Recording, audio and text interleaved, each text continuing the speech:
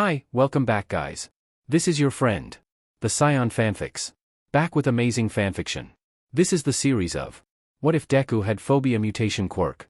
Now before starting, please give this video a like and subscribe to the channel if you want more videos like this. Now let's get into the fanfic. The green-haired child kept running. Left, right, left. He had no idea where he was, in part because he'd changed path so many times, and in part because of the tears clouding his vision. Not like he had anywhere he could be, not after his mother died like that.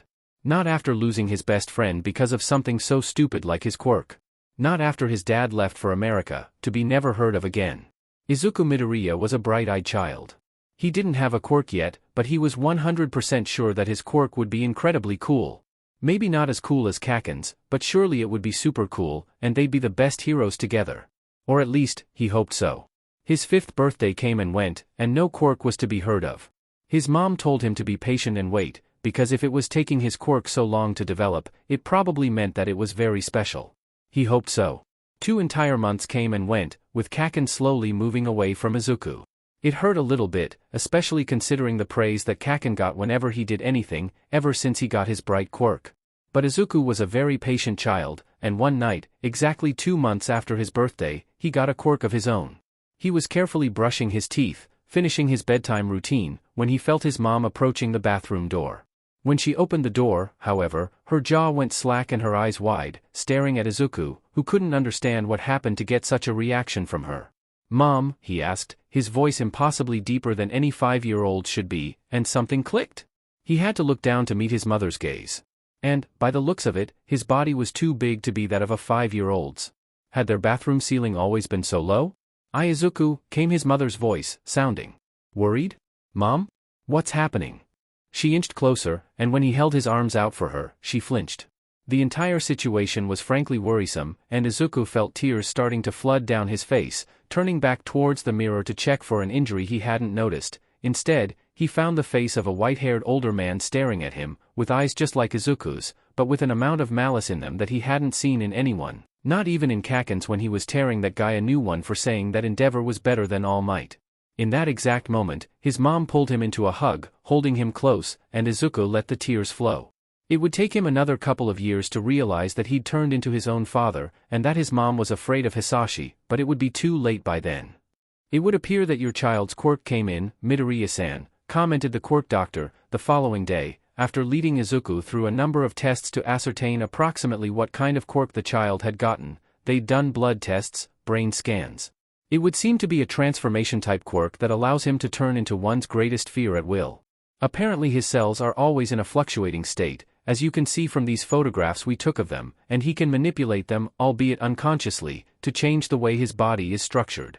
It is possible that, with some training, Midoriya-kun will be able to willingly take the form of someone else, but it sounds like a rather complex operation that will take quite the amount of experience in handling that quirk. I will draft the documentation to update Midoriya-kun's quirk state immediately, while you two take some time to think of a name for this quirk. Izuku barely paid any attention to what the doctor said, already deep in his head with analysis. He had a cool quirk. He'd be a hero with Kaken, and they'd always win together, and he'd get his friend back. "So? Did you pick a name?" Izuku snapped back to attention, a smile bright as the sun on his face, as he nodded at his mom's question. "Yeah. I want to call it like one of your books. Psychotherapy. Psychotherapy." She smiled, hugging him as the doctor wrote down the quirk's name on her documents.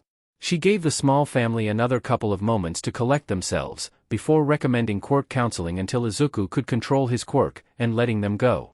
Another child with an heroic quirk. "Kaken. Wait for me." The explosive boy turned to look at Izuku, a small frown on his face. Izuku fought back a small flinch, hiding it behind a wobbly smile. "What do you want, Izuku?" "My quirk came in. It's super duper cool." The blonde's face turned into surprise before he cracked a smile, and Izuku had never felt so happy that his friend was once more smiling at him. "Show me then. What's it like?" Izuku knew that Kaken could barely understand every third word of his rambling explanation of psychotherapy, but he couldn't help himself. He was so excited. "Slow down, Izuku. I can't catch half of the shit you're saying." Izuku took that moment to breathe, filling his lungs with oxygen before, more slowly, explaining his quirk to Kaken. "The doctor said that it's a transformation-type quirk that lets me turn into someone's greatest fear. I think it also has a mental component, because I'm pretty sure that I can sense the fears of everyone around me, and that's a bit unusual, but I'll get used to it. Anyways, she being the doctor, said that I can manipulate the state of my cells to change how my body looks? It was a bit more complicated than this, but MPFFF. Izuku's rambling commentary was stopped when Kaken shoved a hand in front of his mouth, effectively shutting him up. Show me, nerd. The green-haired child smiled brightly, before focusing slightly harder on the fears around himself.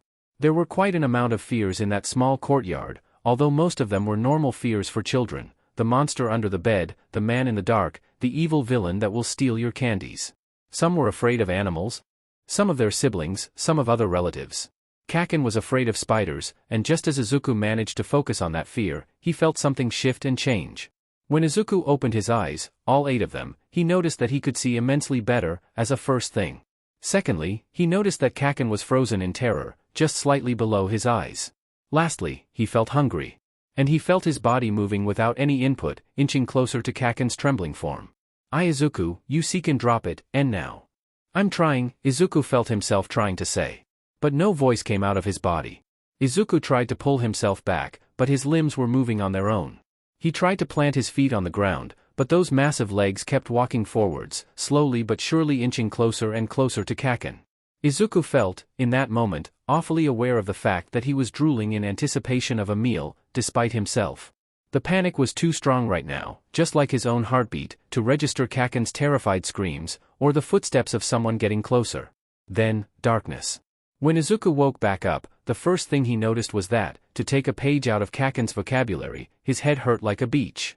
Just trying to open his eyes had him wincing at the brightness of the room he was in, so he moved one of his hands, human, regular hands. He took a moment to notice in the back of his mind, in front of his eyes, equally human, equally regular. He once again appreciated, somewhere in the back of his head, shielding them slightly from the light. When, finally, his headache subsided a bit, Izuku slowly got up, recognizing the room he was in as his own. He was home. Which probably meant that he'd dreamt about assaulting Kaken in a spider form. Stop getting cookies before bed, okay. I guess Mom does know what she's talking about. A voice called him from out of the door. Izuku? Are you awake? Yes, Mom. The door slowly opened, revealing his mother's worried face staring at him. What's wrong, Mom?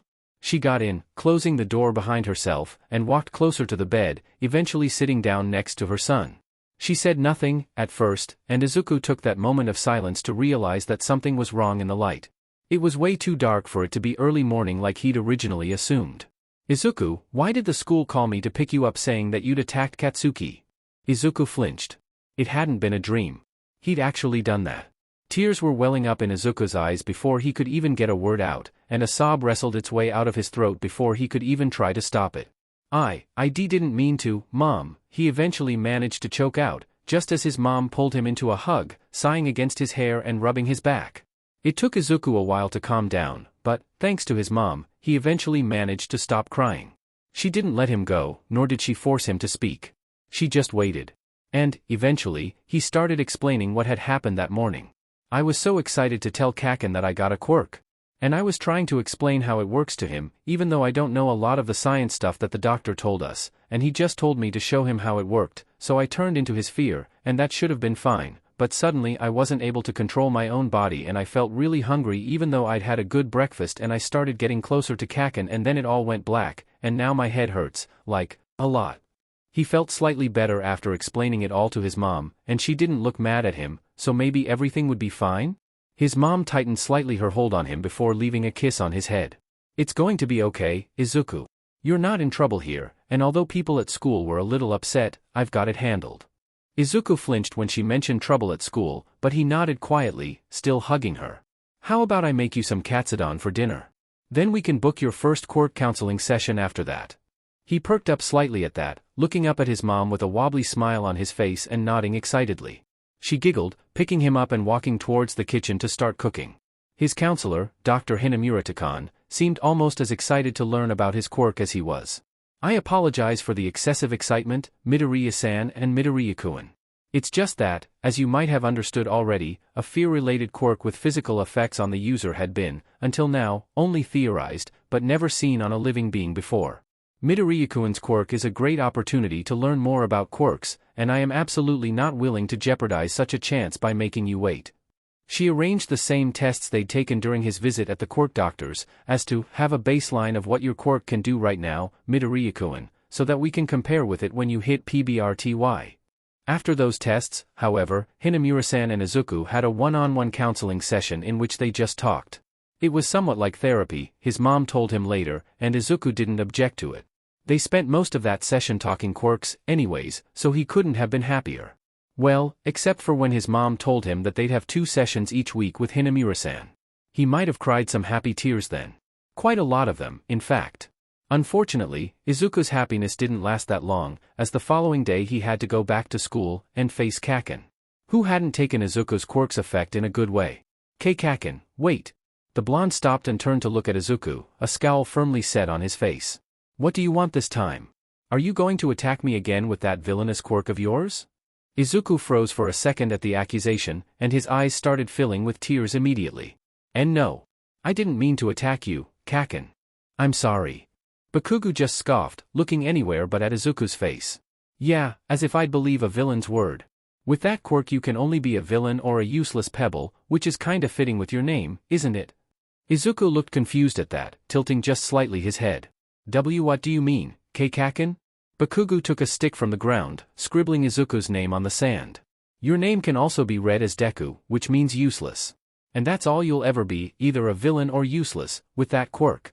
I am home. Izuku dried off some more tears as he closed the door behind himself, only to see his smiling mom get out from the kitchen. However, as soon as she caught sight of him, her smile vanished. Izuku, I was thinking of making what happened, baby? She'd barely finished her sentence before Izuku felt himself get wrapped in a bear hug, and that was the last straw. He began sobbing into his mom's arms as she started smoothing over his hair and checking him for injuries, which, thankfully, she found none, except for a small bruise on his knees. She picked him up and, swiftly, carried him over to the couch, using her quirk for a couple of moments to attract a box of tissues. Izuku was so happy that he had his mom. She was the best, in spite of everything else. And, once he'd calmed enough to not choke on a sob every other word, Izuku talked. I wanted to apologize to Kaken for yesterday, but he started yelling at me, calling me a 6 villain and a D Deku for my quirk, saying that I could never be a hero with this quirk, and the other kids joined him after a while. I ran away after school, but one of them made me trip, and I hurt my knee. His mom didn't answer that. She just used her quirk to attract the first aid box and, quickly but expertly, she started tending to Izuku's bruised knee as he took another moment to calm down from the rapidly approaching Midoriya Waterworks TM. Once she was done with that, she sat back down next to him, wrapping him in another hug. Don't listen to them, Izuku. You're a smart kid, and you're so kind and strong. Izuku hugged her back, and for a couple of minutes, neither said anything, they just enjoyed the moment of quiet. The gods know they wouldn't have many of those in the future. But, eventually, Izuku moved away and, without looking her in the eyes, asked a question. Mom, do you think I can still be a hero like All Might? Even with a quirk like mine? A beat of silence. Of course you can, my baby. And I'll do anything I can to help you reach that goal, I promise. As the years passed, Izuku kept going at Dr. Hinamura's for quirk counseling, eventually striking a sort of friendship with her. It made sense, especially as, aside from his own mom, she was the only person who he routinely talked to, and whom encouraged him to follow his dream of being a hero, and especially since his relationship with the other kids at school only kept deteriorating, thanks to Bakugo's, and it had taken him a while to learn to not refer to his former friend with that nickname, and some small part of Izuku still missed the friendship they could have had. Outbursts of anger aimed at Izuku. I think you're making amazing progress with your quirk, Izuku, she smiled at him at the end of one session, making him blush slightly in the unexpected praise. This, however, brings up a small issue. Have you considered doing some physical training as well? Especially for agility, but something to fight with might also be useful. Izuku tilted his head slightly, looking at her in confusion. Not really, Hinamura-san. I've been busy studying, and training my quirk with you. She nodded before opening a drawer in her desk and bringing out a couple pamphlets, which she handed to the greenette. And those are all valid ways to spend your time, Izuku, but consider this, no matter how strong your quirk is, you can't hope to defeat someone without any combat experience. Especially considering that, as a pro, your quirk will likely be public knowledge, so people might be less likely to reel back in fear of your power. And besides, she continued, while moving around the desk to sit on it in front of Izuku, it doesn't matter that you can take All Might's form, if you can't throw a punch that carries his strength. Izuku took that advice in stride and, after pestering Inko for a bit, but not that long, after all, with the kind of work she used to do before getting married, they were pretty well off, so she could spoil her baby a little bit, he convinced her to enroll him in a couple of classes for parkour and basic fighting. He was unsure as to what fighting style he should follow, which meant that, in a couple of years, Izuku tried a number of different gyms and dojos, picking up the basics of a number of martial arts, as well as boxing and a couple of less conventional fighting techniques, which he mostly learned by watching videos of underground heroes. He'd always wanted to be a hero like All Might, but Izuku wasn't a stupid child. He was aware that, especially with a fear-based quirk like his, people would be more likely to be afraid of him, rather than feeling safe in his presence, which of course meant that being a limelight hero wasn't as likely for him. He could, however, become an underground hero, especially since in that profession it was much less common to have information about oneself spread to the wind, and, on that, Izuku could agree with the one sentence they'd managed to get from that new hero, Eraserhead, vultures. I hate them. However, to cover his bases, and any potential quirk weaknesses, Izuku also started studying more and more advanced biology and chemistry, still under Dr. Hinamura's advice. After all, she'd said, what's the point of having a fear quirk if one doesn't know how fear works and how to use it against their enemies? His studies were greatly helped by the fact that he was, by far, the smartest kid in his class, beating everyone else in marks, to Bakugu's chagrin, and having already started the curriculum for the following year. Izuku also decided to clean up Dagoba Beach, as a way to build more muscle mass, and in doing so he picked up a knack for building electronics. He had what was, basically, a never-ending supply of scrap in the form of the mountains of garbage at the beach, and building stuff helped him soothe his anxiety. And who knows, maybe he could be the second hero after Power Loader to have both a support and a pro-hero license. It would also be very helpful to build support items, as he already had a couple interesting ideas that he really wanted to try to build, in the future, about some projector drones specifically, inspired by certain pre-quirk movies. He also tried to do some experiments on his own at home, but after the foam accident, in which Inko came home to find half the apartment filled with some kind of purple foam that was coming from Izuku's room, the experiments at home were banned, and Inko made sure to find a spare place that Izuku could use to experiment with his chemicals. And such a place she did find, not too far from their apartment, and with a simple enough road that Izuku, after a couple of parkour classes, could get there while training. Hopefully, Inko thought, this would keep Izuku out of trouble, especially after the amount of safety pamphlet he'd read. Izuku was so happy. The school year was about to end, and soon enough he'd turn 11. Another year closer to getting into UA and becoming a hero. Of course, just because he was still so far away, that didn't mean that Izuku wasn't giving his all to train and study. He wasn't going to be slacking just because of something as silly as time. Which, of course, meant that Izuku was running towards his laboratory to try a new idea he had. If this worked, he'd be one step closer to that chemical that would STMLT a fear response. However, just as he was about to turn into the alley that his lab entrance was in, Izuku stopped dead in his tracks, listening very carefully to his surroundings, until he heard it again. A groan. It was soft, and if he'd been just slightly more excited he might have missed it, but it sounded like someone in pain.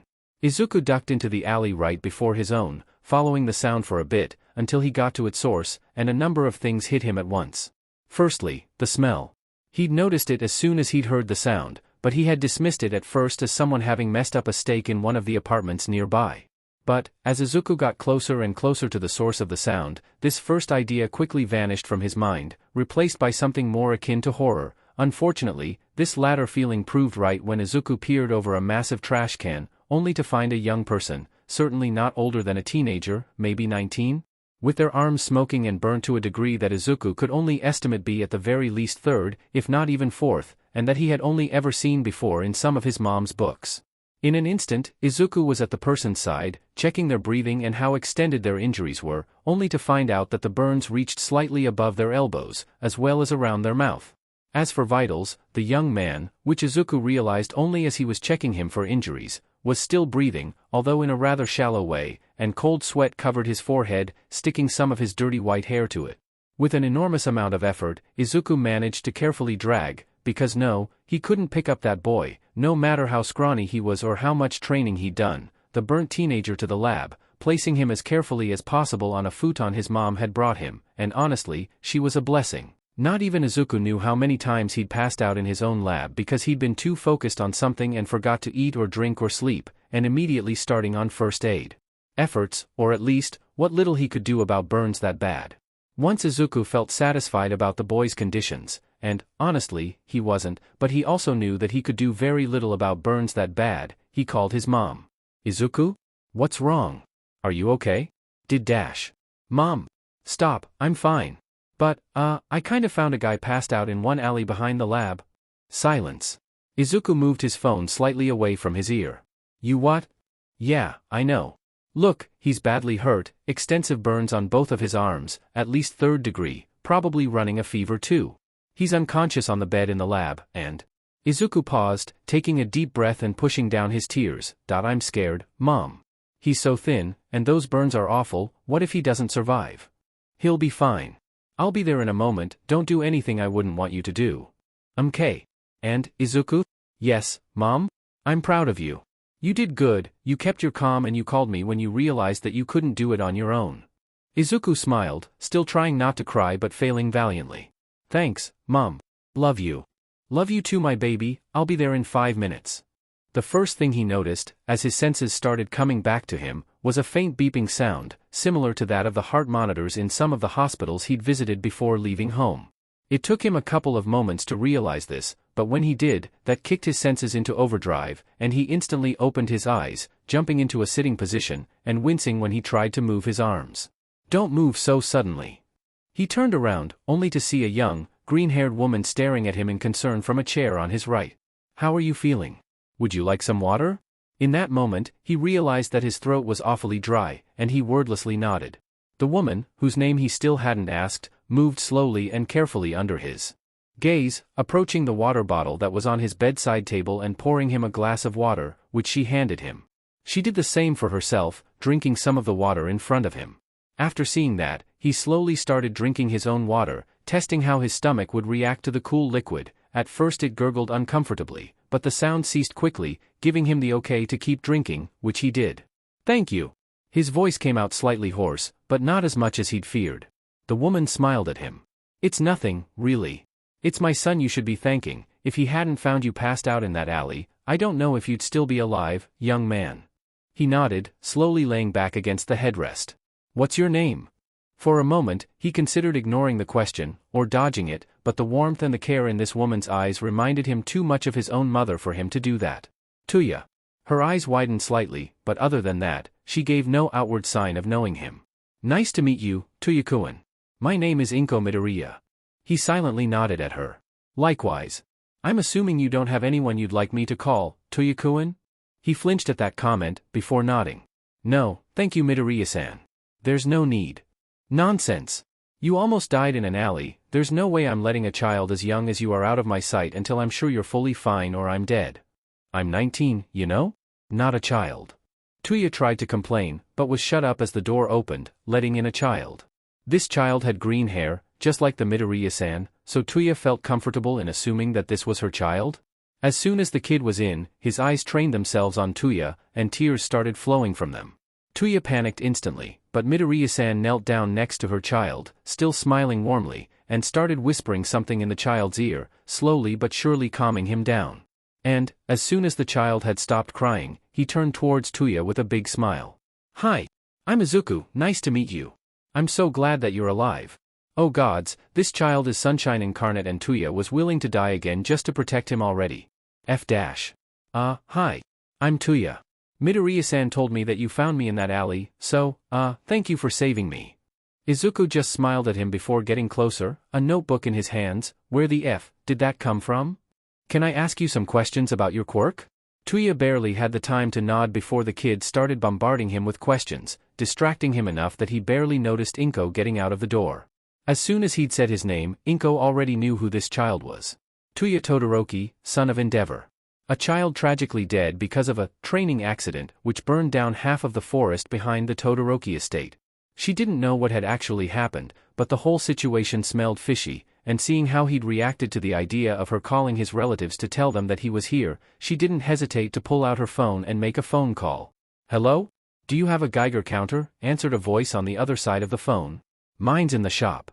Inko answered, as if that was a common conversation to be having on the phone. Oh, it's you. I was wondering what had happened to you. It's been almost a decade since we last heard of you. Inko smiled, something all poison and thorns. A nurse that was passing from that hallway turned around and ran back the way she came from as soon as she saw Inko. I'm aware. I'm calling in one of my favors. Silence on the other end, which she took as an invitation to continue. I'll need 2 certificates, a birth one and an adoption one. The child's name will be marked as Midoriya Izuku. How long will it take you? She faintly heard the sound of someone scribbling before she got an answer. They should be ready in 3 days. I didn't peg you as the person to adopt children. Certain circumstances arose. And I'm not letting this child go back to the hell he was in. I'd take him in legally, but one of his parents is a bit too powerful for my liking. She could feel the man on the other side nodding, even though she couldn't see him, and she knew he was about to put off his cigarette or to light another one up. Very well.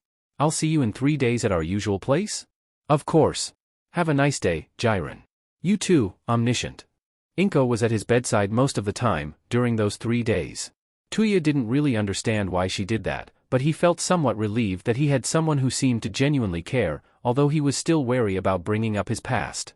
He had also been postponing actually leaving the hospital. He'd wanted to get away and leave before he got attached, but he'd kinda failed to do so as soon as Izuku-kun had got in the room. Which left him trying to pick a day to leave, and each passing day saying that it would be the following one. The woman kept bringing him food, which was honestly the best food he'd had since he'd left, and, slowly but surely, he found himself chatting with her and her son, whenever that boy was around. Midoriya-san? None of that, Tuya-kun. You can call me Inko, if you so wish. He nodded, before trying the name out loud. Inko-san, may I ask you a question?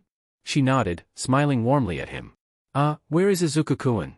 He comes visit every day, late in the afternoon, but other than that, he's not really around much.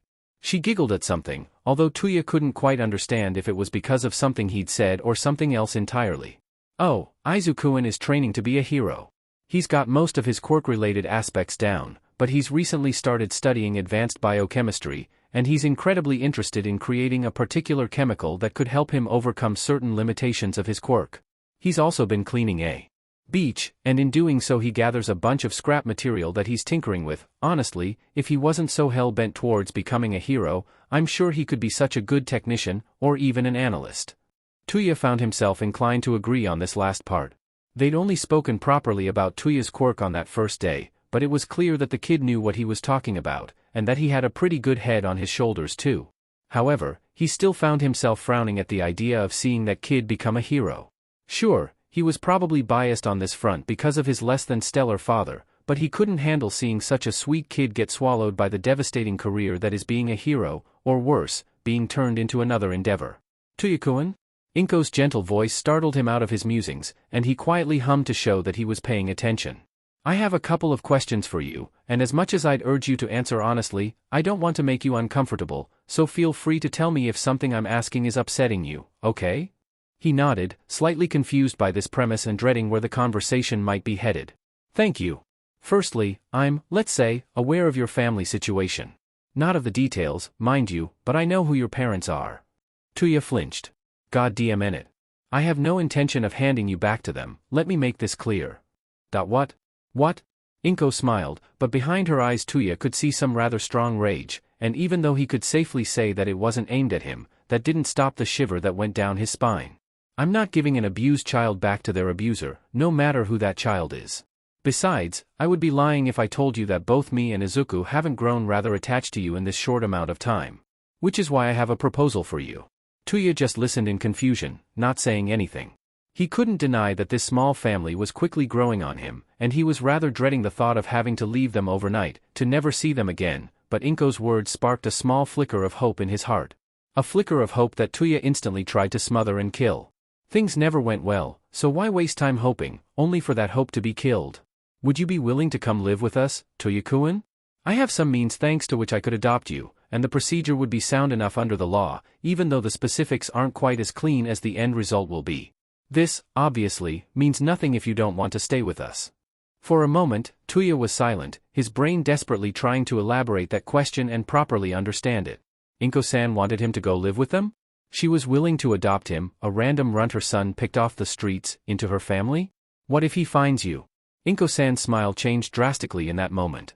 If, until that moment, her smile radiated motherly love, in that single moment it was like she'd been chewing on poison, and it was dripping down her teeth in what was a clear show of danger. He can try to take you away, but he'll face some interesting consequences. I don't believe my son has told you anything about my quirk, am I correct? Tuya nodded, confused by this sudden change in subject. My quirk allows me to attract to me small objects at any speed I want, as long as they're smaller than 30 centimeters. Tuya furrowed his eyebrows slightly. How could that be helpful against Hellflame? This seems useless at first, but that's because most people forget how small their eyes are. Or their cells.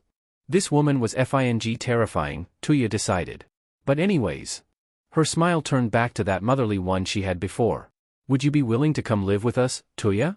We have a spare room that no one's using, anyways, and money's not an issue. Tuya's hard-built defenses chose that exact moment to crumble down, and while 1 second earlier he was just confused, the following one he was curled into himself, desperately trying to not let any sound show that he was crying. He felt arms wrapping around him and pulling him into a hug, and he didn't object for even a second.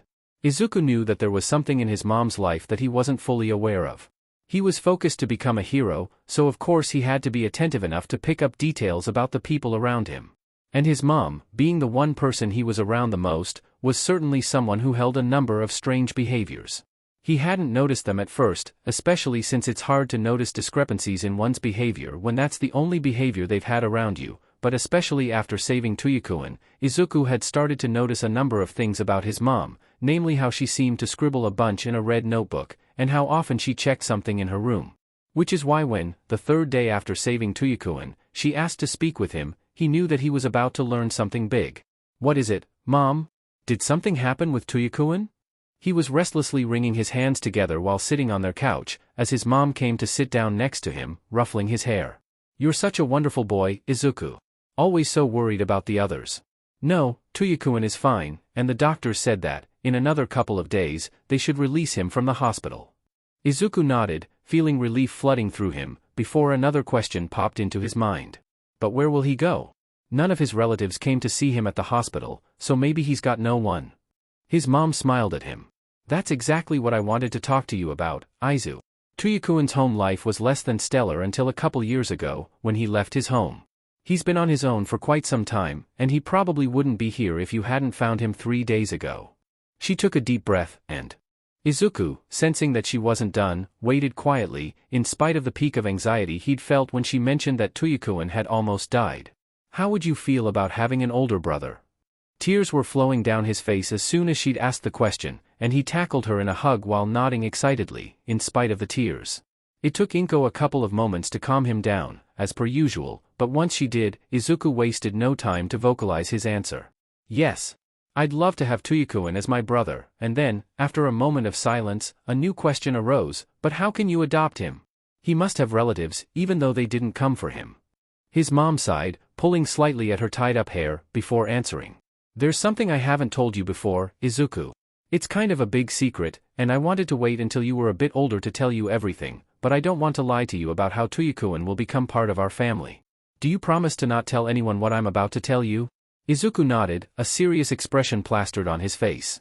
Inko was almost tempted to giggle at the seriousness on her son's face, and she would have done so if not for the fact that the topic she was about to explain was just as serious, if not more. A long time ago, before I had you in my life, I made some mistakes. Nothing major, but that didn't change the fact that I broke the law a number of times. Mind you, I didn't do those things because I wanted to, but because I needed to, but these are just excuses and I'm going off track. She took a deep breath, shifting slightly in her seat and pulling a pack of tissues towards the couch. She didn't feel the need to cry, but having them around was a comfort for her.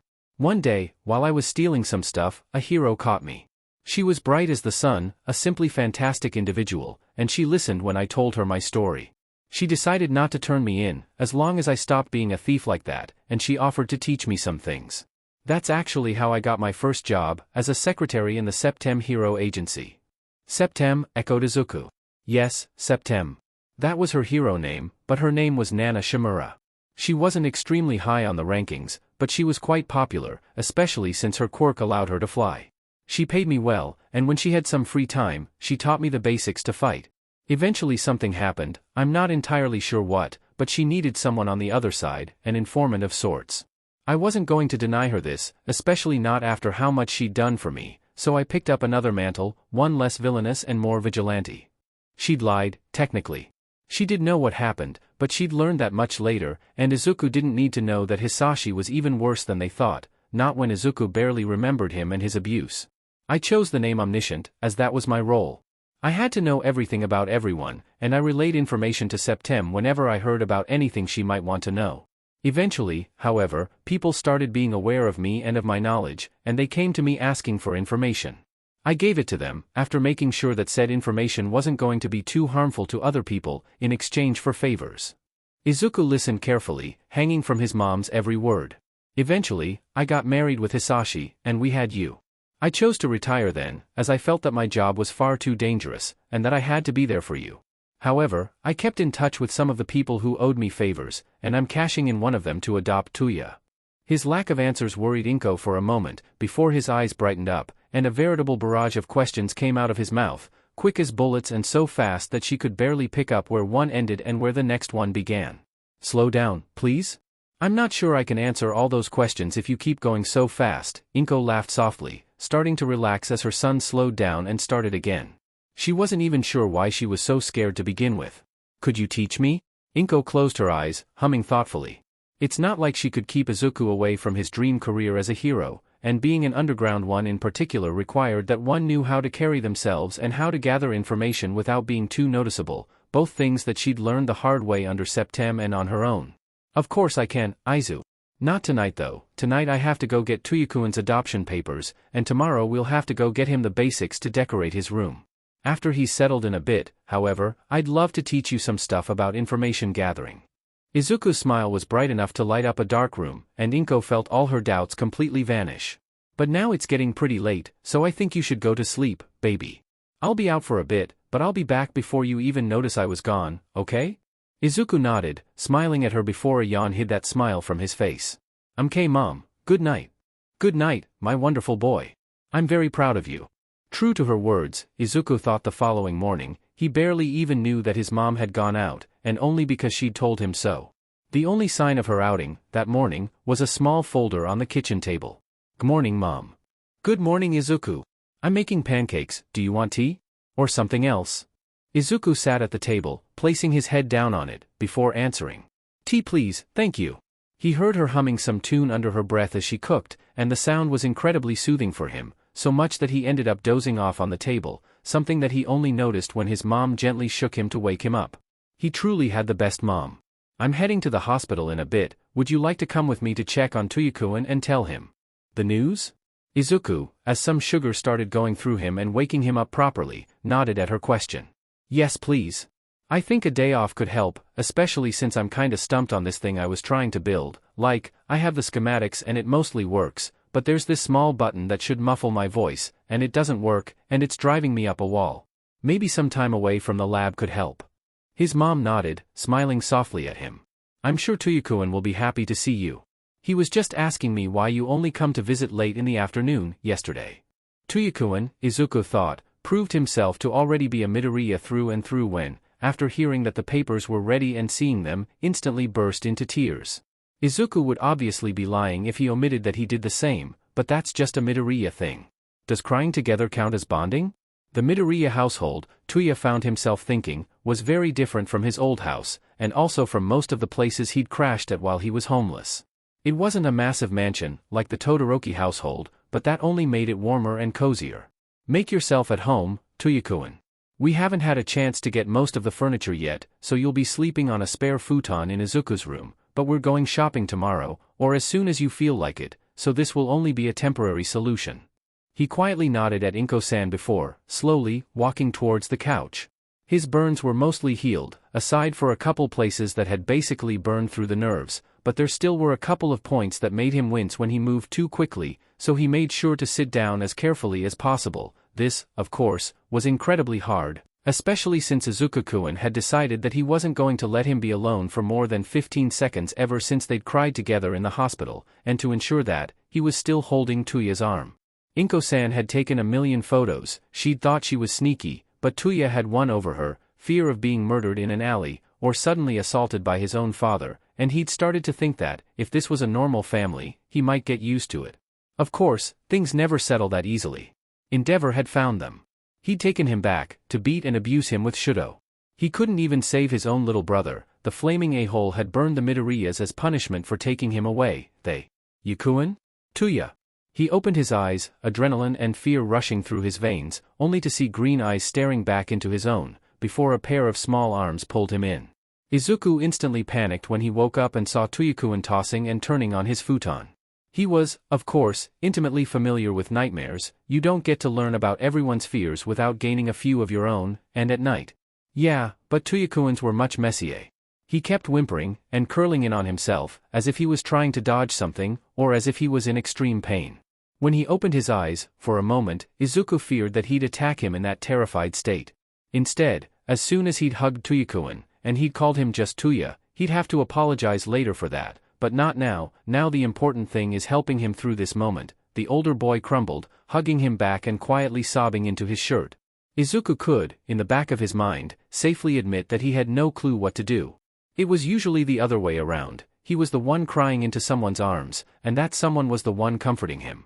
He tried to do what others did for him, holding Tuyakuin close, rubbing his back and trying to calm him down with words. "You're safe here, Tuya. It's fine. No one will hurt you, and if they try, Mom will kick their butt." Neither he nor Tuyakuin knew how much time they spent like that, hugging in the dark room, on the floor, but he eventually stopped crying. When Izuku looked down, he saw his new brother still hugging him, but no longer crying. "Do you want some tea, Tuya?"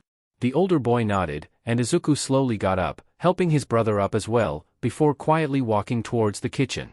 He'd only made himself tea a couple times so far, but he'd seen his mom do it enough times to know how to do it on his own. Thus, he filled the kettle, quietly humming the theme of one of the many All Might shows he used to watch when he was younger, and, if Tuya snorted when he recognized it, Izuku didn't mention it, and put it on the burner, before moving towards the cupboard to fetch a couple of different teas. "What would you like to drink? We have a couple of selections, and Mom makes some blends of her own, when she's got time to spare." Tuya didn't answer, at first, and Izuku turned to look at him, a soft smile on his face. "My personal favorite is her chocolate blend, although when I had really bad nightmares I preferred the chamomile tea with a teaspoon of honey and 2 drops of milk." Tuya nodded quietly, still in thought, before answering. "Then I'll go for the chamomile one, if that's not a problem?" Izuku nodded back, that same soft smile still on his features. "Then 2 nightmare comfort teas, coming right up." Izuku kept humming as he finished making their teas, before serving Tuya's and sitting in front of him, a warm mug of tea in his hands. They drank quietly for a while, a comfortable silence between them, before Izuku broke it. "I'm sorry, for earlier." Tuya looked at him in confusion. I called you Tuya. I'm sorry if I made you uncomfortable, or if I disrespected you, or dash. Shush. You didn't do either of those things, and I don't mind. Besides, Inko-san adopted me, so we're family, right?" Izuku smiled, eyes slowly filling with tears, before nodding. "Why yeah, we're family." Tuya smiled back, a small and fragile thing that still lit up his face. "So yeah, you can call me Tuya. I don't mind. Just know that I have teasing rights as a big brother." Izuku giggled softly. "You can call me Izuku, then. And fine, as long as you don't get too obnoxious with the teasing." "What do you mean? Being obnoxious is my job." Inko yawned, slowly walking out of her room and towards the kitchen. She'd made it clear to Tuyakuin that he could wake her up for anything, and that she wouldn't be upset, but she knew that it was hard, especially for traumatized kids to call people on a whim, in particular if those people were adults. Which meant that she was only partially surprised when, walking into the living room, she saw her 2 sons asleep on the couch, cuddling. Tuya was lying on his side, Izuku safely held in his brother's arms, the both of them being a messy tangle of limbs. A smile crawled on her face as she, quietly, inched back towards her room to fetch them a blanket, which she then carefully threw over them, before heading into the kitchen to get started on breakfast. Things weren't fine, yet, but they would be. With her family, hopefully, Tuya could heal. Until he felt safe enough, however, Inko wasn't planning on pushing him out of the house too much, so she'd enroll him into an online school. Warmth. That was the first feeling that, slowly, came through the haze of sleep, to reach Tuya's mind. Not a bad warmth though. It wasn't like when he pushed his quirk too far to survive. It was more like when he and Yumi cuddled on the couch late at night while drinking hot cocoa, when Endeavor was out for work. Then, another feeling made itself known to Tuya's mind. Someone, was holding him. Alarm was his first feeling, and he slightly flinched, before his memory caught up to the rest of his brain. He'd been found on that alley by Izuku, and the kid's mother had adopted him. He'd had a nightmare and they'd fallen asleep on the couch after tea. Slowly, he opened his eyes, blinking a couple of times to put the world into focus. When it all stopped being blurry, Tuya lowered his gaze to the green mop of hair that was still snoring softly against his chest. Izuku probably enjoyed the warmth produced by Tuya's quirk, constantly keeping him a couple degrees warmer than the regular person, and a smile crawled its way on his face. "Good morning, Tuya-kun." Inko-san's soft voice alerted him of her presence, and he moved his eyes away from Izuku's sleeping form to send a quiet smile towards his adoptive mother. "Good morning, Inko-san," he answered, just as quietly, as to not wake Izuku up. She smiled back at him. "When Izuku wakes up, you two can come into the kitchen. Breakfast is mostly ready. Then, if you'd like, we can go for some shopping, and start talking about your schooling." Tuya nodded, and Inko, satisfied with his answer, walked back towards the kitchen. He stayed there for another bit, quietly enjoying the warm feeling that was slowly spreading itself throughout most of his body, until Izuku started stirring slightly. Tuya let go of him a little bit, so that his hold on his brother wouldn't be uncomfortable for the kid, but he seemed to disagree with Tuya's reasoning, burrowing further into the blanket and nuzzling closer to Tuya's chest. "Izuku? Izuku."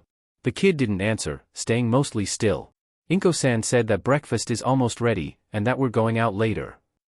"Okay. Which means that we have to get up and have breakfast."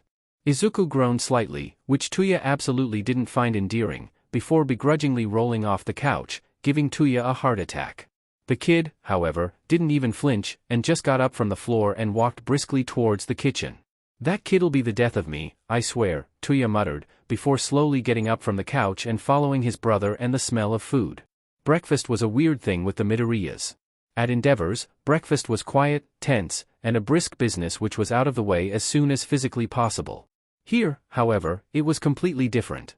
Inko-san whistled along with some tune coming from the radio, listening to a program she apparently listened to every morning, called Put Your Hands Up Radio. Apparently a pro hero was the host, one called Present Mike. Tuya had never heard of him, but Izuku adored him. He's so cool, with his hair all styled up like so. And his quirk, voice, allows him to be heard thousands of miles away, but it's really destructive at close range, and he's both underground and pro, even though most people don't realize it, or that it's even an option. Tuya half listened to his brother's rambling storm, while quietly enjoying some of Inko's chocolate tea which, just like Izuku had said, was amazing. "Still, Izuku, I don't get what's so great about this Present Mike. He's just another hero, right?" The kid stopped, turning sharply towards Tuya with a bright, yet serious, expression on his face. "He doesn't do it for the money. Sure, he's a hero, but most of his income comes from his radio show. His hero work is barely advertised, even though he's such a loud hero, and most people don't recognize him when he's undercover or working underground. He's so cool." That made some semblance of sense, but Tuya still wasn't sure about it. Still, he elected to thoughtfully nod at Izuku's explanation, before turning back to his tea, before it grew cold. Once they were done with breakfast, and they'd both helped Inko-san clean up, in spite of her complaints that Tuya needed to rest more, they sat back at the table, still in a comfortable atmosphere. "So, Tuya-kun, how are you feeling today?" He smiled warmly at her. "I'm well, Inko-san, thank you. Thanks to Izuku, I barely had any trouble sleeping." She smiled back at him, seemingly satisfied. "I'm glad to hear so. We have some things to establish while you're here, and then, if you want, we can go out to get you some clothes and other stuff." Tuya quietly nodded his assent. "You said you're 19, right? Which means that, by now, you should have graduated high school already. When did you say that you left?" "I left when I was 14, Inko-san." She nodded, quietly writing it down on a loose sheet of paper. "Which means that you still have to take your high school exams, am I correct?" Tuya nodded again, growing slightly uncomfortable with the questions, but knowing that he could ask her to stop anytime soothed his nerves enough. "So, here's what we could do, we could enroll you in an online school, so that you can catch up to your lost studies, and then pursue higher education, or find an occupation, or anything you'd like, really. That is, of course, if you'd want to get your high school degree. If that's not the case, we can look for something else." Tuya would, mentally, admit that he hadn't really thought about his schooling while running around homeless. His main priority had been surviving and, even before that, he hadn't really had a choice about the matter. He was to be the next #1 hero, surpassing All Might and bringing the Todoroki name into the spotlight as the greatest of heroes. But now he could change that. He just had to decide what he wanted to do in his life. I think I'd like to do that, Inko-san. And, maybe, I could get a degree in literature?" Inko-san smiled at him. Whatever you want, dear. We'll support you, as long as you don't go around randomly killing people. Izuku chuckled at that, and even Tuya had to suppress a snort. Yeah, no, I'm not killing anyone, Inko-san. I promise. But I think I'd like to become a professor, someday. It's far enough from what? Well, it doesn't matter anymore. She nodded at that, before getting up. Well, go get changed then. We're going shopping. Izuku dashed out of his seat, barely stopping for long enough to turn into the hallway, and ran into his room as fast as he possibly could to get changed, leaving behind an amused-looking Inko-san and a confused Tuya. Having Tuya around, Izuku found himself thinking, didn't change much the atmosphere in the Midoriya household. It was kind of fun scaring him, especially since he wasn't yet completely used to Izuku pulling weird chaotic stunts, such as the rolling off the couch one, which made it pretty funny whenever he did something like that and Tuya immediately panicked.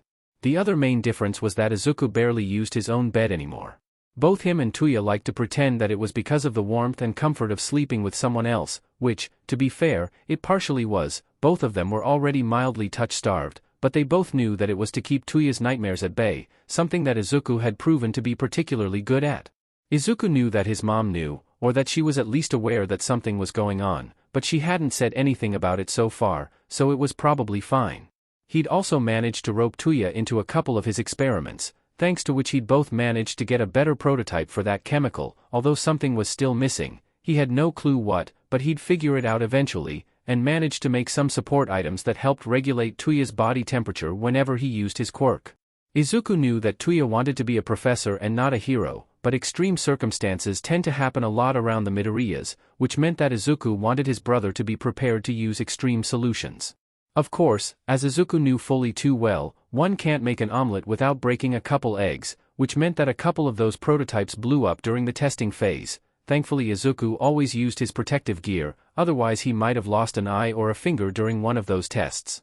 Eventually, however, he managed to come up with a couple of gauntlets that doubled as fingerless gloves. They were made with a flame-resistant alloy, which meant that the fire he'd summon wouldn't scorch Tuya's hands and arms so badly, as long as he kept his quirk down to short, controlled bursts of fire.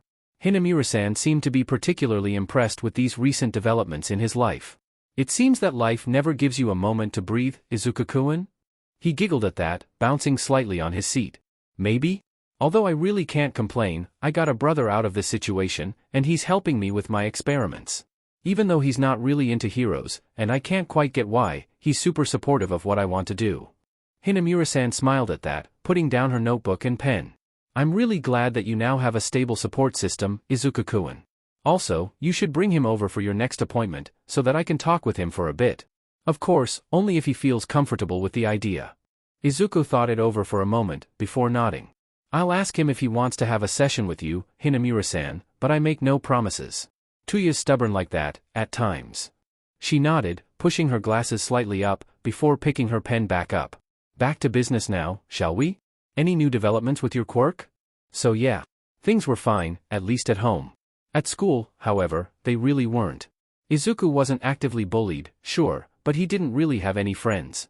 Most kids feared him because of his quirk, and those that didn't fear him because of that, feared him because of the trash Bakugo kept spreading about him being a villain and what his quirk could actually do.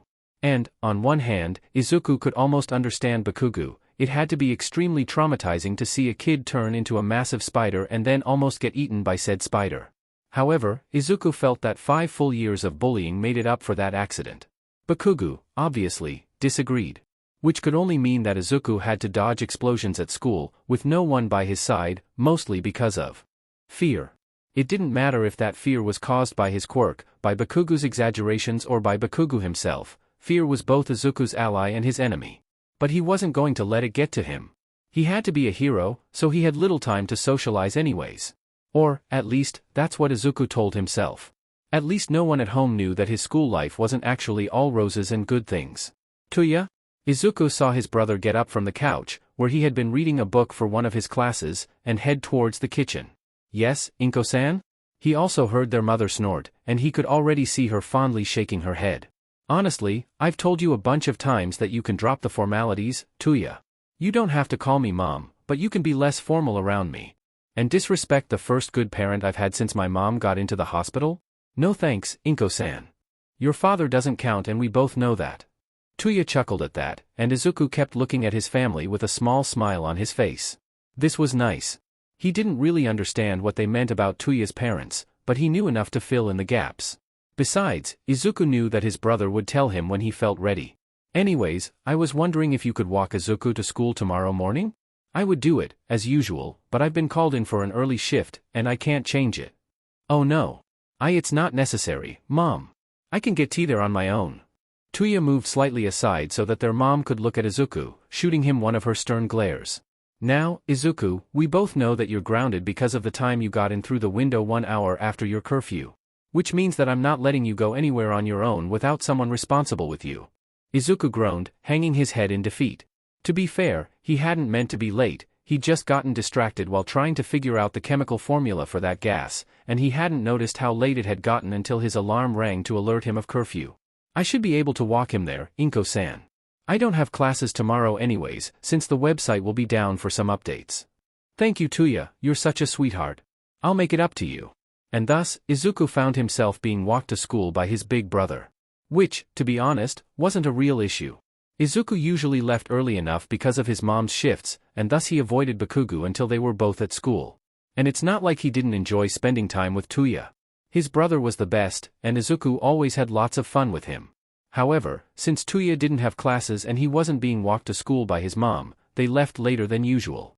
Which meant, of course, that everything went to shit halfway to school, when Izuku looked to his right before crossing the street, only to see Bakugo stomping towards them. Something wrong, Sprout? Tuya's voice shook him out of his moment of panic.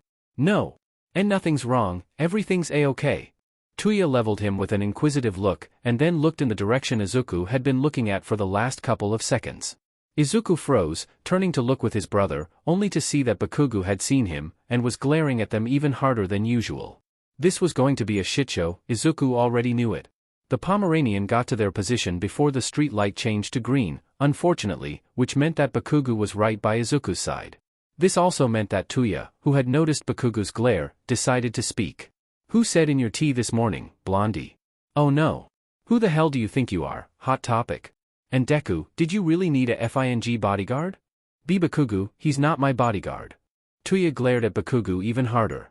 Whatever the F he is, get him to stay out of my way, shitty nerd. What's wrong with you, Pomeranian? Oh no. This was only getting worse. What do you want, a-hole? What's it to you if I put a villain in his place? Bakugo growled, his hands already popping off small explosions which made Izuku flinch back slightly, backing more into Tuya's side. Something cracked slightly in Tuya. He didn't know what it was, at first, but then it clicked, and he recognized that familiar spark of anger once again lighting up inside of himself. But this was different. It wasn't like the times in which he'd seen some mugger attack one of the few other people he'd struck an acquaintance with. It was like when Endeavor took Shudo away for the first time, and that little kid came back beaten black and blue. And, from then on, even the slightest bit of fire scared him shitless. Too many things looked the same in this situation. Same angry eyes, a fire-based quirk, and a scared kid who wanted nothing more than to flee. The only thing that kept that fire from devouring Tuya from the inside out, from lashing out at this a-hole kid who had just insulted his brother, his kind, wonderful, amazing brother who had never hurt a fly, was that they had been holding hands up until that moment. Two hands were, in that moment, the small lifeline that anchored Tuya to the promise he'd made to Inko-san not to kill anyone. Tuya took a deep breath, then another, and then, for safety, a third one. He didn't notice the small sparks that came out of his mouth with each breath, but he did notice how the kid quieted down. Tuya knelt down in front of this a-hole. Izuku had called him Bakugo, while making a mental note to talk about him with Inko, before speaking. First of all, he's not a villain. He's my little brother, and he's already more of a hero than you'll ever be. Secondly, you'll scram and keep away from him at all times, because if I see even a scratch on him, you'll pay the price. Izuku wasn't aware that so much venom could be put in one's voice, nor that there was anything, or anyone, that could scare Bakugo away. However, just as Tuya finished talking, Bakugo booked it, quickly crossing the street as soon as the light turned green, and Izuku couldn't help but let out a breath, relaxing slightly. His legs felt like jello. Izu? How are you feeling? He shakily nodded, clenching Tuya's hand tightly. Izuku vaguely heard Tuya clicking his tongue, too focused on breathing and trying to calm down to really focus on anything else. Come on, we're going back home. I'll tell Mom that you felt sick on the way to school. Why you don't have tea too? Tuya shot him a worried glance. You can barely walk, kid. I'm not sending you to school like this, especially not when you'd have to be around that explosive a-hole. And, to Izuku's relief, that was, for the moment, the end of it, as Tuya picked him up, adjusting him until he was more comfortable on his brother's hip, and turned back, heading towards home. Tuya, I'm home. In the kitchen, Inko-san. Tuya was sitting at the kitchen table, trying and failing to read something to distract himself from that morning's situation. Not even Inko-san's chamomile tea had helped his nerves, and Tuya could vaguely feel that bubbling anger threatening to spill over. Tuya? Did something happen? He took a deep breath. I'm afraid so. Sit down with me? This will be a long and unpleasant talk. Would you like me to make you some tea? Inko-san sat, nodding quietly at the last question, and Tuya stood up, preparing the kettle again. Once the tea was ready and they both had their mugs, Tuya started talking. I have some serious suspicions that Izuku might be bullied in school. Inko-san's gasp was expected, just like the strength with which she clenched her mug. He's safe, now. He's asleep in his room. I brought him back after a situation this morning. Allow me to explain, and then we'll try to figure out a solution. Mom nodded, and Tuya took a sip from his tea. It didn't help his nerves, but at least it kept away the aftertaste of disappointment for not noticing sooner. Although, to his defense, Izuku did one hell of a job keeping it all under wraps. Not that it was much of an excuse, considering Tuya's past. We were headed to school. Izuku was a bit jittery, but nothing that couldn't be attributed to his usual anxiety, so I didn't really think much of it, until we reached a street light. We were waiting for it to turn green, when I noticed that Izuku had tensed up. I asked him what was wrong. He tried to play it off, but I noticed a kid coming closer to us, glaring at Izuku. Tuya took another deep breath, trying to calm down. He wasn't going to lash out in front of his mom. Blonde kid, red eyes, quite the temper if I say so. He was glaring at Izuku.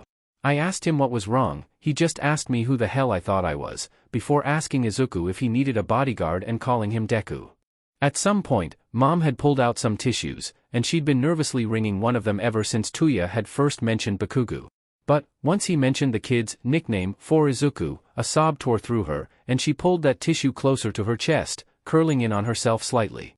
Tuya gave her a moment to collect herself, getting up to take another box of tissues.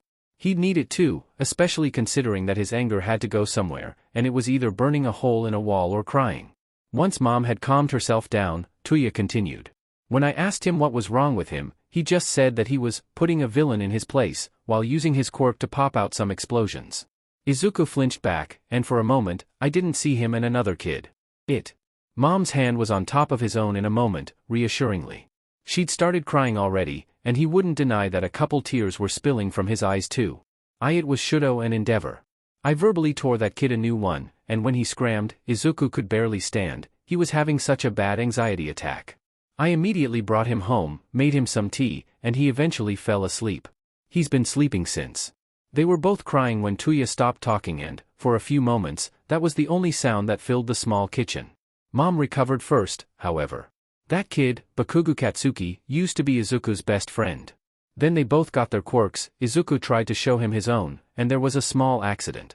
No one got hurt, but we learned something really worrisome about Izuku's quirk. Tuya tilted his head slightly in confusion. Izuku's quirk was that he could turn into the person one was the most afraid of. He knew that. His little brother had told him all about it once they were home, on his second day with the Midoriyas. Izuku's quirk allows him to morph into whatever one fears the most. That's not limited to humanoid shapes, although that's how we passed his quirk off as ever since that situation at school, because the truth is that certain animalistic shapes sort of, take over. Izuku turned into a spider to show Katsuki his greatest fear, and he lost control. He had to be knocked out before he attacked his friend. Tuya frowned. That sounded dangerous, sure, but it was a small accident. Was it really enough for that brat to label his brother as a villain? One quirk-related accident? Ever since, Izuku never mentioned Katsuki again. I assumed they just drifted apart, but with what you're telling me, I should have known that it wasn't in Katsuki's personality to just let go and leave Izuku alone. Tuya moved one of his hands on Mom's arm. It's not your fault.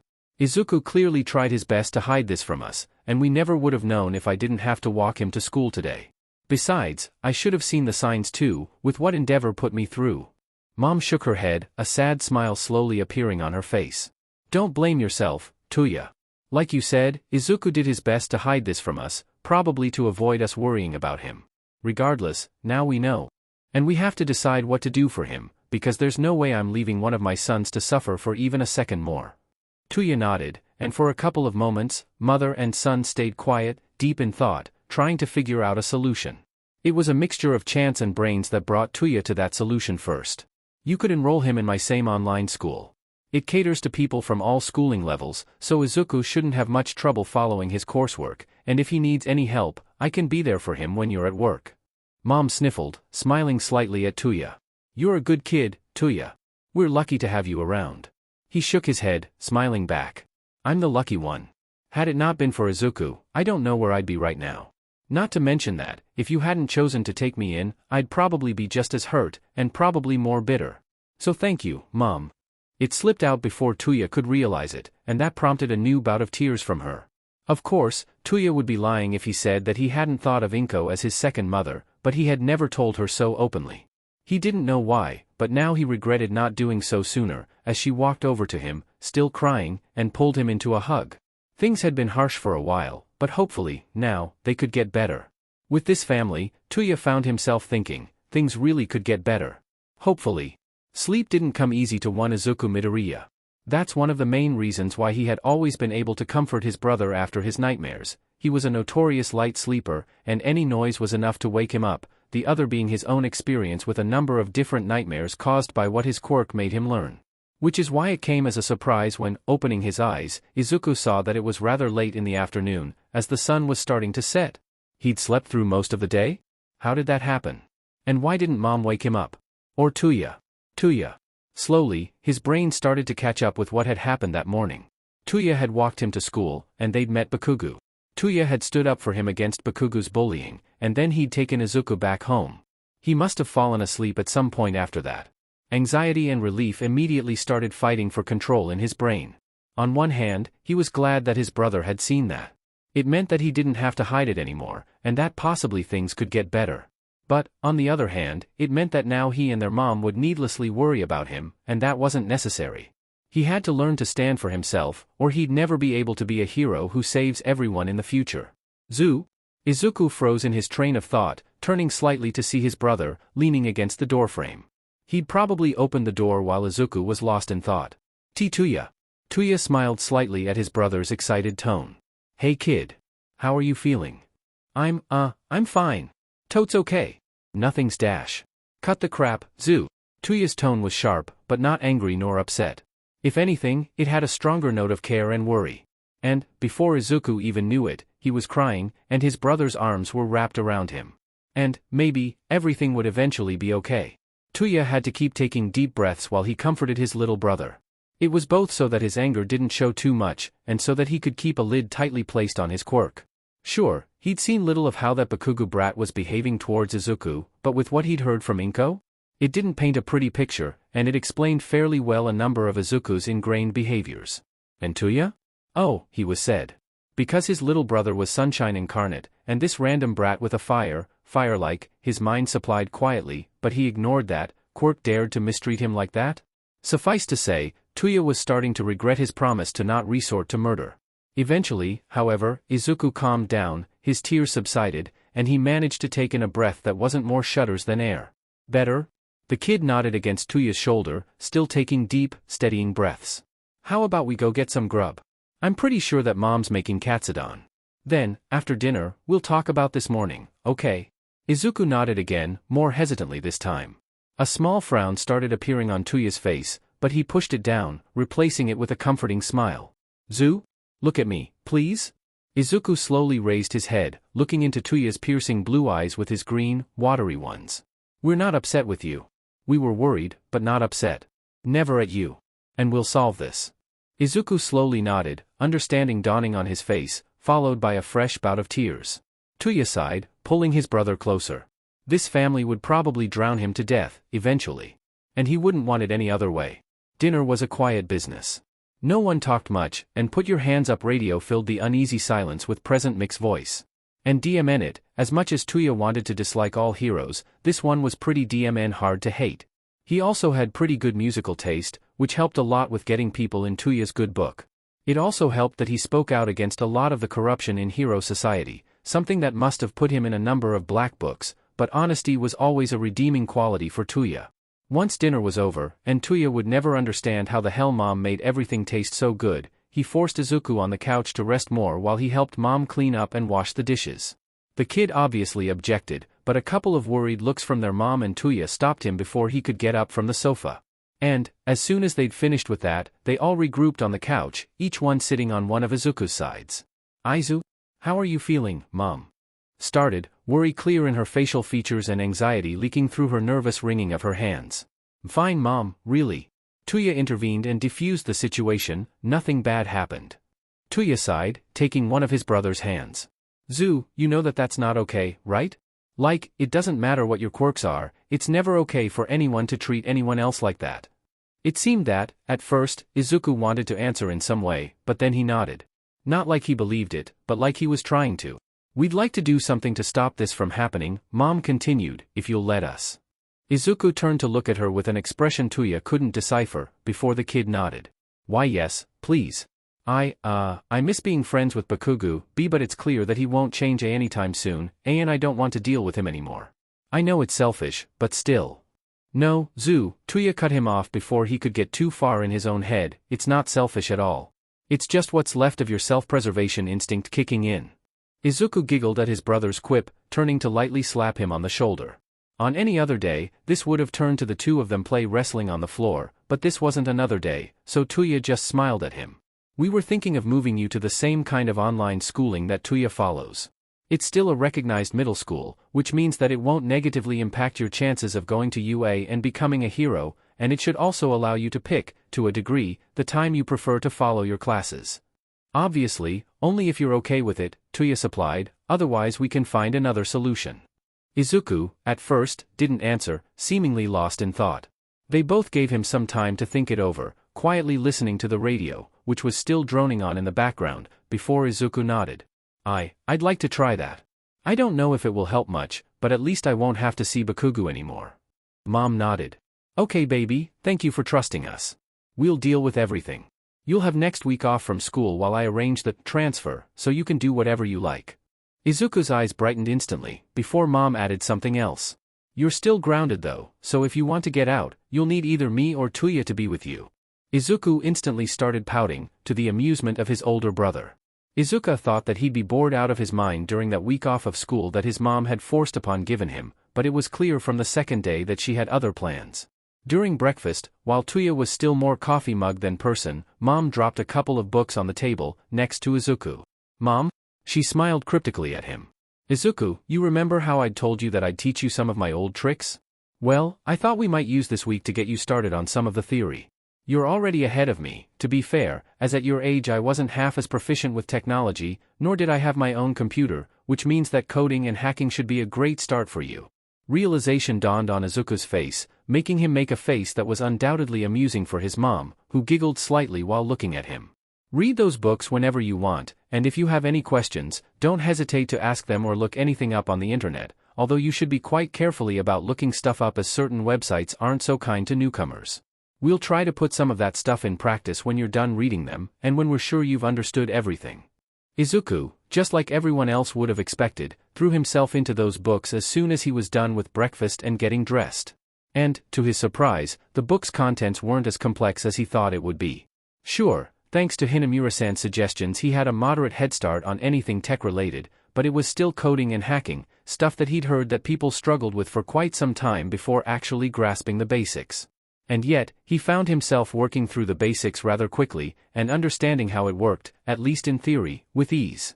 Which meant that, by the time his mom had come home from her shift, he'd worked through the entirety of the first book and most of the second, taking notes on a notebook to make sure that he didn't miss anything important. He would have finished the second book as well, if Tuya hadn't forcefully grabbed him around midday for lunch and a nap. Which, honestly, he was grateful for, because he knew he didn't sleep enough for his age, but he was also slightly annoyed by, because he wanted to learn more, not sleep. Regardless, his brother had picked him up, forced him to eat, and then he'd been forced to sleep, or rather, Tuya sprawled himself on the couch while holding Izuku in his arms, and the warmth lulled Izuku to sleep, which meant that said time was lost and that there was nothing he could do to get it back. He could, however, prank Tuya by planting one of his scare box, which were just some boxes which made a loud bang after a timer ran out, a rather easy mechanism which he'd built a couple years back, beside him when he least expected it. It was fair retaliation, in Izuku's eyes. Mom, however, thought that he'd still absorbed enough theory to try and put it to the test. Which was quite lucky, as she had the following day off. Izuku was so excited he thought he wouldn't be able to sleep. He did, however, sleep rather quickly, thanks to his brother cuddling with him. Bite him, warmth and cuddles always made him drowsy.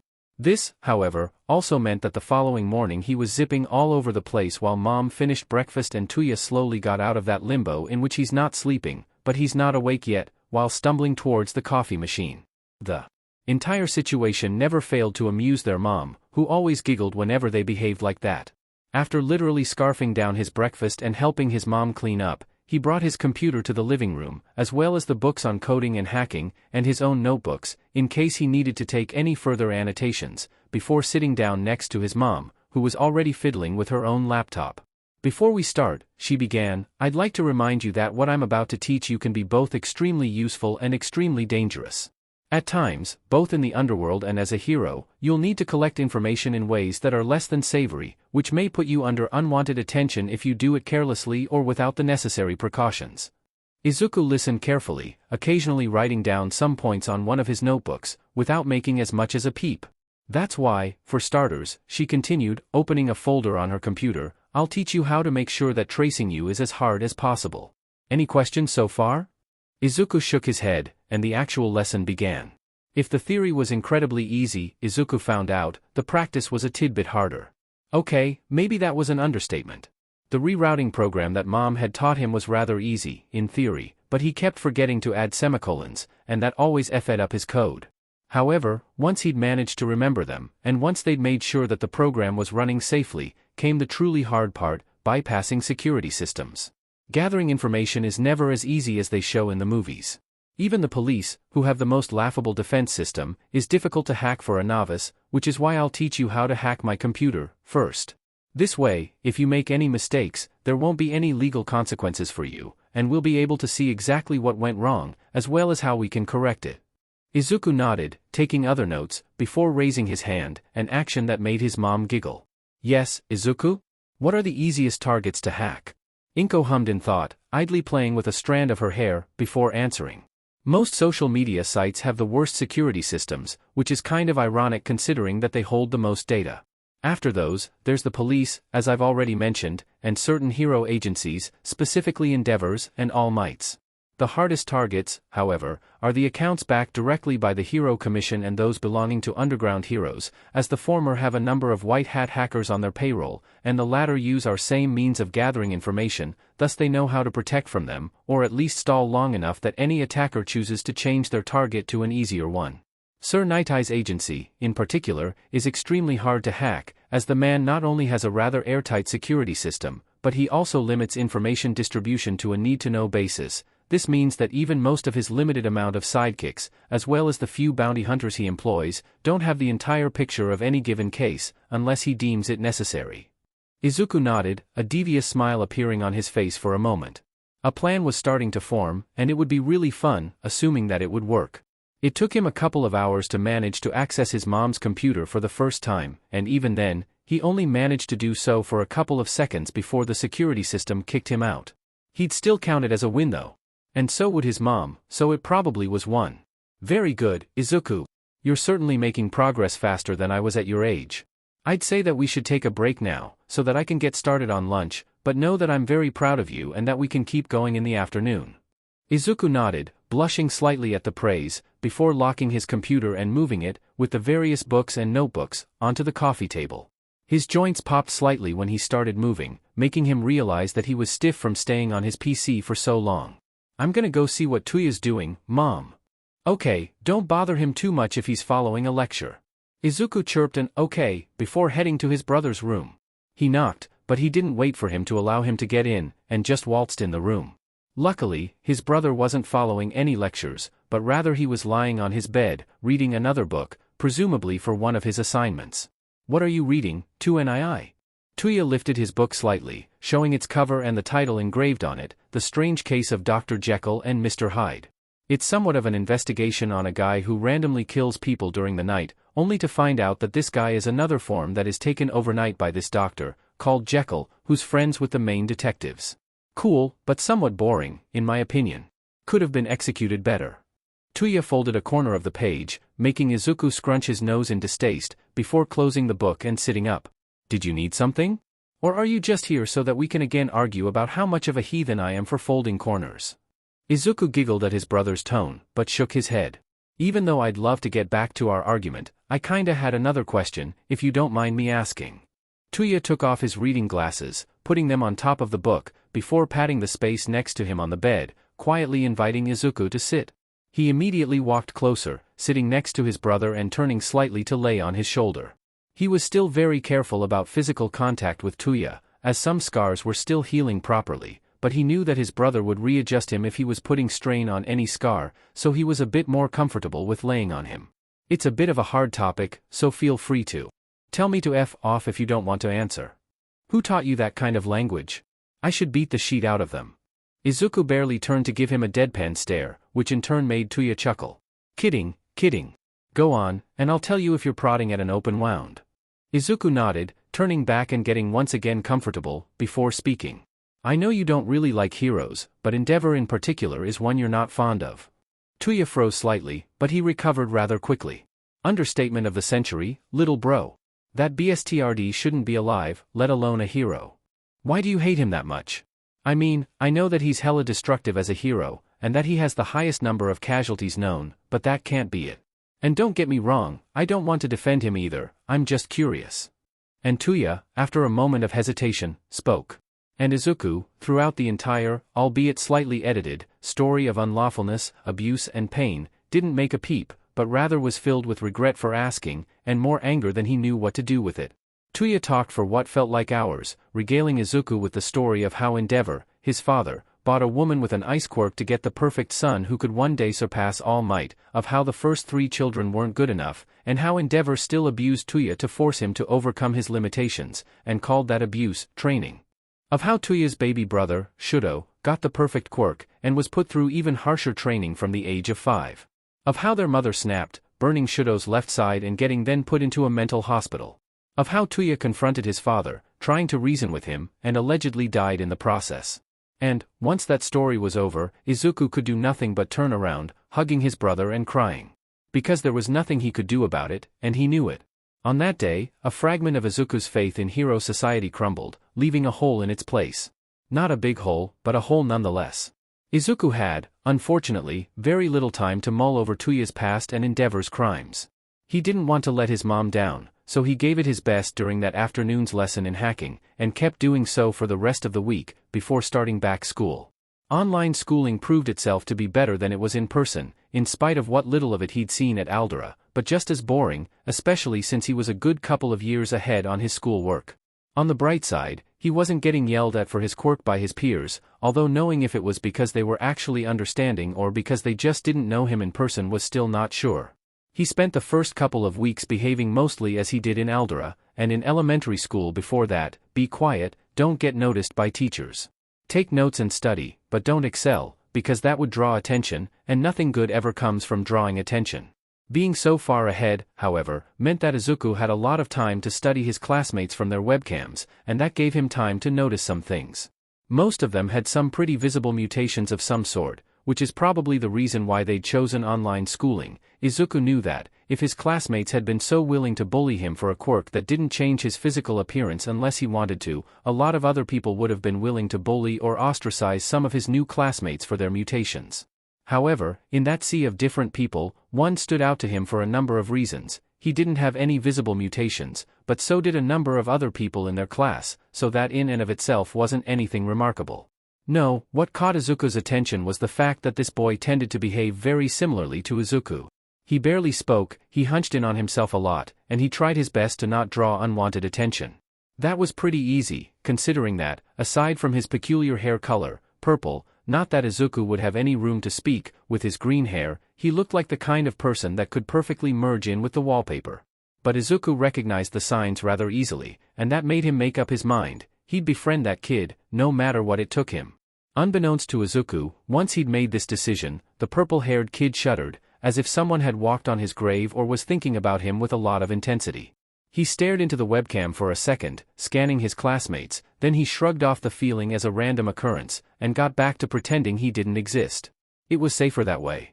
Class kept being mostly boring, for another couple of weeks, but Izuku took it in stride, using the time he had to sketch down support items and think of a plan to befriend the purple-haired kid, whose name he still didn't know but whose nickname on the calls was Insomnia Cat, which made Izuku giggle the first time he read it. His first idea was a direct approach, but he was forced to discard that plan almost immediately, as Insomnia got on call just minutes before class started, and left as soon as the class was over. This, Izuku remembered, was something that he used to do when he was in elementary school as well, as it allowed him to avoid most of Bakugo's foul language and attacks, and it gave him an excuse to avoid his classmates' scared or disdainful behavior. It was still annoying, however, as it didn't give him a good opportunity to talk with the boy, unless he was willing to text him during class, which was something Izuku wasn't yet willing to do so, especially since he'd basically just transferred in, and he didn't want to get in trouble too soon, or at all, if possible. Thus, he let some more time pass, diligently taking notes, sketching LED masks, and learning more coding and hacking from his mom, while he waited for an opportunity to talk with Insomnia. Luck was on Izuku's side, however, as one day, one of the teachers failed to show up, leaving them a free PRD in which they could do whatever, as long as they stayed in the call for the entirety of the hour. It was a perfect opportunity, which Izuku wasn't willing to let slide. So, after waiting for a couple of minutes, just to make sure that the class was distracted enough, before opening a private channel in the chat and texting Insomnia. Green Menace, hi. Green Menace, my name's Izuku, what's yours? He waited, scribbling in one of his notebooks, for a couple of moments, peeking at Insomnia's webcam every now and then to see if he'd noticed the message. Eventually, the purple-haired boy looked at the screen, scrunching his eyebrows and looking through the webcams, until he eventually must have found Izuku's, because his confusion became even more pronounced. And, after another while, he answered. Insomnia Cat, why are you texting me? We're supposed to be studying or something, and you should be afraid of me. And that made Izuku scrunch his eyebrows in confusion, as he quickly tapped out an answer. Green Menace, why should I be afraid of you? I mean, it's not like you're that scary, you just look tired. Insomnia Cat, because I'm a villain. Oh. If Izuku was anxious to get to know this guy, now he was fuming. A villain? That kid? Not because he actually thought him to be a villain, obviously. He was just a kid, and what kind of villain goes around announcing to be one? No, he was said because who the hell goes around? Ah. Right. Kids like Bakugo, or some of his other former classmates. Green Menace, the feeling should then be mutual, as everyone called me a villain too. Insomnia stared in confusion at what Izuku assumed to be his webcam for a couple of minutes, before answering. Insomnia Cat, can I ask you what's your quirk? If you don't mind answering, of course. Green Menace, of course. My quirk's called psychotherapy, it lets me know what everyone around me fears and turn into their greatest fear, or as close as a personification of it as I can. Insomnia Cat, that's a pretty cool quirk. Insomnia Cat, those who called you a villain are morons, you'd be a great hero with it. Izuku had to stare at the ceiling for a solid minute just to make sure that he wouldn't cry. Insomnia was so nice. He'd complimented his quirk, and he thought he could be a good hero with it. Insomnia Cat, everything okay? Insomnia Cat, oh shit, I broke you. Green Menace, sorry, I was trying not to cry. Green Menace, aside from my therapist, my mom and my brother, you're the first person to tell me that. Green Menace, so thank you. Insomnia Cat, it's nothing, I'm just stating the obvious. Green Menace, can I ask you about your quirk? If you want to tell me about it. For a couple of seconds, Izuku wondered if he'd done the right thing by asking him so directly, especially since Insomnia seemed to panic slightly after reading that. However, after a bit, he typed back his answer. Green Menace, you don't have to if you don't want to tell me. Insomnia Cat, I guess it would be fine. Green Menace, if I make you uncomfortable, tell me and I'll stop. Insomnia Cat, sure. Insomnia Cat, it's called brainwashing. Insomnia Cat, basically if you answer any question I ask, I can take control over you. Insomnia Cat, I can only make people do basic actions, no quirk usage on their part, and if someone hits them too hard I lose control over them. Izuku had to take a deep breath before he stormed him with too many questions, but honestly, no one could have blamed him.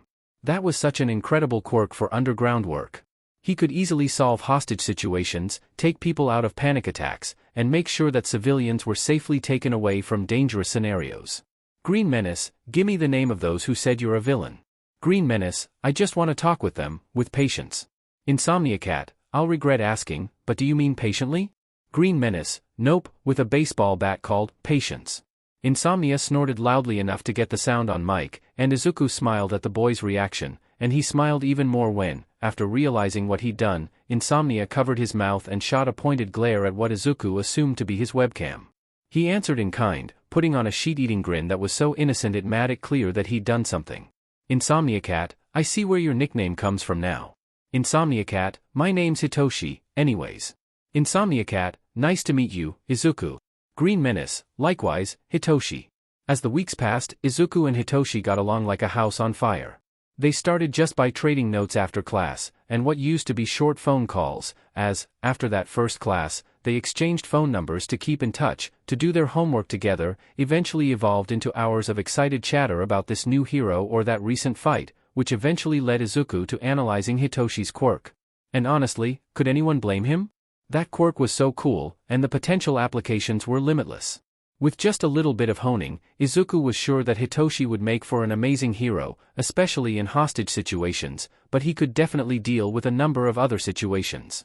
Tuya would have been worried, but once he saw the kid in person, during what he insisted on calling a playdate just because it set Izuku off, every doubt about him he had was dissolved. The kid was him, but with, presumably, hopefully, gods. Tuya was praying that the kid was in a better environment than he used to be in, less trauma. He also used a healthy dose of sarcasm, so he liked the kid even better. But he would have liked him regardless. He made his little brother happy, and Tuya was as much of a sap for Izuku as anyone who'd ever bothered to get to know him better. However, Tuya also had a healthy amount of fear for his brother and his skills. Not that he thought that Izuku would ever use those skills for evil, of course. But, if Izuku ever happened to change team, Tuya knew on which side he would be on. This fear slowly extended to Hitoshi as well and, eventually, proved itself to be somewhat justified when, coming back after grocery shopping, they'd run out of black hair dye, and Inko asked him to get them some more milk while he was out. He found the two kids maniacally giggling in front of Izuku's computer. Tuya could only hope that the kid hadn't taken over the world yet, and was about to silently retreat to his room, when the giggles subsided, and two pair of eyes turned on him. Tuya!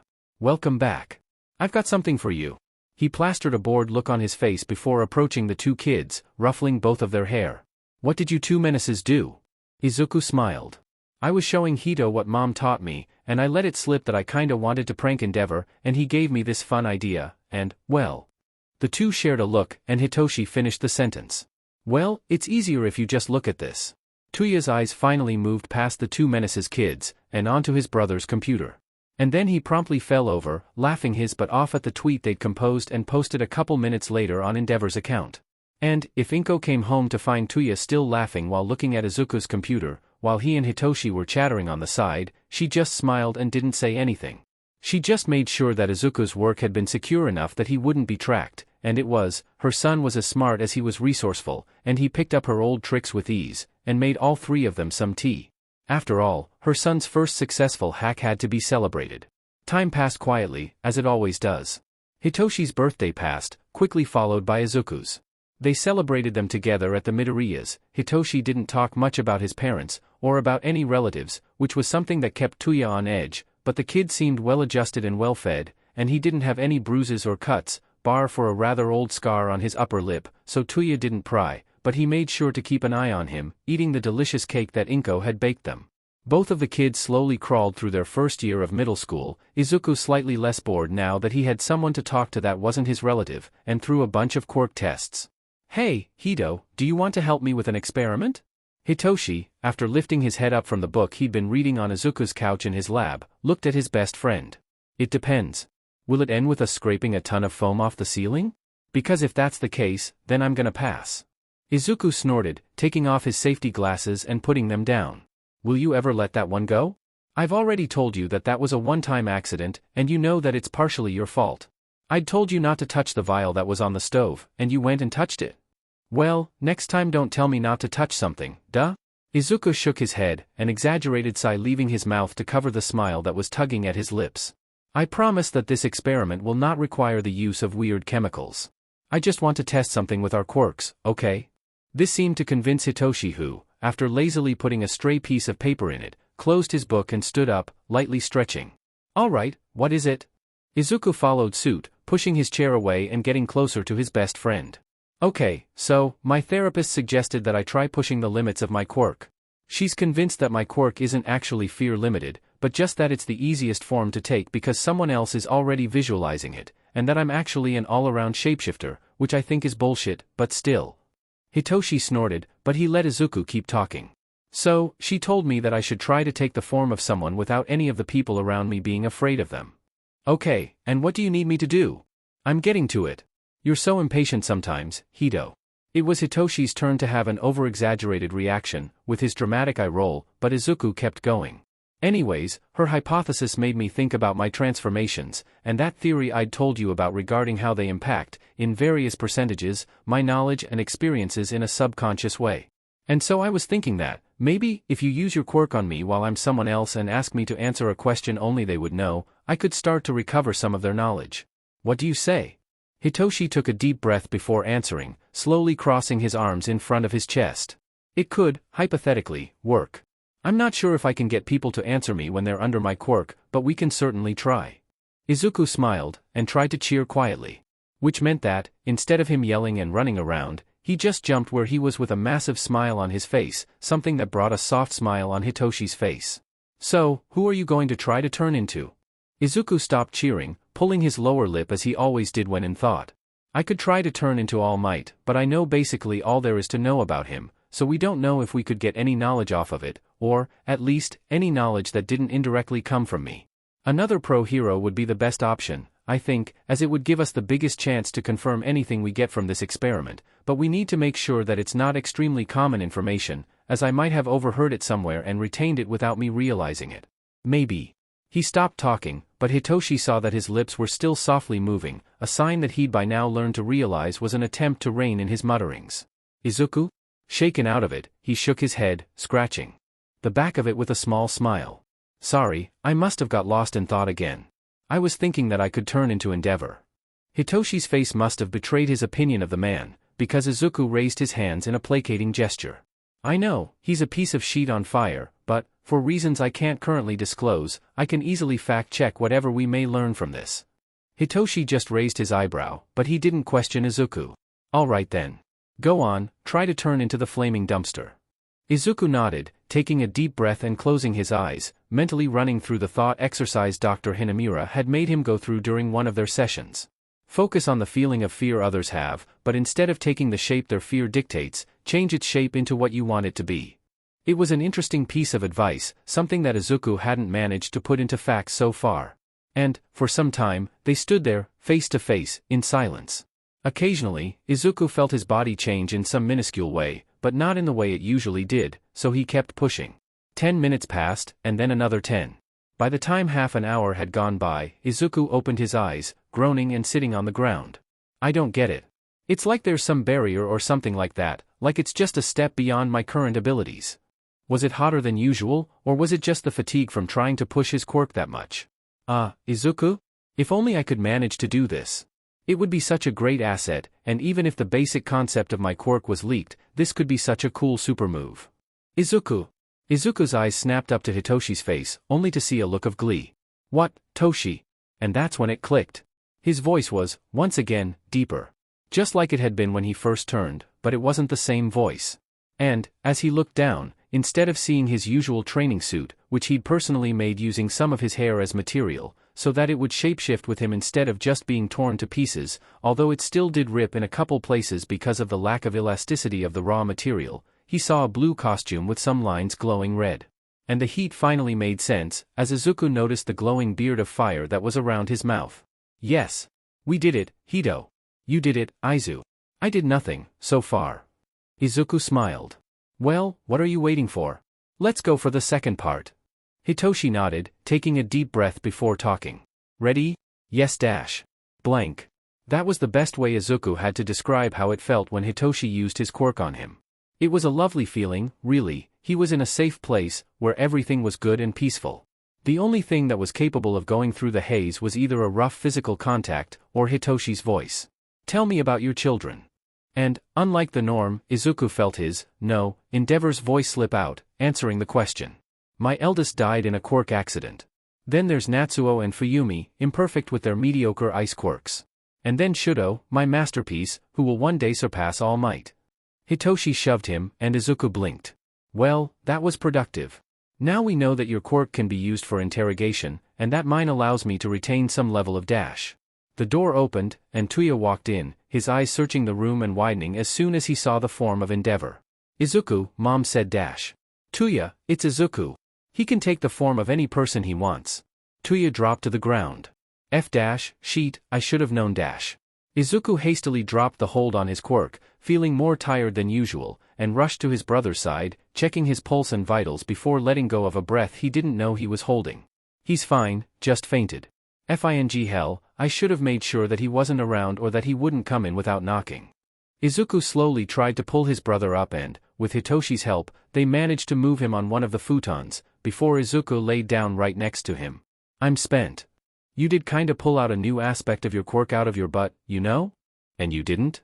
You didn't know you could make people talk with it. Hitoshi snorted, going back to his place on the couch. I'll tell Mom that we're gonna be late because I accidentally made Tuya faint. You can call your dads to pick you up, if you want. Hitoshi shook his head. Nah. Dad's probably sleeping before work, and Pops is still at work. Izuku nodded, pulling out his phone. Tuya groaned softly, pulling one hand through his hair. How are you feeling? He slowly opened his eyes, only to see Izuku's worried face staring back at him. Like I just ate it on the concrete. Did something happen? You walked in while me and Toshi were doing an experiment with our quirks, and you fainted when you saw I had taken the form of Endeavor. Tuya blinked. Oh. So that wasn't a nightmare, and I actually did eat it on the concrete. Good to know. And, since when can you use someone's quirk? Izuku frowned. I can't? You had the flaming beard on. That's Endeavor's quirk active. Izuku's eyes widened before he jumped off the futon and rushed to one of his desks. Oh, great, now he'll be stuck in analysis mode for another couple of hours. Tuya slowly sat up on the futon, seeing Hitoshi reading a book on the couch. Sorry? Hitoshi chuckled. It's fine, he's happy when he's muttering and analyzing anyways. Tuya smiled at that. Yeah, he is. Time, as it always did, kept going forwards. Izuku started to train this new aspect of his quirk, considering it a potential base for a super move in the future, and he used it, in conjunction with Hitoshi's quirk, to start putting together a small dossier about Endeavor. They weren't going to do anything with it, not until they were older, but Izuku definitely wanted to use it to bring Endeavor to justice, eventually. He owed his brother that much. Winter break came and went, with Izuku and Hitoshi not seeing each other for a little bit, as Hitoshi's dads insisted on spending the holidays in family, and Izuku managed to get some premium cuddle times with Tuya while watching some movies, so he wasn't going to complain. The new chemistry station Mom had bought him for Christmas was another very welcome surprise as well, and he didn't waste any time on starting some tests in it, as soon as they'd moved all the equipment in the lab. Tuya's birthday came and went, more cheerful than it ever had been.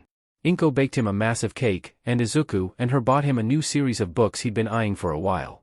He was incredibly happy for the family he'd got, but somewhere, deep inside of himself, there was a part that missed his biological siblings. He hoped they were fine, and that he could see them again, someday. February passed quietly, and with March came the finals for Izuku, Hitoshi and Tuya, which meant that they spent a lot of time studying separately, although Izuku still made some time to tinker in his lab, and every now and then he pulled Tuya with him, whenever he managed to distract his brother from his studies for a bit. It wasn't easy for any one of them, but being online meant that, for Izuku and Hitoshi in particular, a lot of the stress was taken out of the equation. Tuya, too, wasn't going to complain too much, as it meant that his timetable was a lot more flexible, and that he didn't need to be up at o'clock in the morning to sit through his exams. Just as they'd finished their finals, and while they were coming back from a celebratory ice cream, however, things went to hell in a handbasket, as they always do. Tuya didn't know why he kept hoping that, this time, it would be different. So, if we managed to overcome Hito's quirk's limitation bound to electronics, it would increase his effectiveness in the field by, a lot. That would require some mechanical contraptions in a mask, however, wouldn't it? Preferably something that didn't need electricity and that didn't project his voice through speakers, as you've already noticed that his quirk loses all effectiveness in such circumstances. I've been looking into it recently, and I think I might be able to make him some sort of mechanism that replicates vocal cords artificially, but I would need some particularly elastic material, and that kind of stuff is expensive and rare. I'm pretty sure that only students at UA or on I-Island have access to that kind of raw materials and tech, which means that Hito's mask will be on hold for at least a bit, unless for some miraculous reason I manage to find a shipment of the stuff laying around. Tuya, to be completely honest, didn't really understand most of the tech jargon his brother used when talking about support items, but it was fun hearing him chatter in such a lively manner about quirks and how to improve on them with technology, so Tuya wasn't going to stop him anytime soon. Besides, Hitoshi's quirk was infinitely interesting, and the potential application on the field fascinated Tuya as much as anyone else. There was also Izuku's pet project for some artificial vocal cords, or AUC, as he'd called, just because it messes with people, and it resembles the AUX, which were supposed to make brainwashing more effective on the field. That was something that Tuya had gotten roped into, especially as Izuku wanted to know if heat would allow him to replicate certain sounds with more basic materials, and thus he made sure to be kept on the same page as Izuku, to see if he needed more help, or if Tuya needed to tell Mom that Izuku was once again building something that would inevitably destroy the world. Izuku smelled it as soon as Tuya opened the front door. It was an awful smell, incredibly familiar, something he'd only smelled once before at that same level of intensity. It froze Izuku's blood in his veins, as Tuya slowly inched into the apartment, with his support gloves on and a small, blue flame already floating a couple inches away from his right fist. Tuya, too, froze as soon as he entered the kitchen. His flame sputtered and died shortly after, without making a sound. He'd found out where that smell of blood was coming from. Izuku stared numbly at his project. He'd been sketching something out, but then he'd got distracted by something, and now he didn't remember what he was doing. He looked slightly to his left, where a mug of something had been placed. He had no memory of making it, or of someone bringing it to him, but he didn't mind that too much. A lot of things had been escaping his focus, recently. He put down his pencil, grabbing the mug and taking one long sip of hot cocoa, barely noticing its heat and its flavor, and put it back down. Izuku glanced at his phone, seeing a message from Hitoshi. He ignored it, just like he'd ignored the previous 6.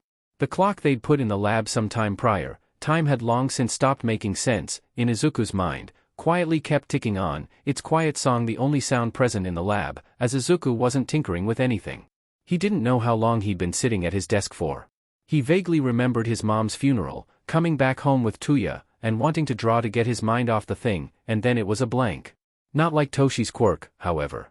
This felt hazy, like his mind was wrapped in a thick layer of fog. Izuku stood up, walking towards his couch. On the small table, right next to it, there was still Hito's book. He'd never actually come back to get it, after Christmas and New Year's. Izuku stood there, looking at the book without really seeing it, for some time, before walking back to his desk and sitting back down. He felt awfully tired. It was probably the lack of sleep. He couldn't really sleep, not when closing his eyes meant smelling that foul odor, seeing Tuya's frozen face, his flame turning off.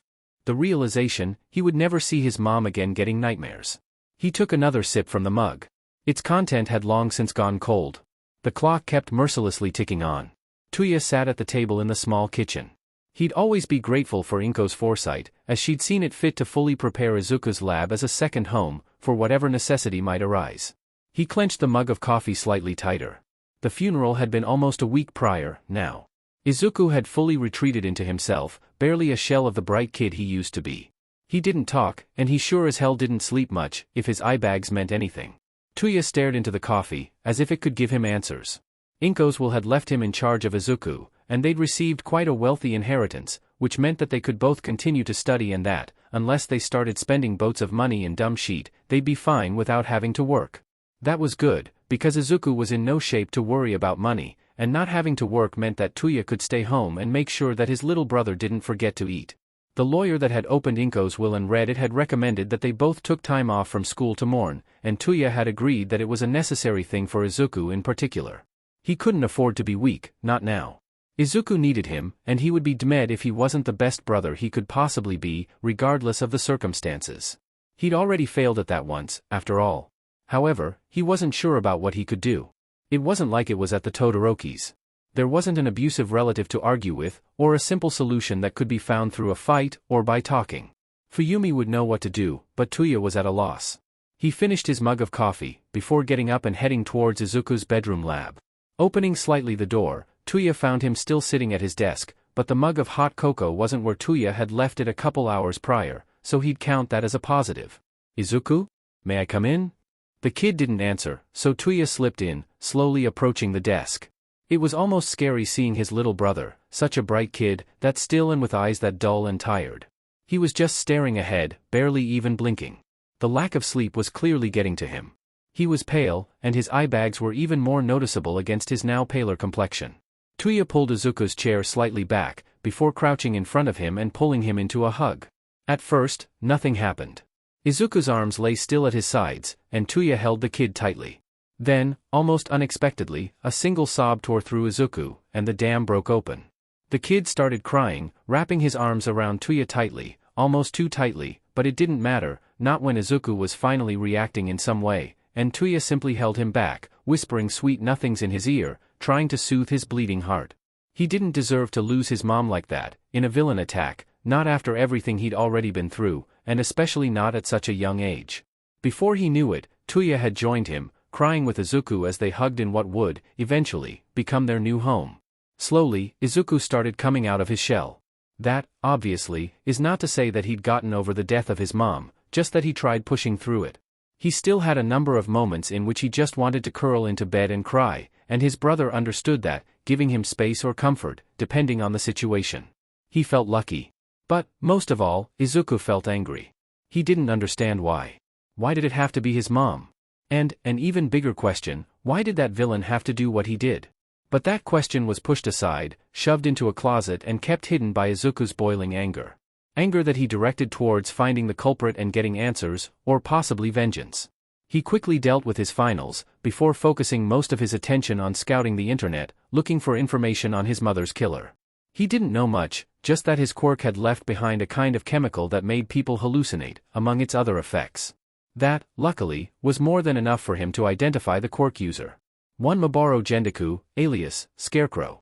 His quirk allows him to create crystals which, when shattered, release a thin dust that causes people to hallucinate. The quirk's effects have been measured to be so strong, it's been known to have physical effects on the victims, to the point of causing them heart attacks. Most of his crimes were small thefts, although he had a couple of counts of vigilantism from his younger years, Izuku found out while going through his police files. He was, apparently, a man who feared God and retribution more than anything else, or so it had been reported by the few heroes who had tried to apprehend him. Maybe Izuku could use this against him.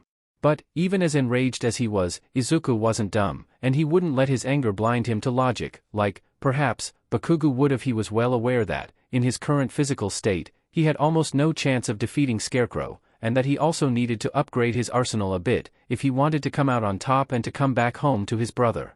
He also had to be extremely careful, especially if he wanted to avoid any further worries for Tuya, because, honestly, his brother already worried way too much, especially after Mom's death, and Izuku wasn't going to move any more problems onto him. Which meant that he'd need to put down a good plan. Izuku was acting weird, Tuya decided. Not the usual morning weird, which was to be expected, especially so close to Inko's death. No, that usually meant that Izuku was less talkative than usual, and that his eyes had a bit of a dull tint, something that Tuya recognized fairly well, and that he'd been reading up on and learning how to deal with. No, Izuku was acting weird in a different way. He holed up in his lab more, which would have been a good thing, if not for the fact that whenever Tuya went in there to chat or to get him out for dinner, Izuku hastily put something away, as if he'd been trying to hide something from him. Sure, his little brother was smart, but Tuya had one, actually two, over him, a number of years of paranoia because of his SPRM donor, and the cool ability to sneak a peek at his books while pretending to stare ahead and keeping a straight face, which had saved his butt during a couple of exams. And it was thanks to these two skills that Tuya had managed to get a peek at a couple of Izuku's documents, and he wasn't getting a pretty picture. Especially since, if Tuya's opinion was correct, it meant that Izuku was going to try and hunt down Inko's murderer. Which is why, at 3 in the morning, Tuya was following Izuku from a rooftop slightly behind him. The little dumbass had tried to sneak away from the warehouse, but he hadn't been quiet enough, although being somewhat of an insomniac helped too. Tuya wasn't exactly sure of where they were going, but he knew where Izuku intended to go. He wanted to get to Scarecrow's base. While peeking at Izuku's papers, he'd managed to get a couple of pieces of information about his little brother's target, and he'd pieced together the rest. Tuya should have stopped him. He should have tackled him to the ground, given him a stern talking to, and grounded him for a couple of months for doing something so dumb and for not bringing Tuya in on the plan. Instead, he just followed him. On one hand, he knew that this was dumb, and that Izuku shouldn't be doing this. On the other, however, Tuya was asking himself, unbeknownst to either Izuku or him, the same questions as his little brother, and he'd realized that this was the only chance to get answers out of his mother's murderer. So he would follow, quietly, and intervene if the situation got too dire. Not like his brother would actually do something stupid, would he? Izuku jumped over the railing, propelling himself over to the next roof. The feeling of parkouring over the city was freeing, and it made him breathe for what felt like the first time since Mom's death. It also finally shut his thoughts down, which was another blessing. And, almost before he'd noticed, Izuku found himself landing in a crouch on the edge of a roof, staring down another, smaller warehouse. The police file marked this as one of Scarecrow's possible bases of operations. It's close enough to the Muzutafu area that he could commit a crime there and flee in the alleys to get here, Izuku muttered, taking in the looks of the place and the various possible entrances. There was, obviously, a small side door, as well as the massive front gate, which was probably used by bigger vehicles when this warehouse had legal purposes. A hatch on the roof, presumably to make repairs, but it could also be used as a way in, as well as the windows, although breaking one of them may be a bit too loud. Roof it is. Slowly yet surely, Izuku climbed down the building he was on, using the fire escape and jumping down the last couple of meters, before approaching the warehouse. He turned around, for a second, and it almost looked like a dark figure was where he had been a second earlier, but, when he looked again, after blinking a couple of times, nothing was there. Look at me, Izuku quietly chuckled, I go out once, and I'm already scared of being followed. Turning back, Izuku started climbing up the drain pipe, slowly reaching the roof, before approaching the hatch he'd noticed earlier. For once luck seemed to smile upon him, as it wasn't locked, allowing him to easily slip in. The warehouse looked different from his own, although that was probably to be expected. There were a couple of crates and some boxes, but they were sealed, so Izuku wasn't able to guess what was inside of them. Right next to a box, however, there was a man. He was crouched, so Izuku didn't get a good look at his frame or height, but he could assume that was Scarecrow. He looked lanky enough to be him, anyways, and the tattered hat he was wearing only served to strengthen Izuku's suspicions. Izuku quietly fixed his rudimentary gas mask in front of his mouth, before taking a deep breath and calling out, Maboru Gendeku, I presume. The man, startled, jumped to his feet, looking around the warehouse. Izuku felt his fear spike slightly, although it wasn't as focused as other feelings of fear he'd felt before. Just like the file suggested, Scarecrow was afraid of a general concept of retribution and justice, rather than a tangible form like Endeavor or All Might. This would make using psychotherapy harder, but hopefully still possible. Who's there? I'm armed, Gendeku stammered, whipping out a small rifle, possibly a support item to propel his crystals, out, and I am not afraid of using my weapon. Izuku silently moved using the various support beams, before dropping behind Scarecrow. I'm here. The man shrieked, jumping back and shooting the gun at Izuku's face. He flinched, but thankfully the gas mask protected him both from the impact and the effects of the crystals, although Izuku made a mental note to make sure that his equipment was reinforced with ballistic weave or some sort of material capable of protecting him better against actual bullets, especially considering that guns were still pretty popular, even in a quirk-regulated world. Izuku threw himself at Scarecrow, ducking below his rifle and punching up against his elbow in an attempt to make him drop the weapon. Unfortunately, once the man had recovered from the shock of being attacked in his own safe house, he proved himself a threat, capable of fighting both with and without his support item, as he showed by quickly shoving down the rifle stock in an attempt to hit Izuku's head and, when this failed, by throwing the rifle away and kicking Izuku away to get some breathing room. You killed a woman in Muzutafu recently, Izuku spoke, trying to make his voice sound deeper than it usually did. I want to know why you did that. Scarecrow grunted, taking a punch to his gut, but used Izuku's moment of joy to grab his arm and throw him against one of the crates. Izuku didn't go through the crate, but the hit left him winded, and with a shoulder that would certainly be bruised the following day. She tried to stop me from taking her television, brat, Scarecrow answered, sliding back in a fighting stance that Izuku didn't recognize, so I had to put her down with my quirk. If she died, well, too bad. Besides, if she'd stayed alive she would have tattled to the cops and the heroes, and I couldn't let them get a good description of me, could I? Izuku winced at his comment and, before he could realize it, he'd thrown himself at the man once more, barely thinking. Scarecrow dodged a high kick, and then a punch that barely grazed his shoulder, before punching Izuku back again. What do you care, anyways? Thousands of civilians die every day, but here you are bleeding your heart out because of that one. Tuya mentally cursed his brother for his agility and physical prowess, as he stared up towards the roof of the warehouse. It's not that he wasn't fit, Endeavor's training had done miracles even with his frail constitution, but he'd never had the stamina for climbing or running, which is why, even while he was homeless, he mostly relied on quick, massive attacks with his quirk to get rid of any issues, rather than going for long fights or trying to run. However, he'd picked up a couple tricks while homeless, and while he was certainly a bit rusty, Tuya knew that they wouldn't fail him. This was of course proven right, as he saw when, after fiddling for a bit with the backdoor's lock with a bobby pin, the door silently opened, making him privy to what Scarecrow and his brother had been doing and saying. "What do you care, anyways? Thousands of civilians die every day, but here you are bleeding your heart out because of that one." Tuya took in one deep breath, preparing himself to roast the fucker who talked like that about his mom, when he saw Izuku's face and body language. The kid had been more subdued recently, but he was still cheerful to a degree. Now, however, his face showed that he was mighty sad, and his body language showed, to Tuya, at least, that he was about to whip out something dangerous with his quirk. A shiver ran down Tuya's spine when he saw his brother's arm jolt, then his leg, and then most of his muscles locked up. Light started coming out of Izuku's body, at first a dim thing, but steadily growing brighter and brighter, until Tuya could barely see his brother's shape. And what he saw would haunt him until the bitter end. Tuya was, by now, somewhat familiar with the process that Izuku's body went through whenever the kid used his quirk. It was a bit jarring, at first, especially since it wasn't instantaneous, but rather a process that quickly altered his physical features from that of a scrawny tween into those of, usually, a rather bulky adult. This, however? This was terrifying.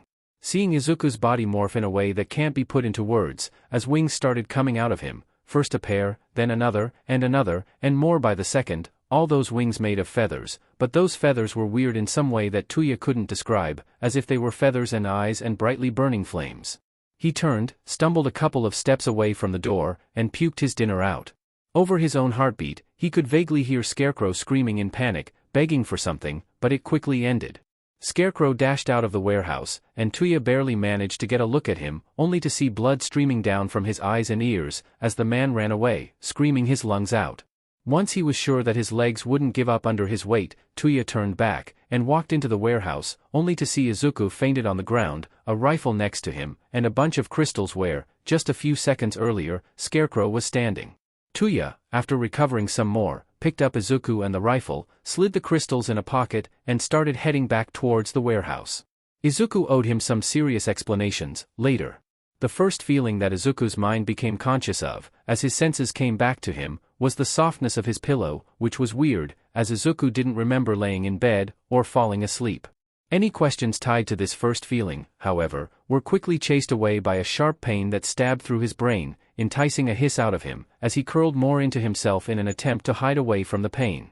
"Hitoshi's been blowing up your phone for the past 5 hours, Tuya's unmerciful voice came through, although softer than Izuku would have expected after last night's stunt. "I told him that you'd get back to him once you woke back up and were again in a decent state of mind." Izuku could barely comprehend what his brother was saying, his headache was too strong, but a feeling of gratefulness still wormed his way in his heart. "I left you some pills for the migraine I thought you'd be feeling because of your quirk exhaustion, they're on your nightstand. Take them, and once you're feeling better come into the kitchen, we should talk." Izuku couldn't say for how long he stayed there, still and with his eyes closed, but eventually, with a groan, he forced himself off the bed, quickly downing his tabs with the glass of water Tuya had left him, and he sat on the edge of the bed, holding his head between his palms while waiting for the pills to take effect. It took him another couple of minutes before his headache subsided enough that he was able to form coherent thoughts, and what Tuya had said slammed into him like a freight train, along with what had happened the previous evening. How did he faint, though? And, most importantly, how did he get back home? Hopefully Tuya would have some answers, although Izuku found himself dreading the conversation that was waiting him. Tuya's face was carefully controlled, but that only meant that he wasn't showing anything. Not a good starting point, in Izuku's mind. "Sit. Do you want some tea? Coffee? Food? Tea would be fine, thanks." Tuya nodded curtly, getting up and putting the kettle on the stove while Izuku settled down at the table. Thankfully, it only took a couple of moments for the water to boil, and soon Izuku found himself with a mug of warm tea in his hands, while Tuya was holding a cup of coffee, probably not his first of the day. "So?" Izuku winced at his brother's tone, but looked in his general direction.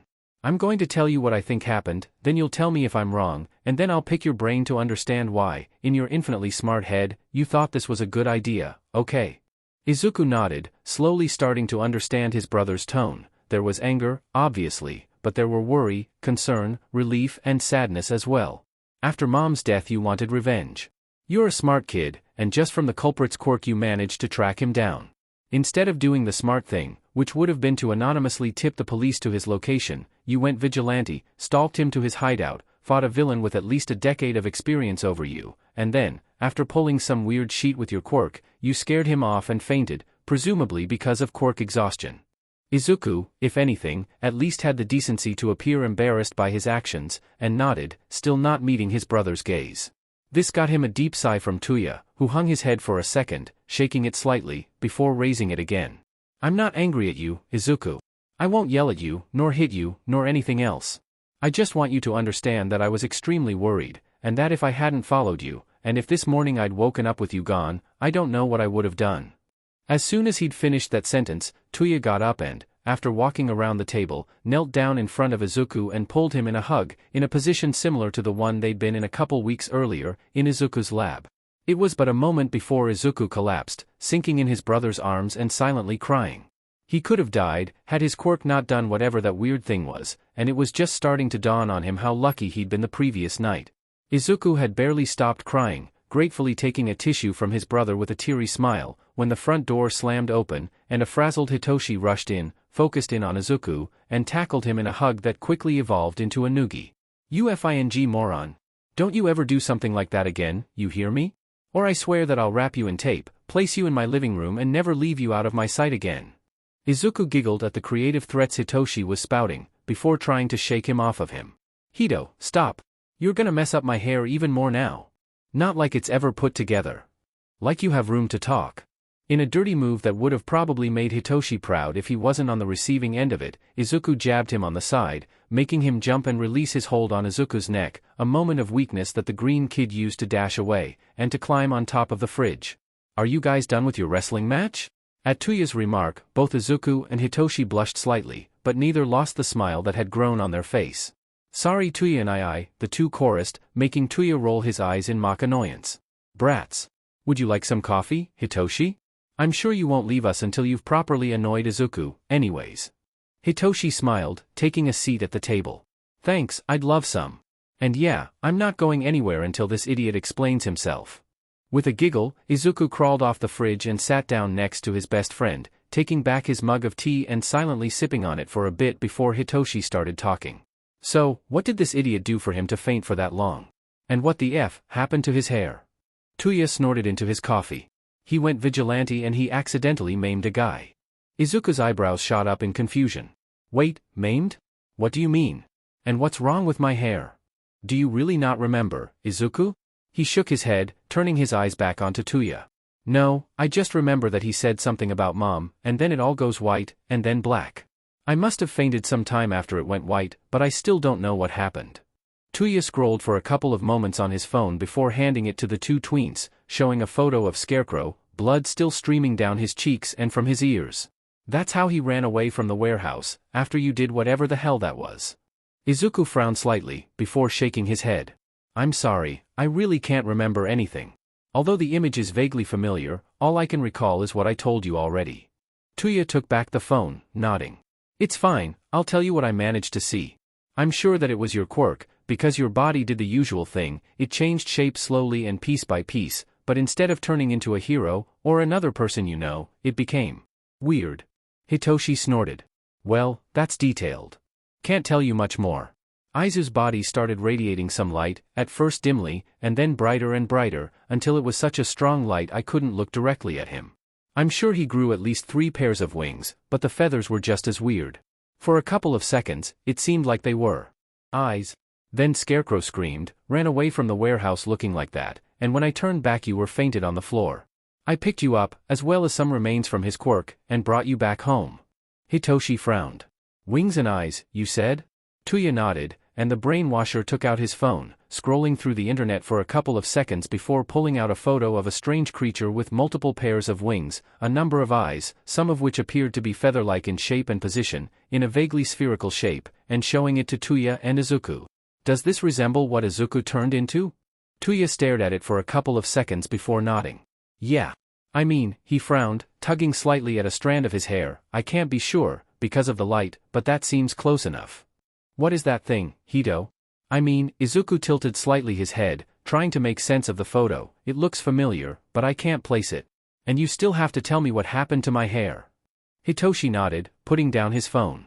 That's a seraphim, one of the angels in the Catholic religion. They're said to circle around the throne of God, warming up whatever's near them and purifying them with heat. Ever since quirks arose, religion has been slightly cast aside, but a lot of people still wonder about the existence of some deities, devils and, of course, angels. As for your hair, Hitoshi paused, opening his phone's frontal camera and showing it to Izuku. Look for yourself. Izuku did so, and froze. Instead of having his usual green bush, he had a couple strands of white hair that were rather white. So, Tuya continued, in Izuku's stunned silence, that means that Izuku can turn into an angel, but why would he faint afterwards? And why would that affect his hair? Hitoshi shrugged. It's possible that taking the form of something that is, theoretically, so close to a deity is something that his body can't handle, or maybe he just fainted from the stress of taking such an energy-consuming form for the first time and after barely resting properly. Honestly, I don't know, but it's something that Izuku can do, and it can be quite the asset in a fight, if he manages not to faint after doing so. As for his hair, Hitoshi continued, putting his phone away after taking it back from Izuku, it likely happened because of the same reasons as why he fainted. Maybe stress, maybe exhaustion, maybe he couldn't HRNSS all that power and it burned the color away from his hair. We can't point to an exact reason, but it seems like an obvious cause-effect chain. Silence enveloped the room for a couple of seconds, as the small group let that realization sink in. Tuya was the first to break that quiet with a snort.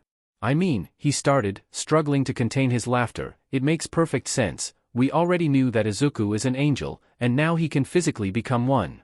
A moment of stunned silence followed, before Tuya lost his fight with his laughter, followed shortly afterwards by Hitoshi, as Izuku grumbled about his brother with a wide smile on his face. Things could get better. One last thing, Izuku. Hitoshi was at the door, about to head back home. What is it? You're telling me when you're going on patrol. Izuku frowned, about to act confused, before Hitoshi leveled him with a stare, making him flush in response.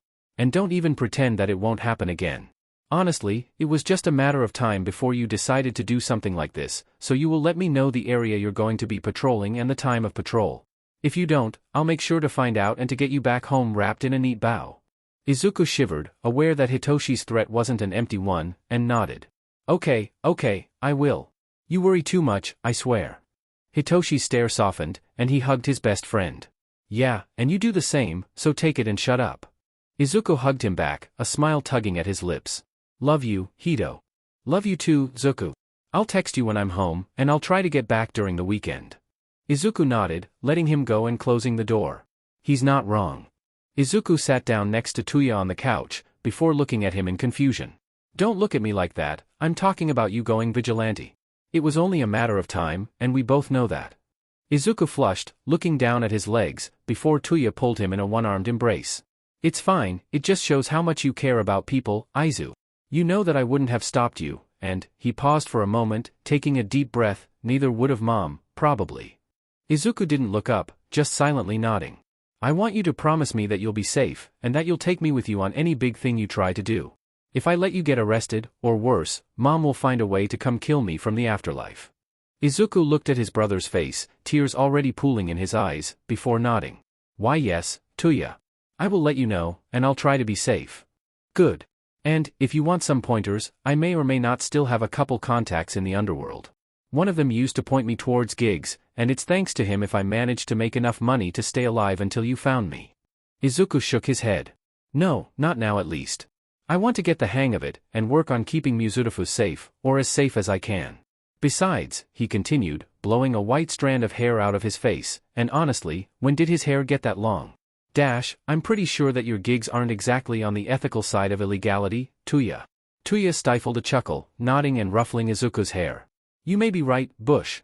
Anyways, what are you going to do with those white strands? They look pretty cool, if I say so myself, but if you wanted to dye them, I wouldn't be opposed. Izuku blew the same strand out of his face, frowning slightly at the action. Maybe I could. Bleach them out? That way we'd be matching. Tuya smiled down at his little brother, some tears pooling in his eyes. As you wish, Bush. And if you decide to grow them out, I'll get back in practice and braid your hair every now and then. Izuku smiled, and settled closer to his brother, closing his eyes. Izuku and Tuya slowly settled in a routine as their last year, respectfully, of middle school and college began. They both followed their classes online, kept up with their homework, and managed, somehow, to keep Izuku's vigilante stunts out of the media eye. Izuku started fiddling with Scarecrow's crystals, figuring out how they worked, and eventually managing to create a liquid compound that would cause someone to hallucinate their greatest fears, making it an interesting way to work around possible quirk limitations for Izuku. He also managed to create a basic, although very resistant, vigilante outfit for Tuya, which was mostly based on the clothes he was wearing when Izuku found him in that alley: black pants, reinforced with some harder plates, and the black coat, which Izuku managed to imbue with some ballistic weave. No one needed to know where he'd found that, but he had a perfectly legal explanation, should the need arise. His mom had taught him well. However, while Izuku had several breakthroughs with his support equipment, achieving what Hitoshi had taken to calling angel form proved itself the hardest challenge that Izuku had faced, and he eventually put that issue aside, as something to work on in a second moment. "Do you really have to go, Tuya?" Tuya didn't turn to look at his baby brother, well aware that the kid's puppy eyes could stop wars, instead checking for the third time that he did have everything he needed. "Yes, Izu. This is one of the 2 conferences I have to attend to get my teaching degree, and if I miss it, I'll have to repeat the entire course." He nodded, satisfied with his third check, before closing his school bag and turning around to smile at his brother. "Besides, I will be back home before dinner. If you need anything," he ruffled Izuku's hair, getting a small swat at his hand in response, "you can call me, and if I don't answer calls you can text me. If I don't answer those either dash.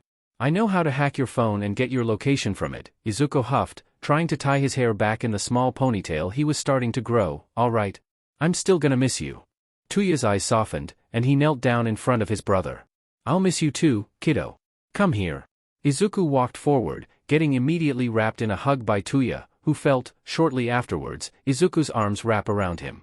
After a couple of minutes, Izuku reluctantly let go of his brother, who stood up, stretching, and picked up his bag. "Okay, lunch is in the fridge, you can have 1 slice of cake but no more, you know how sugar affects you. Don't go on patrol while I'm out, but feel free to invite Toshi over, as long as you 2 don't take over Japan." Izuku cracked a smile at his brother, enjoying his small shiver, before softening it into something calmer. "We won't do anything too illegal, that's all I can promise, and what we do won't be traced back to us." Tuya nodded, satisfied with what he was hearing, before giving another hug to his brother. "Very well. Be good, Izuku, I love you." "Love you too, Tuya and I." The fire user smiled, made sure to have his keys, phone and wallet by slapping his pockets, and left. Just a second later, he opened the door again, a sheepish smile on his face. "Forgot my jacket." After taking that, and giving Izuku one more hug, he left again, leaving Izuku alone with his thoughts. "We don't have homework, so maybe I could invite Hito over?" The lecture was interesting, in theory.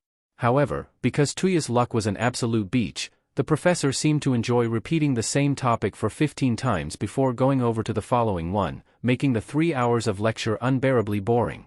"If I have to hear him talk about onomatopoeias in this novel another time," Tuya muttered, dragging a hand across his face, still surprised that his skin wasn't drafted together with staples, "I swear I'll set myself on fire." A quiet snort came from behind him, making him once again aware of the fact that there were people around him, and that, apparently, one of them had an incredibly good sense of hearing.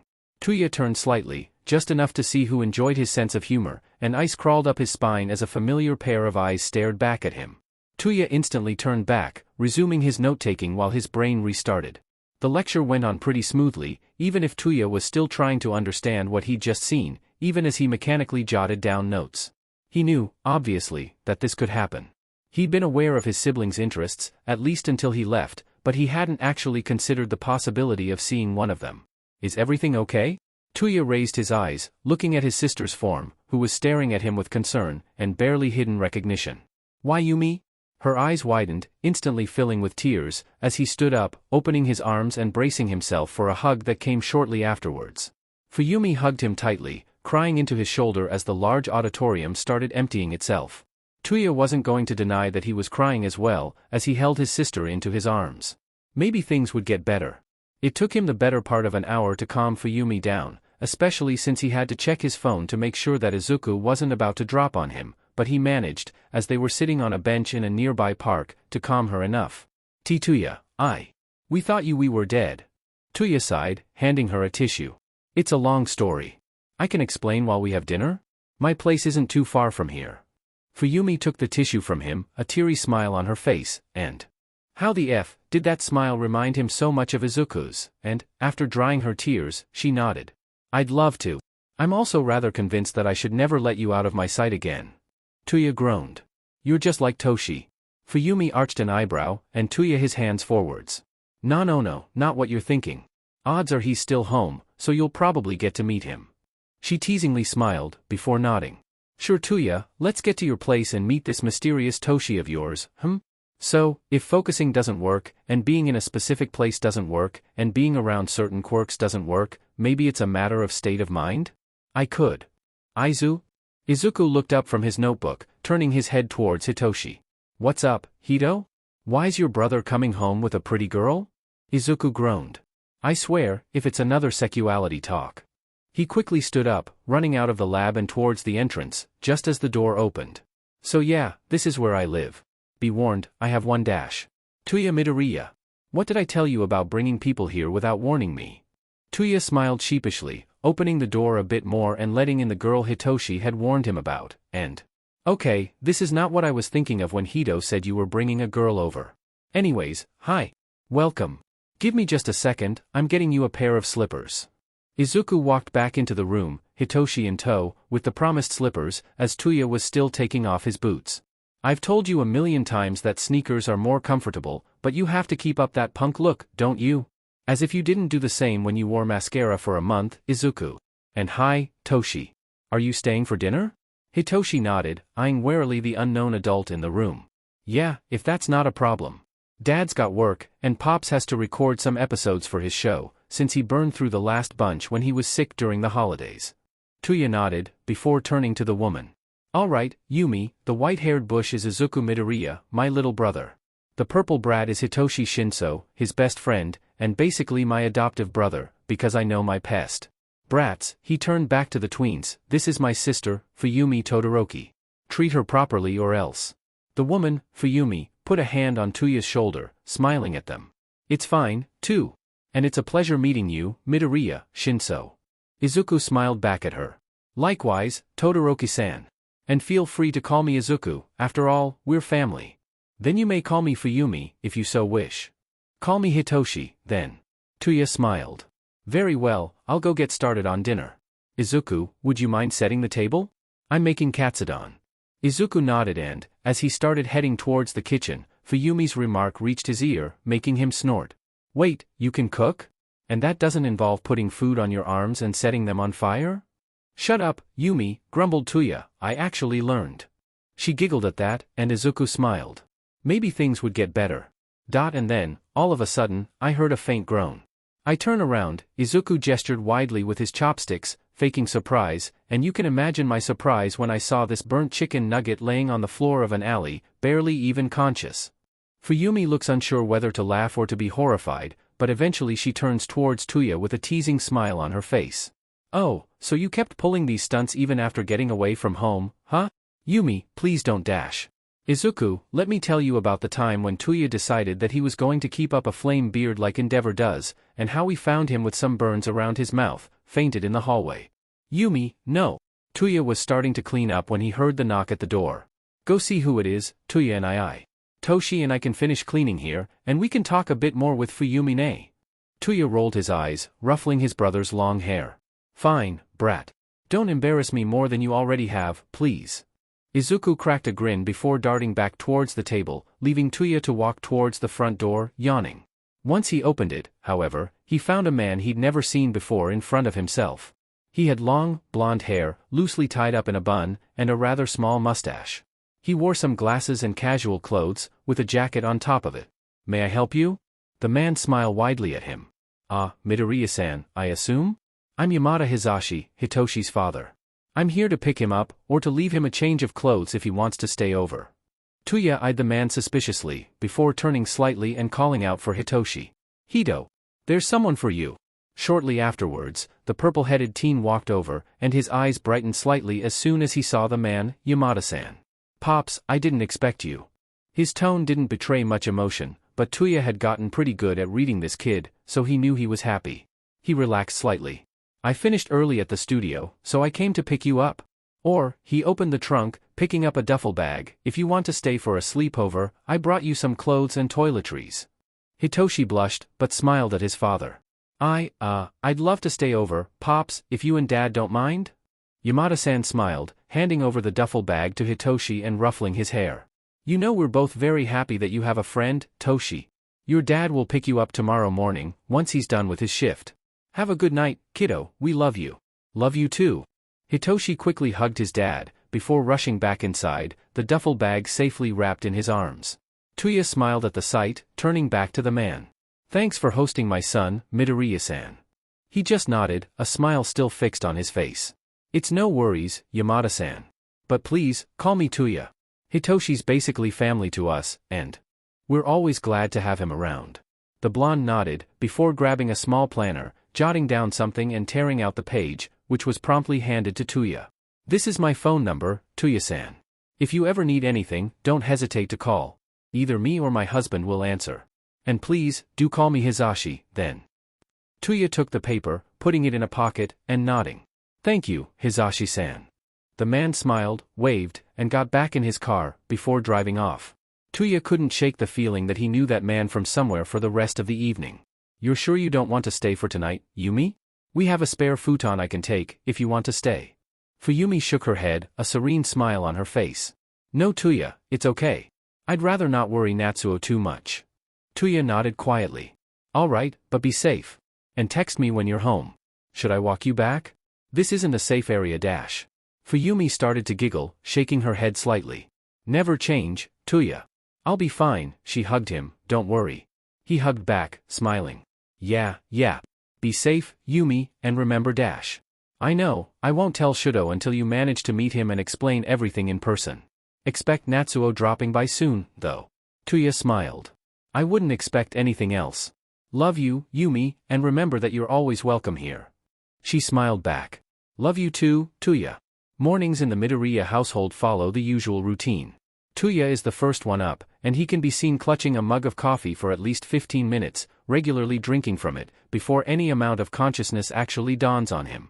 Izuku and, if there, Hitoshi are usually up together, although Toshi seems to follow Tuya's usual routine of hypercaffeination, whereas Izuku is just slightly less energetic than usual until he's had his breakfast.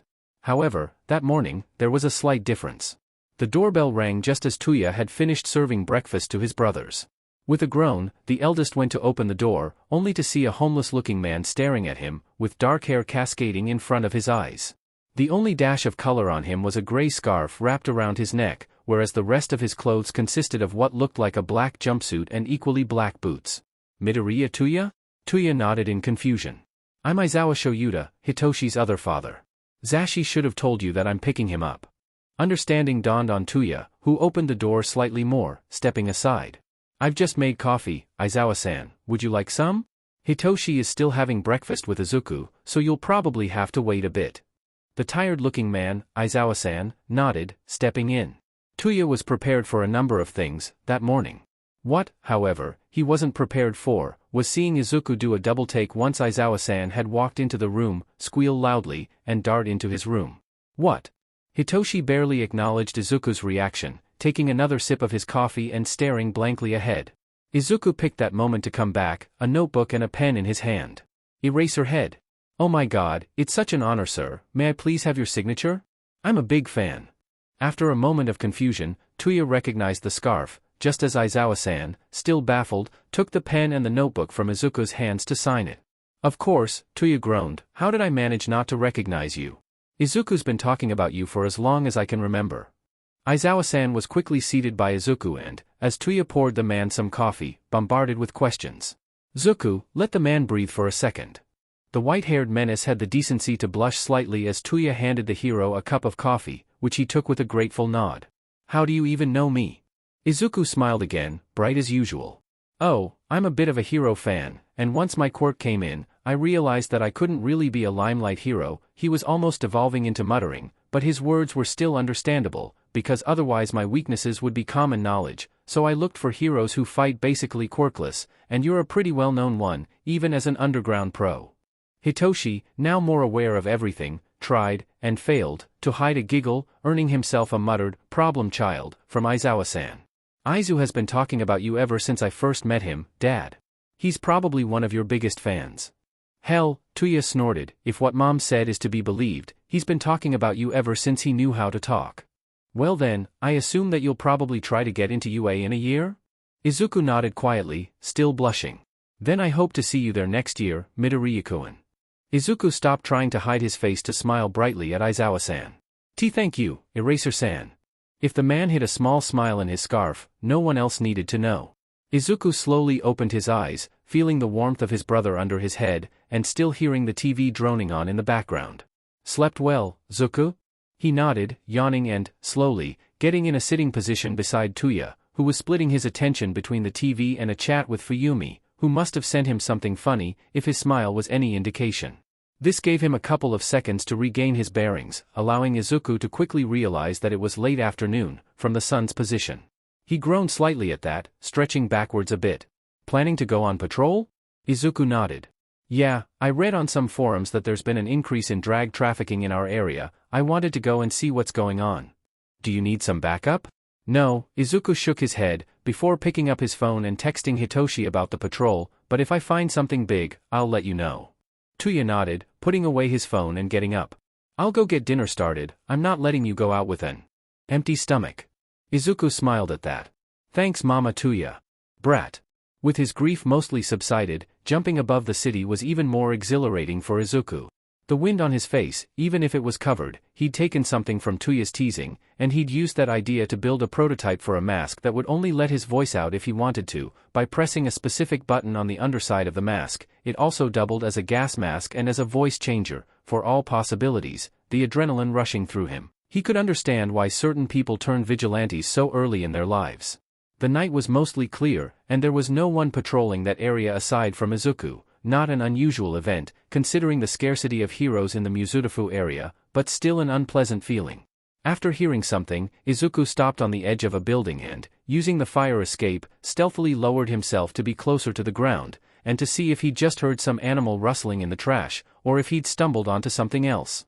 Because his luck was what it is, Izuku saw that it wasn't a cat, but rather two men talking between themselves. No apparent physical features that could betray their quirks, no evident support items, and they were wearing regular clothes. The only piece of interest, for Izuku, was that one of them was carrying a suitcase, and that the other was bald. "You got the stuff?" The other man sighed. "Dude, don't talk like that, this isn't a shitty movie." "But yeah, I have it." The man with the suitcase handed it over, and the other man opened it, checking inside. That's how much we'd agreed on, and the boss decided to throw in a couple of names. People who apparently could be loose ends in the trigger market. The bald man took a small folder out of the suitcase, skimming it quickly. "I believe I know some of these guys. They have a bit of a reputation as blabbermouths. The boss will be happy about this." The man with the suitcase cleared his throat, snapping his acquaintance out of it. "Right, so here's your trigger. It's 10 doses, like we agreed. Don't take them all at once, and remember that it's stronger than the usual trigger." "Stronger?" The bald man shrugged.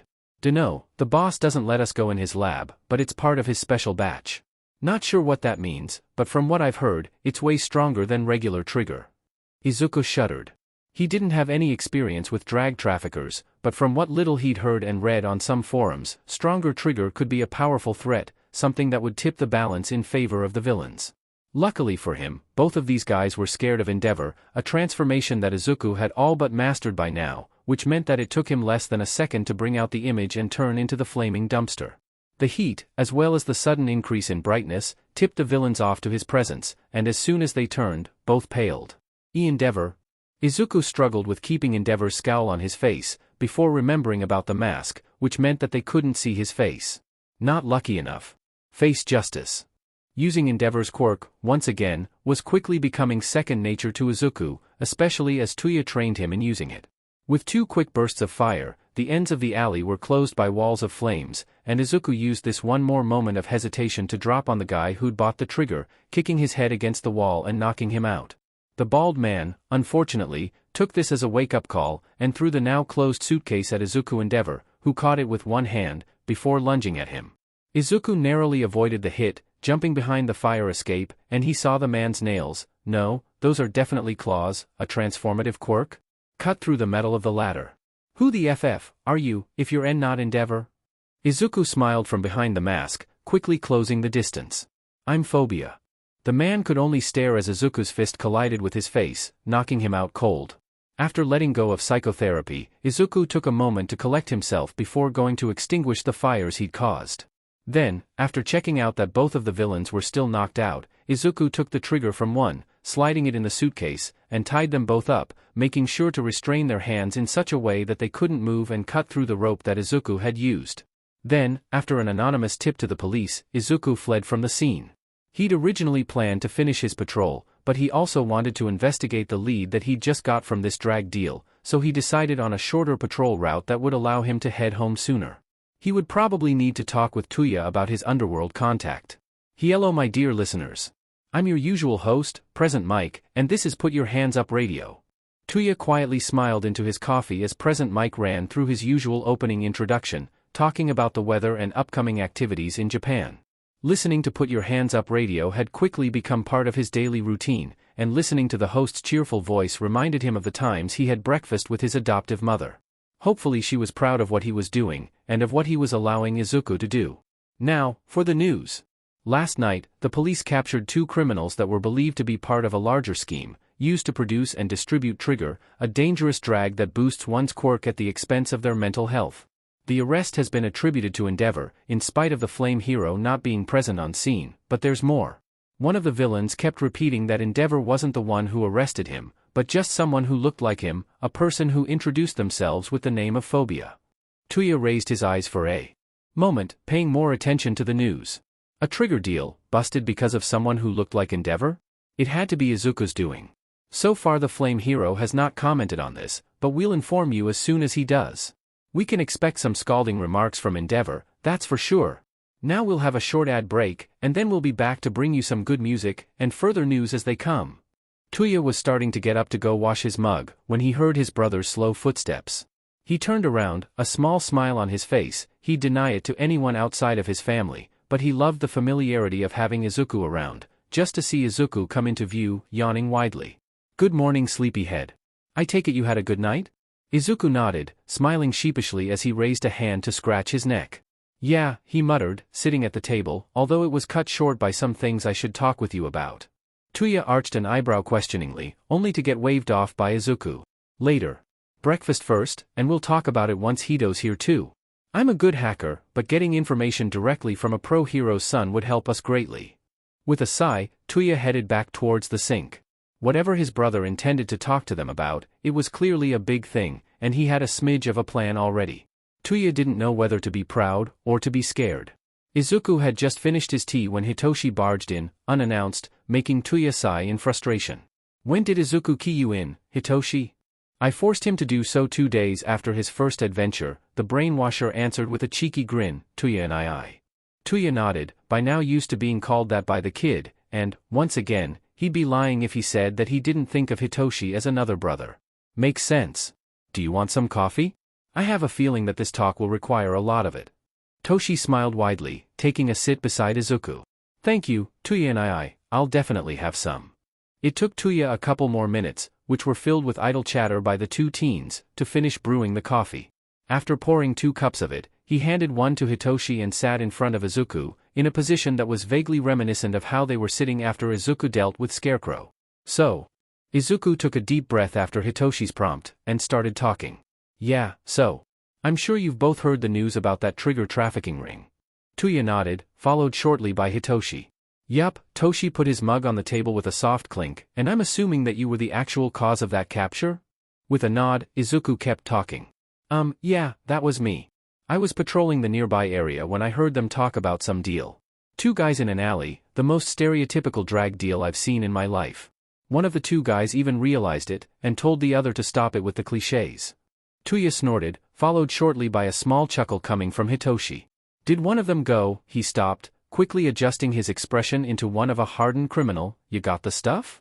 Even Izuku couldn't hold himself back, letting a small bout of laughter come out at Hitoshi's face and tone. It took them all a couple of minutes to calm down from those giggles, but when they did, they immediately went back to business. Well, long story short, Izuku resumed from where he'd stopped. I caught them both, anonymously tipped the police, and fled with a couple of things.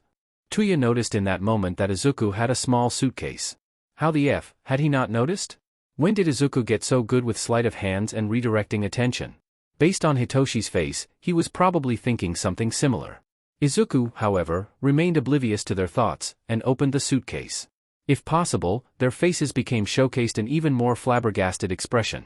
Zuku, what the F dashed a. Yeah, I know. I took the money they were using for the deal, and we'll come back to that in a moment. The other things I got are far more important. He silently slipped out of the suitcase a couple of folders and a small Ziploc bag, filled with some syringes. These, Izuku continued, gesturing to the folders, are all names of potential informants. The dealer, a guy with some kind of claw quirk, mentioned that they all have a bit of a reputation to be guys that will gladly spill a number of secrets rather easily. Tuya picked one of the folders, opening it and scanning its content. The name and face weren't any he was aware of, although he had been out of the underworld for a bit, and his contact hadn't really sent him much. And those syringes? Hitoshi's question refocused the conversation, making Izuku shrug. Apparently, they're a special batch of trigger. I'm going to take them to my lab and try to see what's so special about them. This, however, leads me to a small issue. Tuya felt a shiver run down his spine. What would that be, Zu? Izuku sighed. I can't effectively understand what's the difference between this trigger and the regular batch without having a normal sample on hand. And, he once again gestured to the folders, I don't have the time to track down all these people and grill them for information while still doing what I regularly do. So, as much as I hate it, I kinda have to ask you to get me in touch with your contact, Tuya. Hitoshi's eyebrows furrowed. Contact? It was Tuya's turn to sigh now. Before he started explaining, his lips slightly pursed as he did so. I was a small-time criminal for a bit, after running away from my biological father, until Izuku found me. Someone took pity on me and took me under their wing, giving me easy jobs that allowed me to squirrel away enough money to survive. When Izuku decided to go vigilante, I offered this contact if we ever needed to gather information or network a bit. Tuya tiredly rubbed his eyes. I didn't think we'd need him so soon. Hitoshi listened intently, before nodding. I see. And, is this guy going to help us? Tuya shrugged. He's an information broker, willing to get anything to anyone who pays him properly for those services. Izuku nodded. I assumed so. And that's why I'm glad I took that money from them. Tuya looked at the money for a couple of seconds, silently considering the situation, before nodding. I'll get in touch with him. I'm sure he won't mind giving us some information, and maybe even putting us in touch with some of these guys. Besides, he stopped to take a sip of coffee, inwardly wishing for something stronger than coffee. Understanding what we're dealing with would definitely give us an informational advantage. Izuku nodded at that. Yeah. I don't know much about trigger, but enhancing it even further would require quite the amount of resources. Hitoshi groaned, putting his head on the table. So I'm basically abetting vigilantism now. If Dad finds out, I'll be grounded for a bit. Hell, he'll probably ground you too as well. Izuku turned to look at Hitoshi, a confused expression fixed on his face. He's not our dad though. Yet. He's not your dad yet, Zuku. A couple of days passed quietly, as Tuya texted back and forth with his mysterious contact, trying to set up a time and place for a meeting. Izuku used that time to improve his support gear and Tuya's a little bit, mostly by making them sturdier and harder to slash through, while also starting the analysis of the trigger he'd got from the deal. Even for someone who hadn't seen the basic form, this was a wonderful creation, and whoever had made it deserved a number of Nobel Prizes for their understanding of chemistry, quirks, and biology. Wait, explain that again? Izuku, after making sure that nothing would explode or catch on fire, took off his safety glasses and put them on his working bench, before turning back towards Hitoshi, who was lazily laying on the couch. Okay, you know how trigger works, right? Hitoshi nodded. More or less. It basically removes the natural inhibitors that our body puts on our quirks, allowing whoever takes a dose of it to basically use their quirk to levels previously unprecedented. Izuku made a so-and-so motion with his hand. Close, but no cigar. I did a bit of research on my own time. Hitoshi snorted at that, but Izuku ignored it, and I'm pretty sure that regular trigger just lowers those inhibitors a bit. Not enough to make any quirk dangerous to its user, but definitely enough to make them more dangerous to everyone else. Unfortunately, Izuku huffed, fixing a stray strand of hair behind his ear, those inhibitors are dangerously close to the amygdala, the area in the brain that handles impulses and compulsions, as well as fear. This explains why so many people tend to lose their sanity if they use too much trigger. the inhibitors get damaged over time, and eventually the damage spreads to other parts of the brain, leading to an overload of the fear glands and, if the damage spreads too much, to eventual memory problems and, if the addiction is untreated, death. Hitoshi nodded, unsure of where Izuku was going with this, and a bit unsettled by the explanation. Well, this trigger takes that base formula and throws it out of the window. It completely removes the inhibitors for a small amount of time, but this doesn't damage them as much as regular trigger does. Presumably because most of the damage will be dealt to the body, I assume. So, if I've got it correctly, it means that if this formula was refined slightly, it would make for one hell of a quirk-boosting drag that could, potentially, save lives? Izuku nodded excitedly. Yeah. I mean, think of what would happen if this formula was refined enough to leave the inhibitors on at a low enough setting to not damage the body. A healing quirk boosted to its maximum potential could save an immense number of lives. Think of it in the hands of a good healing hero. And that's ignoring the fact that this taps into gene combinations that we haven't even thought of yet. Hitoshi frowned, confused. Wait, you're losing me again. Izuku stopped, took a deep breath, and started talking again. So far, quirks were mostly considered something that is there, and no one knows exactly why, okay? Well, if my theory about how trigger works is correct, this is only a specialized formula that can be generalized and, potentially, used to boost the body in different ways. Imagine, if you will, a generalized trigger that can temporarily boost one's mental capabilities, or reflexes, or speed up their healing. It's something that would take a long while to develop, but if possible, it could save millions of lives, and make heroics a much safer job. Hitoshi had caught up. Whoever made that drag was one hell of a genius. Probably deranged, and certainly not following a good sense of ethics, but definitely a genius. Tuya opened the door, silently checking that nothing was going to explode in his face, before making his way in the room. We have a date, Zu. Tomorrow night, at 10 p.m., at one of the warehouses in the outer Muzurafu area. He said he's bringing 2 guys who are interested in knowing more about the trigger situation, and that we're allowed to bring our own extra, as long as it's not a hero. Izuku started considering his options, but he didn't manage to go far. Well, I've been wanting to sleep over for a while now, and I'm pretty sure that tomorrow is Dad and Pop's date night. Are you sure, Hito? Hitoshi shrugged. Yeah. I know you've had a bunch of spare armor on the side, and I've already seen that modified AVC that included a visor and doubled as a gas mask. Besides, Hitoshi continued, sitting up and stretching slightly, I've been sparring with you every now and then, and Dad's ran me through a bunch of obstacle courses whenever I asked him to or I was bored. I can hold my own, and I'm not letting you meet with some calloused villains on your own. Izuku sighed, looking at Tuya, who simply shrugged. It's your choice, Zu. I'm coming with nonetheless, and he's expecting you already, so. With a groan, Izuku nodded. Fine. Call your dads and see if you can stay over, then we'll see if your gear fits. Izuku quietly snuck down from an open window, before opening the door for his brothers. Thanks, Phobia. He smiled under the mask. Not a problem, Dabi. Come in, third degree. Hitoshi's costume took a lot from Eraserhead's aesthetic, being composed mostly of a dark jumpsuit with some black body armor, but it differed from it because of the obvious lack of scarf, as well for the fact that Hitoshi's face was covered by the AVC, which Izuku had modified further with a LED display that showed an emoticon intended to mimic the wearer's facial expression. Tuya had a similar mask, just without the AVC, although aesthetically it looked identical. Izuku's mask was the only one that differed, as it was more similar to a gas mask, while completely obscuring his facial features. Hitoshi had also proven himself to be extremely capable with guns, so Izuku had entrusted him with a couple of revolvers and a bunch of rubber bullets, just in case. Hopefully they wouldn't need them. It looks like they're not here yet. Are we sure that this is the place, Dabi? Tuya nodded. Yes, third degree, these are the coordinates that Jiren sent me. And, just as he'd finished the sentence, Izuku turned his attention to a point just under a lamp, where a puff of purple mist had appeared, and was slowly increasing in size, until it became as tall as an average-size man. From the mist emerged a middle-aged man, which immediately made Tuya relax, followed by a guy in his early 20s and, last before the mist portal closed, a person dressed like a waiter with a head made of purple fog, presumably the user of that strange transportation quirk. Sorry for the delay, Dabi. It took us a bit longer than expected to collect our things. Not a problem, Jiren. Would you mind introducing your associates to us? The middle-aged man nodded, pulling a cigarette out of nowhere and lighting it, before gesturing to the mist man. Greetings. We are the League of Villains. The younger man, who was covered in hands. What the F-? took a step forwards, looking slightly deranged as he scratched his neck. I am Tamura Shigaraki, he is Kurojairi. Who are you three? I can assume that the emo F is Dabi, but I don't remember being introduced to either of you. Izuku took a deep breath, stepping forwards. I'm Phobia, their third degree. Shigaraki's eyes widened slightly from under the hand that he had on his face, and honestly, how the hell did he see?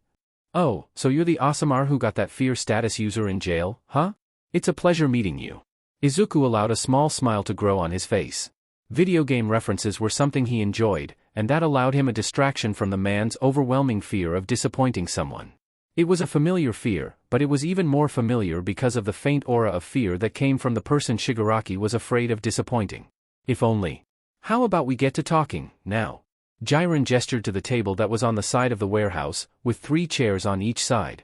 Shigaraki started heading towards it, with Kurojairi in tow, and Izuku wasted no time in following them, pulling Hitoshi with him. Tuya and Jiren were the last ones to reach the table.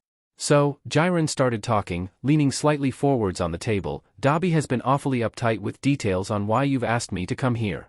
Would you mind enlightening us, Phobia? Izuku nodded, swallowing.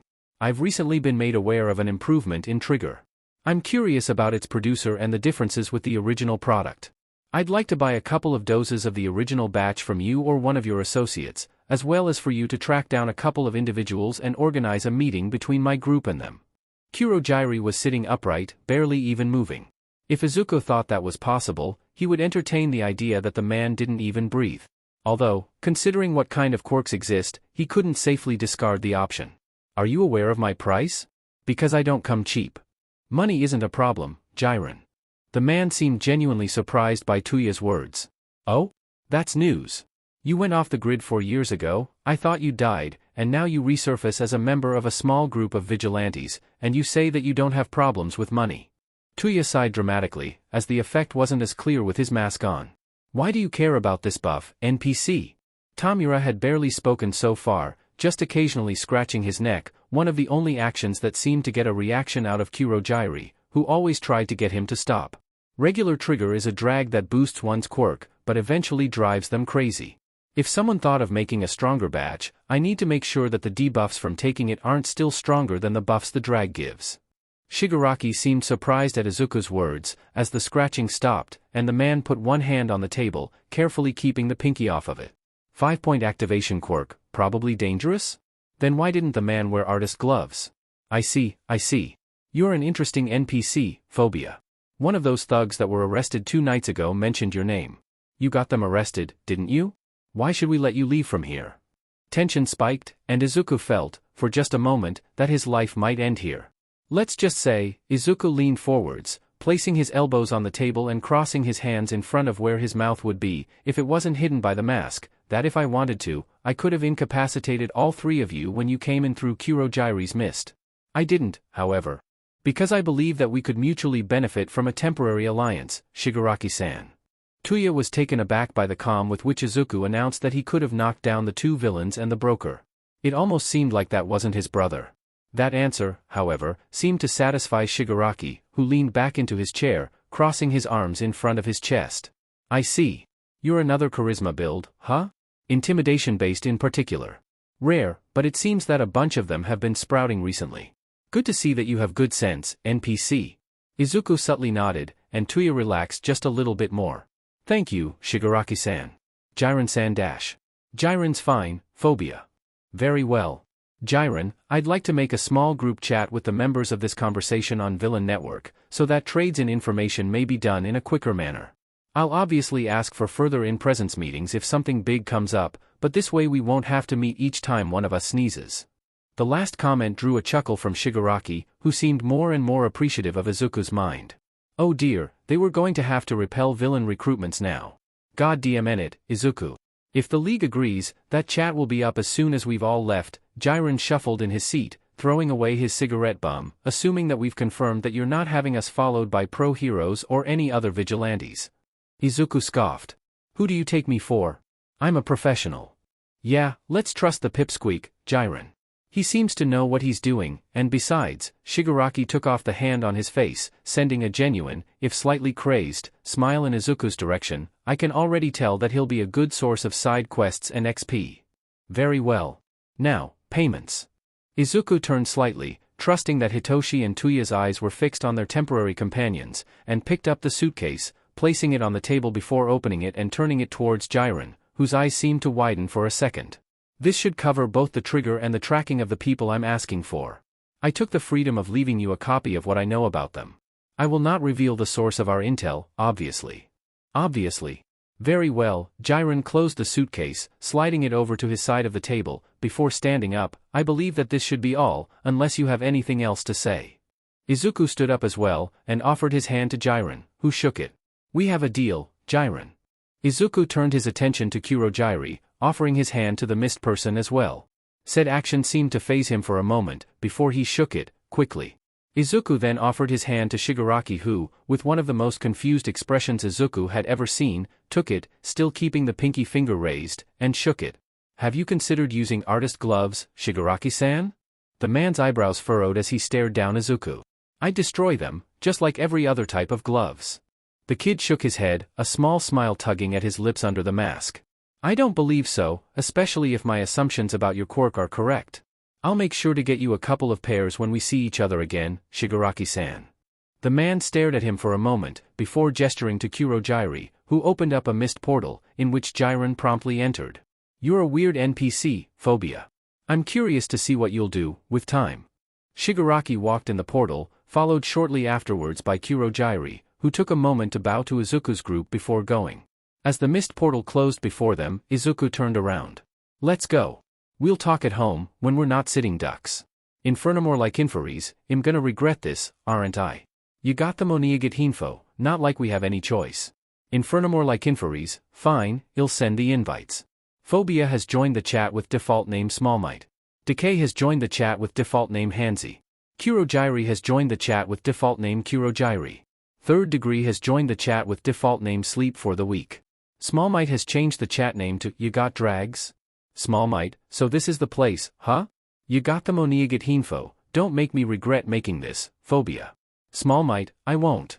Hanzi, what the F is that nickname? Sleep for the Week, LMAO, I'd forgotten your nickname. Jiren, predictably, proved himself to be a rather reliable broker, as within a couple of days, Tuya came home with a small package in his grasp. I had my doubts about the chat, he muttered, shrugging off his coat, but honestly, I don't regret it as much anymore, considering that the alternative would have been to have Kurojirai drop this on our front porch. Izuku snorted, taking the package from his brother and quickly checking its contents. After finding them to be what they were expecting, a couple of doses of, presumably, regular trigger, Izuku nodded, closing the package and placing it under his own arm. Yeah, that would have been unfortunate. We may have an alliance with them, but I'm not going to trust a group called the League of Villains until I have undeniable proof that they're actually decent people. And, he added, getting up from the couch, I'll have to inform Jiren that the package arrived in perfect condition, just as we'd agreed on.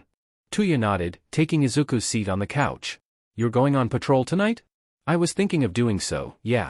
Shigaraki-san gave me a couple of names from his list of acquaintances that he thinks might get me some further intel on drag deals and the Trigger Cartel. Tuya frowned slightly. Why would he do that? Izuku answered with a shrug. Honestly, I have no idea. He said that he was bothered by them using cheat codes. He made air quotes with his fingers while saying that, so it's probably a matter of not liking drags. Tuya shook his head, confused. As long as he gives us information and he doesn't put us in active danger, I won't burn him. Tuya, what did we say about arson? That it's better than therapy? Izuku scowled at his brother, who answered with a cheeky grin. I'm kidding, Zu. But I've already told you that my main priority is keeping you safe, so if he puts one toe out of line, it's his butt. Izuku sighed, rolling his eyes. I know, too, and I appreciate it, but you can relax. I know how to handle myself. Hanzi, oi, Asamar. Smallmight, yes, Shigaraki-san? Hanzi, I'll never get used to your nickname. Smallmight, that's half of the appeal. Hanzi, anyways. Hanzi, you've got a nifty quirk on you, right? Hanzi, I've heard some stuff about it, although no one knows for sure what it is. Hanzi, then why aren't you using it to be a hero? Smallmight, tough question. Smallmight, there are some limitations outside of my control. Smallmight, so I'm using what I have to deal with the issues in my area however I can.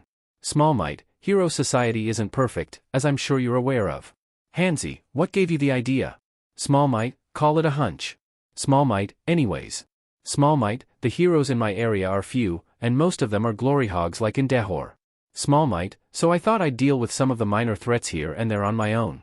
Hansi, why not become a villain? Hansi, I mean, you see that the game is rigged. Hansi, you could just grief it all and force a new game on society. Small Might, I could. Small Might, but that would prove some people right. Hansi? Small Might, you haven't reached the third hope fragment yet, Shigaraki-san. Small Might, that part of my backstory will be locked for a little bit longer. Hansi, fucker. Small Might, but? Small Might, I'll tell you that my quirk isn't exactly likable, nor hero-like. Small Might, and some people didn't like it when I said I'd be a hero with it.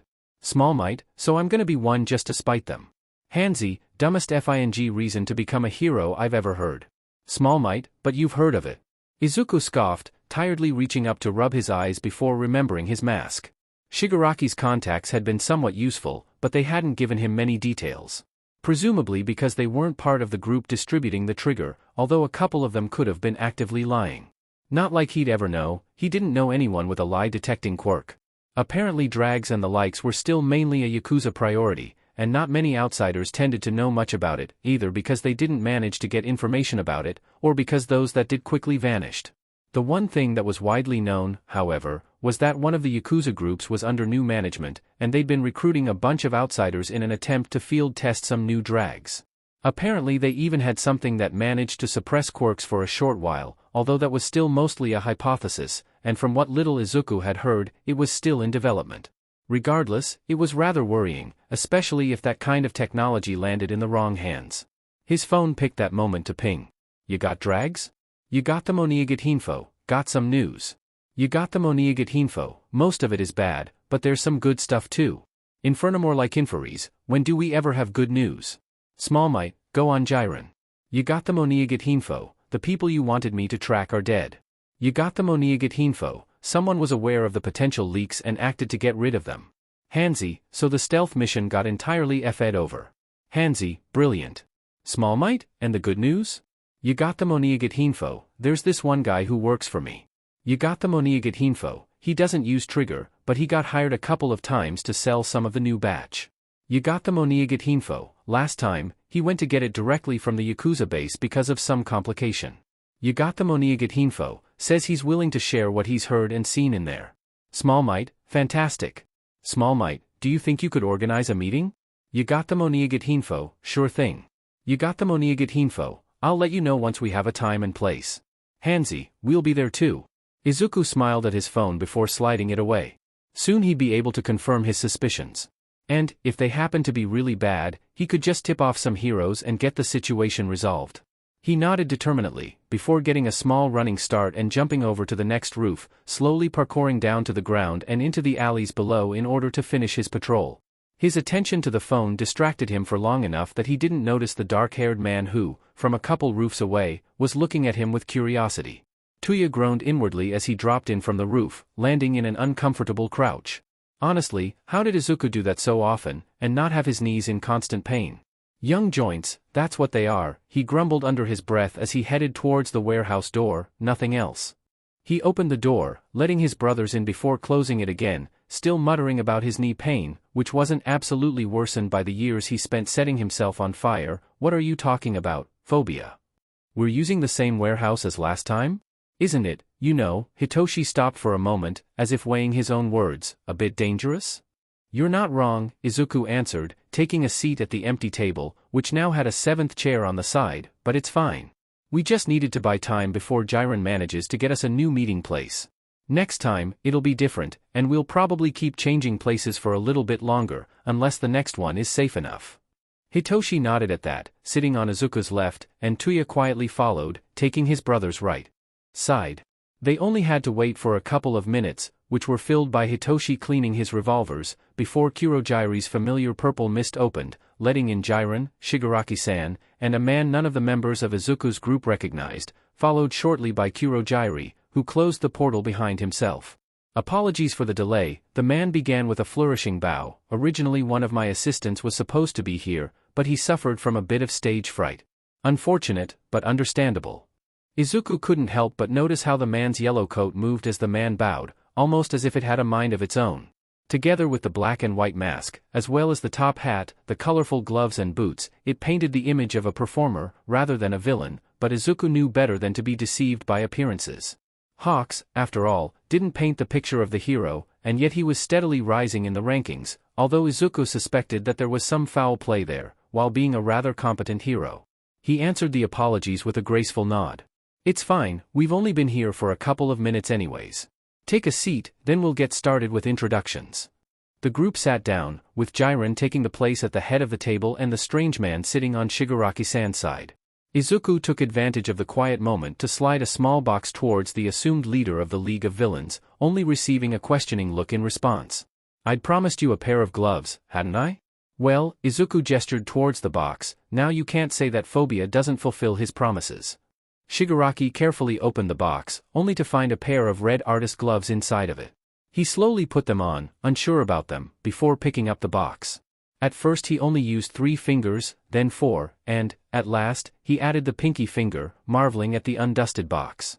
Kurojire's face betrayed a slight appreciation for Izuku's gesture, although it was rather hard to read.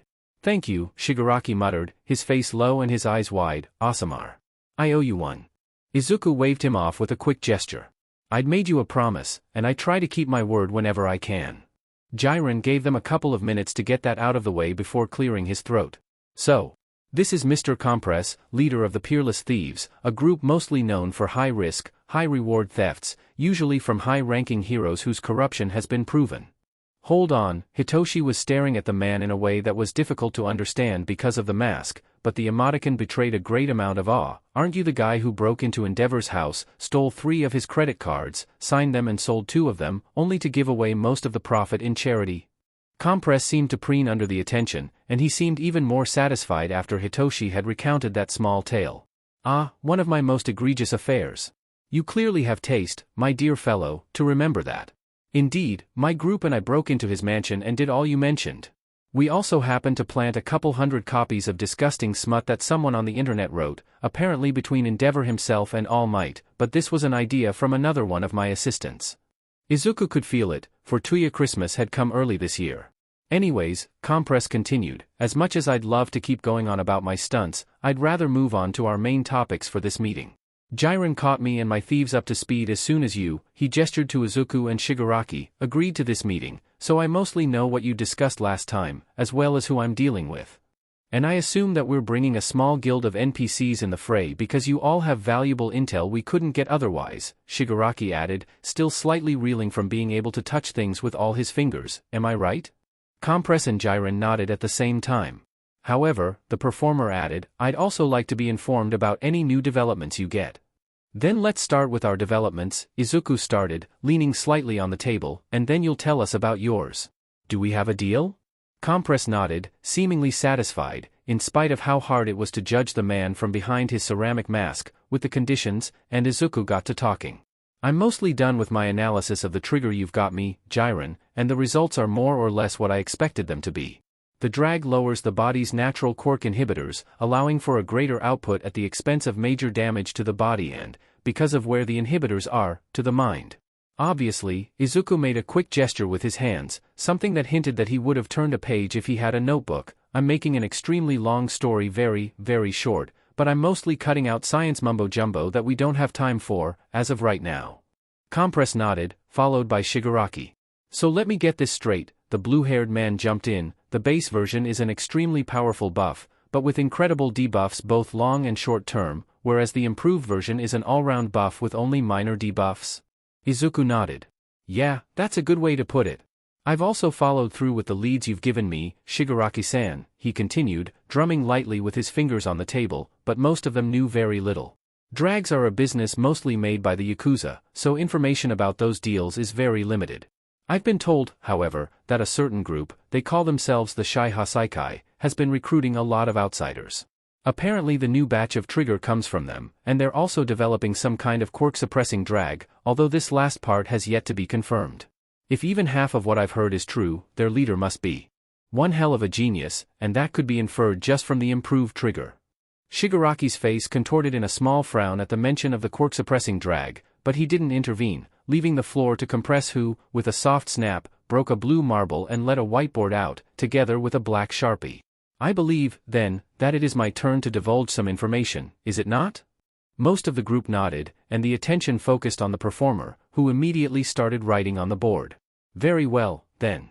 As I'm sure our magnanimous Jiren has informed you, Compress made a wide gesture to emphasize the information broker's role. One of my thieves infiltrated the group our dear Phobia has just told us about. He's been hired mostly to sell trigger around a small block, nothing big yet. Some of the regular trigger you got, Compress focused his attention on Izuku, we actually recovered thanks to my assistant. Then, if you'd be so kind, give him my immense gratitude. We've gained a great amount of information about the drag and its superior batch thanks to your inside man. Compress nodded, proud of his subordinate, and, after that brief interruption, got back to explaining. So, my wonderful assistant recently got invited in the Shai Hasaikai's headquarters to recover a batch that he needed to sell. Apparently his middleman had an accident and couldn't make it, but this isn't that important. What is important, he produced another marble, which was promptly placed onto the table, is what he was asked to sell.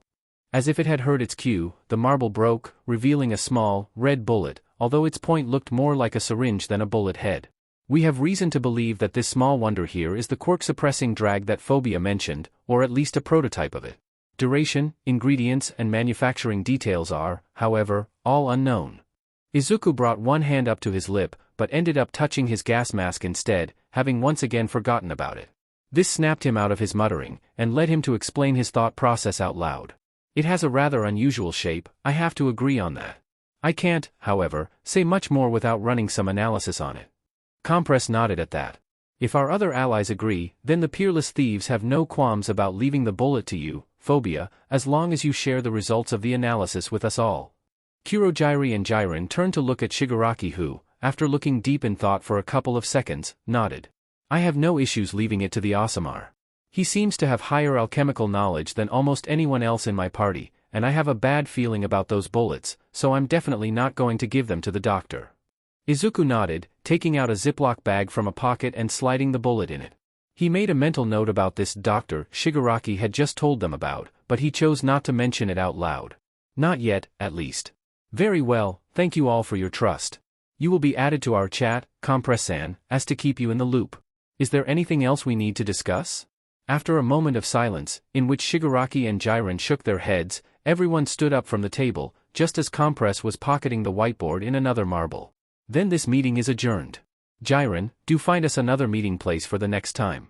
We're doing our best to avoid suspicion, and using the same place a third time might be inviting the heroes on our doorstep. Izuku groaned, sitting up. Another one of the bad nights in which he couldn't sleep. Luckily they didn't happen as often as they did when his mother's death was still fresh, but every now and then, he had one of these nights in which he kept tossing and turning without managing to fall asleep. The silence in the house hinted that Tuya had already fallen asleep, another unusual coincidence, especially considering the man's caffeine addiction. Izuku was just about to try curling up in bed and sleeping again, when his phone buzzed. Hanzi, Osamar, you awake? Small Might, unfortunately. Small Might, FING insomnia. Small Might, did you need something, Shigaraki-san? Hanzi, you're having a sheet night too? Small Might, yeah. Small Might, since Mom died, I have bad nights in which I can't sleep every now and then. Small Might, anyways, what are you doing up? Hanzi, bad night as well. Hanzi, I had a proposal. Small Might, murder is off the table at least until we find someone we both agree is a sheet human. Hanzi, DMN, that was my first option. Hanzi, all jokes aside. Hanzi, wanna play some games? Small Might, for realsies? Hanzi, no, as a joke. Hanzi, OFC I'm serious, Osamar. Small Might, alright. Small Might, let me just hop on Discord. Hanzi, fine, be quick though. When the screaming started, Tuya had immediately fallen off the bed, and thought of the worst. So, after taking just enough time to put on the support items Izuku had made, he rushed out of his room, through the kitchen, and towards Izuku's room. However, as he got closer and closer, the yells got more defined, and he eventually managed to understand some of it. You kidding me? I had him cornered, and UF let him out? A few seconds of silence. Yeah, no shit, I saw that, moron. Now go get that gun, before he gets it. Tuya slammed the door open, leveling Izuku with a filthy glare. What the FS going on here? Izuku, in his defense, immediately looked ashamed.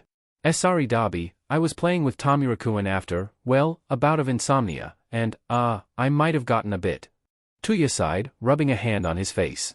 Yeah, I can see that. Finish the game, keep it down, and then try to get some sleep.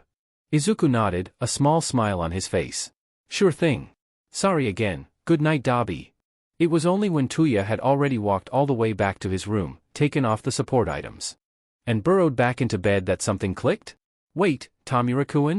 Hanzi, I'm saying it again, that last shot wasn't my fault. Small Might, sure. Small Might, and I'm actually a midget. Hanzi, considering your height. Small Might, oh shut up. Small Might, I'm still growing. Hanzi, if you say so XD.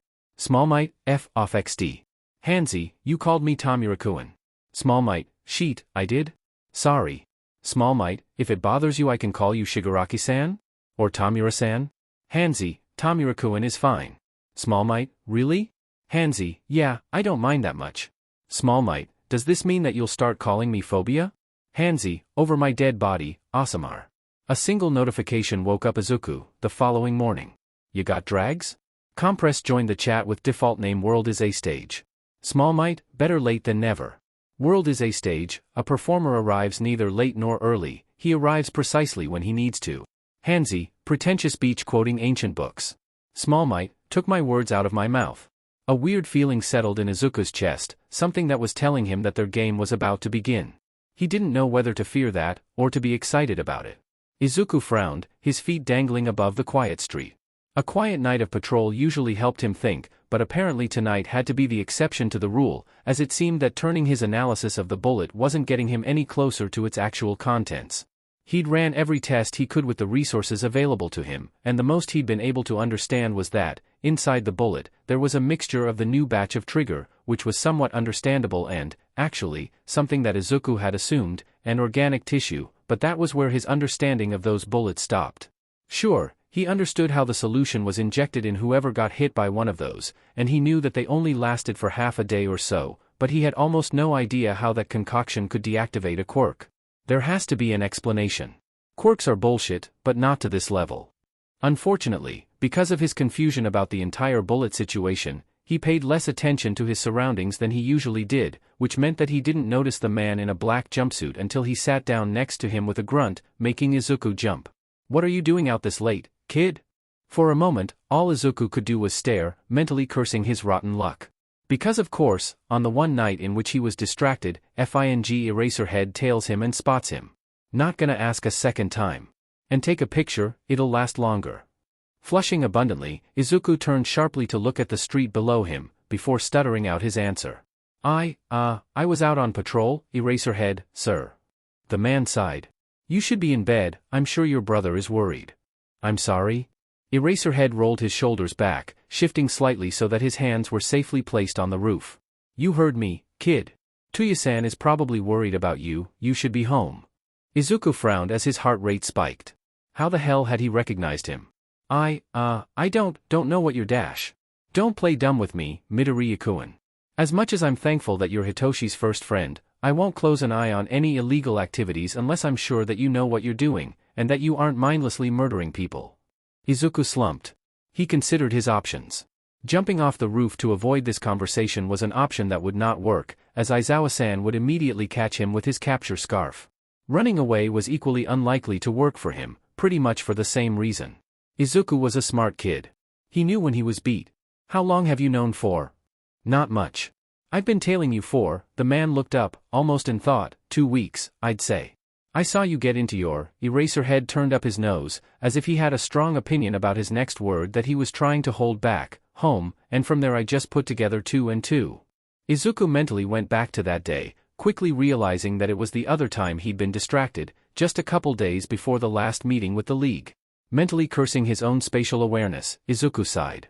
At least it hadn't been on one of the meeting days. Silver linings and all that stuff. Great. What now? I mean, he stopped, straightening himself a little bit, I'm a vigilante, you're a pro hero, I broke a law or 2, all that stuff. I'm not going to arrest you, me dash. It's phobia, when I'm on the job. Eraserhead took that moment to properly look at Izuku, before nodding.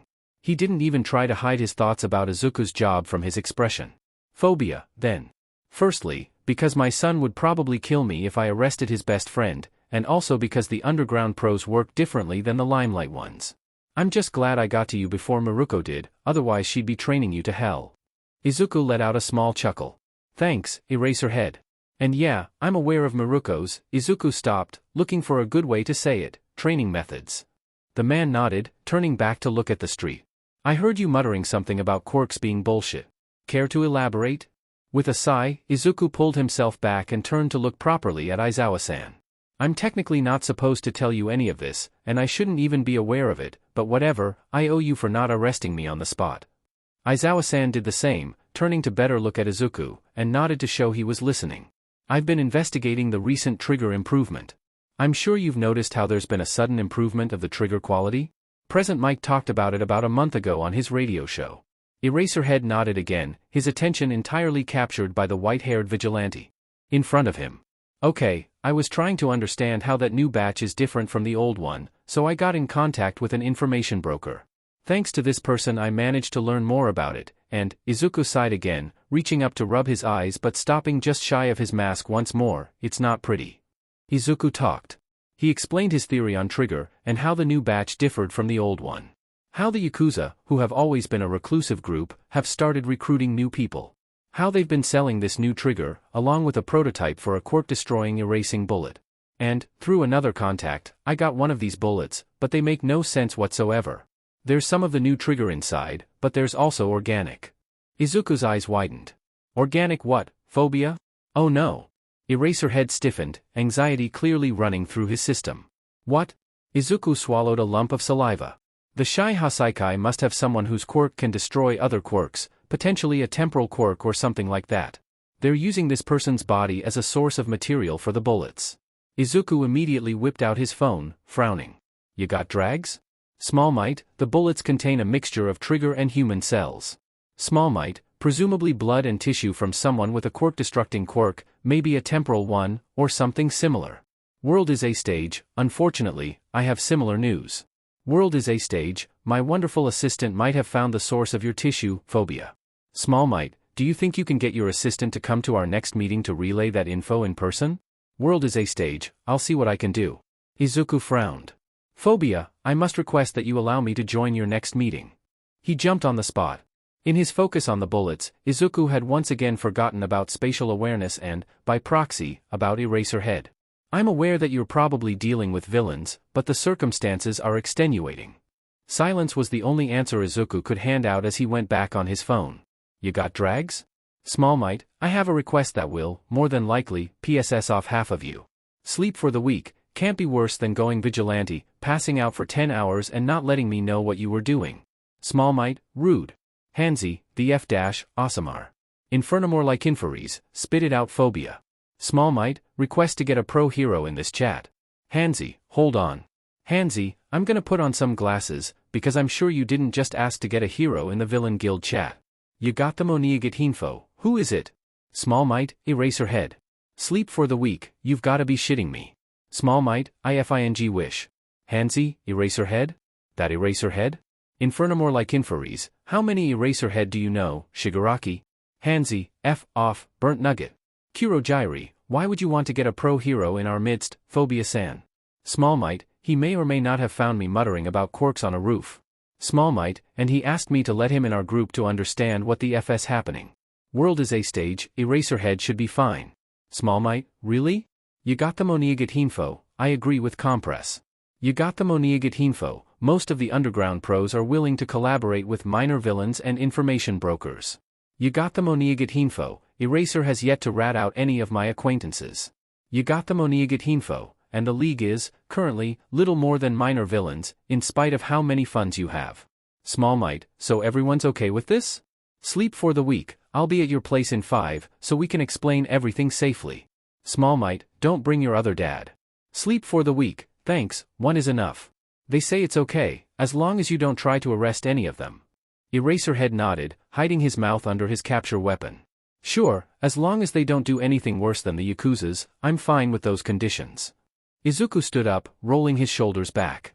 We're going back to my place to give you all the information we can. Aizawa-san raised an eyebrow questioningly.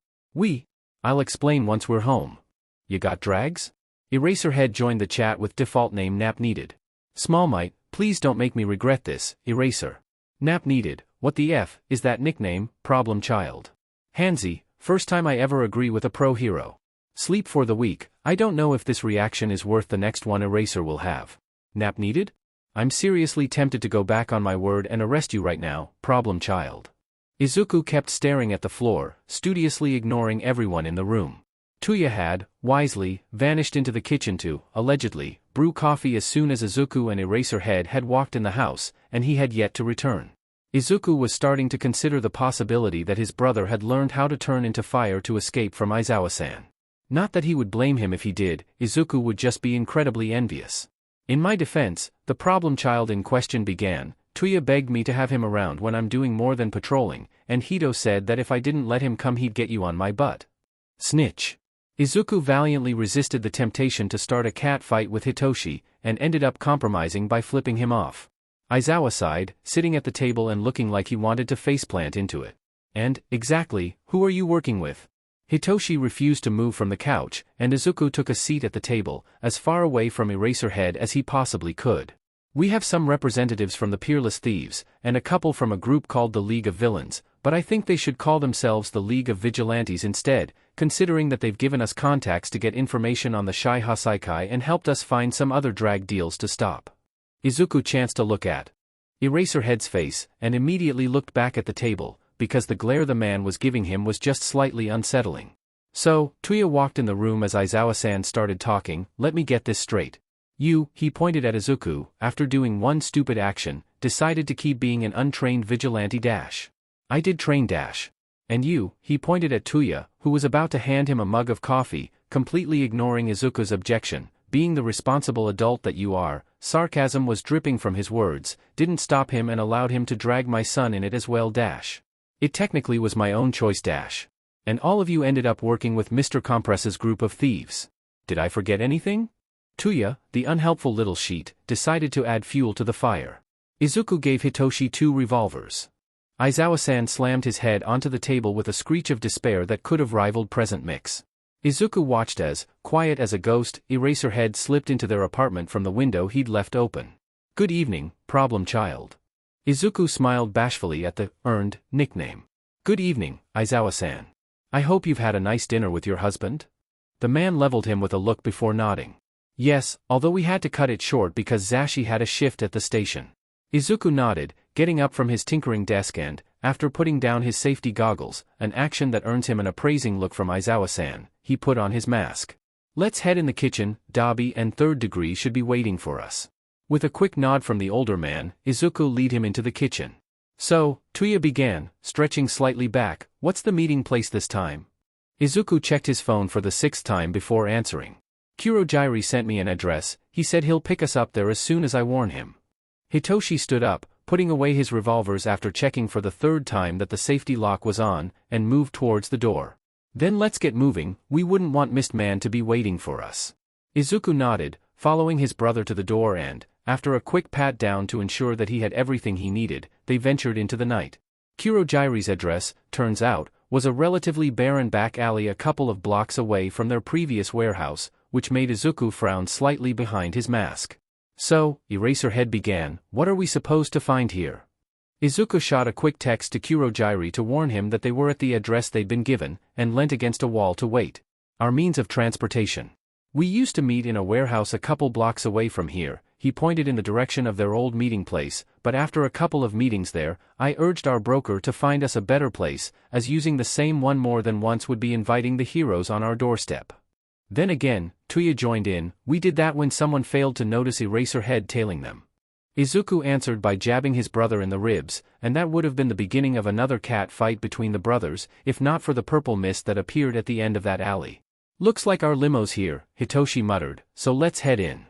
With a nod and a deep breath, Izuku stepped through the mist, followed by the rest of his group. After the momentary blindness caused by the sudden change of light, Izuku took in his new bearings. They'd been warped in a bar he didn't recognize. Most of the furniture fit the bill for the place, except for a TV that was put in a corner, and was currently turned off. Kurojairi was behind the bar, polishing a glass, while Tomirikuan, Jiren, Compress-san and, presumably, the latter's assistant were already seated at one of the larger tables. Tomura-kun, for whatever reason, seemed particularly anxious, as he kept fiddling with the edges of his shirt. "We apologize for our delay," Izuku began, approaching the table and taking a seat. "There was a bit of traffic on the rooftops tonight, so we struggled in getting to our meeting spot."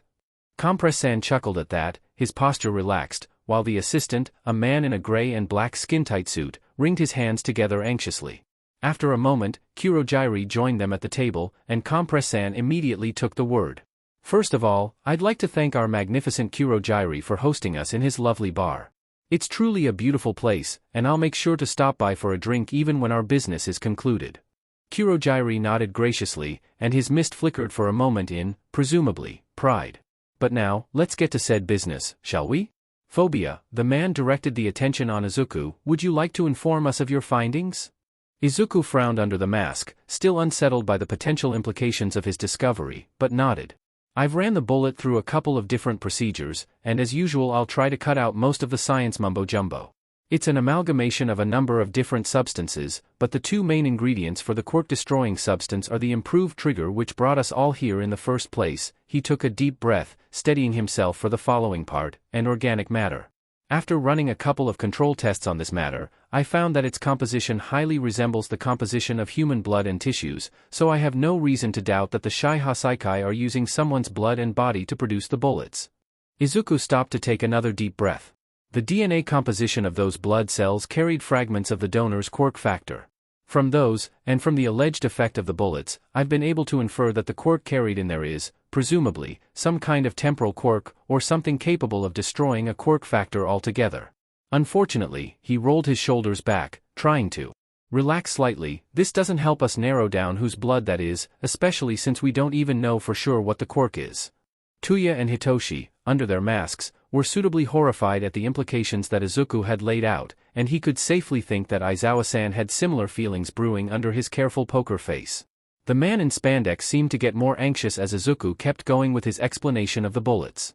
"The last thing that came up from my analysis," Izuku continued, quickly approaching the end of his debrief, "is that the bullet's effect is only temporary.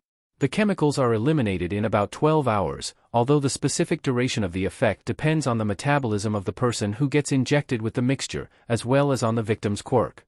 "Thank you for your debrief, Phobia. As I've mentioned in our chat," Compress-san intervened, "my assistant might have managed to find your donor twice. Would you mind giving us a brief description of what you saw in there?" The man in spandex nodded frantically. "Sure thing, boss. No, F off." Izuku frowned at that, noticing Tomura-kun do the same, but as the other man said nothing, Izuku followed suit, staying quiet. Twice-san seemed to relax slightly when no one commented on his peculiar speaking habits. "The boss had asked me to try and get cozy with the Shai Hasaikai to understand better where their trigger was coming from." "No, he'd asked you to steal their formula, dumbass. Besides the point. Anyways, the man was fiddling with some kind of measuring tape that came out of his wrist cuffs. Maybe it was related to his quirk. During my last visit, they had me go through another path in their base. FING underground maze. I could barely navigate it. How the F do they even manage that? And, while I was going through that path, we passed in front of a cell." Izuku had a bad feeling about it. "What was inside the cell, Twice-san?" The man took a deep breath. "A kid. She can't be older than 4, although she looks even younger, considering how thin she is and that she's wearing an oversized hospital gown, but from what I've seen, she's always covered in bandages. She's got white hair, red eyes, and a small horn coming out of her forehead. How the F can you do that shit to a child? You've gotta be a true BSTRD. If I ever get my hands on that guy, I'll F him up." Izuku took a deep breath, quietly trying to push his rage down. Key word being trying. "Let me see if I've understood this properly, Twice-san." In the Shai Hasaikai base, Izuku closed his eyes and crossed his arms in front of his chest, completely unaware of the cold and unbridled fury he was radiating. "There is a kid. She's covered in bandages, suggesting a number of recent wounds. We've recently come into possession of a bullet containing blood and human tissue." A moment of silence followed his words, before he slammed one hand on the table, making a Tuya and Hitoshi jump in surprise. "Are you telling me that the Shai Hasaikai are bleeding a child dry to produce a bullet that can destroy quirks?" Izuku's tone betrayed the same absolute, barely held back rage that he'd been, unwittingly, radiating through his posture. "Twice-san?" Tomura-kun's expression changed, for a moment, in one of recognition, but Izuku paid it no mind, focused as he was on Twice-san. Well, I have no reason to believe otherwise? Yeah, the BSTRDS are bleeding her dry to make those FING bullets. Another deep breath. Kurojire's mist flickered in a recognition similar to Tomurakuin's, but Izuku had to keep his quirk under control, so he ignored those reactions. Eraserhead, he started, his tone flat and emotionless, give me one reason not to murder whoever leads the Shai Hasaikai. I'm trying to come up with one myself, Phobia. That drew a humorless chuckle out of Izuku, and the oppressive atmosphere seemed to lighten immensely. Very well. Thank you, Phobia smiled under his mask, Twice-san, for these valuable information. With Compress-san's permission, I'd like to ask you to get a detailed map of the Shai Hasaikai's compound, as well as any relevant information you can get on them, because we're saving that kid and, if possible, blowing the building up. Twice-san nodded quickly. Jiren, Izuku continued, your job is to get us the explosive. I want them to be hard to connect to any group, and just powerful enough to destabilize the building. I'd suggest using Tomurakuin's quirk, but that's a bit recognizable, and I'd rather not getting him thrown in jail. The broker looked thoughtful for a moment, before nodding. I'll cover the expenses.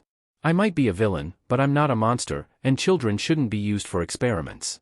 Izuku nodded, glad to hear that. Does anyone have anything else to add? Silence. Very well. Then this meeting is adjourned, and we'll organize a new one when we have all the information necessary to plan the destruction of the Shai Hasaikai. Kurojire, Izuku turned to the Mist Man, who immediately perked up, would you be so kind as to open another gate towards the alley where you picked us up? Thank you. The Mist Man nodded, and a portal of mist opened right in front of the bar's entrance. Tomurakuin stood up, getting closer to Izuku, who only now noticed that he was wearing those gloves he'd got him. Thanks. Under his mask, Izuku smiled again, and he tried to convey that with his body language. Not a problem, Tomurakuin. I'll text you to play again. The last thing Izuku saw, before stepping through the portal, were Tomurakuin's red shoes, and then they were back in the alley. Phobia. Izuku turned back towards Aizawa-san as soon as they'd gotten back to the Midoriya's warehouse. He quickly gestured that Tuya and Hitoshi get inside, that he'd get to them in a moment, and luckily they obeyed. Yes, Eraserhead? The man looked at him for a moment, almost as if he was appraising Izuku, before talking. I didn't say anything during the meeting, as I didn't want to compromise your relationship with your, he weighed his words for a moment, allies. And while I do understand that your conclusion is, unfortunately, the most logical, I'd still rather you didn't do that. Izuku was about to talk when Aizawa-san raised a hand, stopping him. Let me talk first.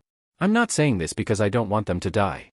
It would obviously be the preferable outcome, taking them in alive I mean, but I'm well aware that, at times, villains can't be taken in alive because of how dangerous they are. And, he took a deep breath, leaning against the wall of the warehouse, considering just what we know about the bullets and the trigger, once the Hero Commission comes to learn of the Shai Hasaikai and their leader, that man will automatically be given at least a S rank as a villain, if not higher, if his quirk is particularly dangerous. Izuku relaxed minutely at this sentence, and let Aizawa-san finish. No, what worries me is that you're a child. You shouldn't have to dirty your hands like so.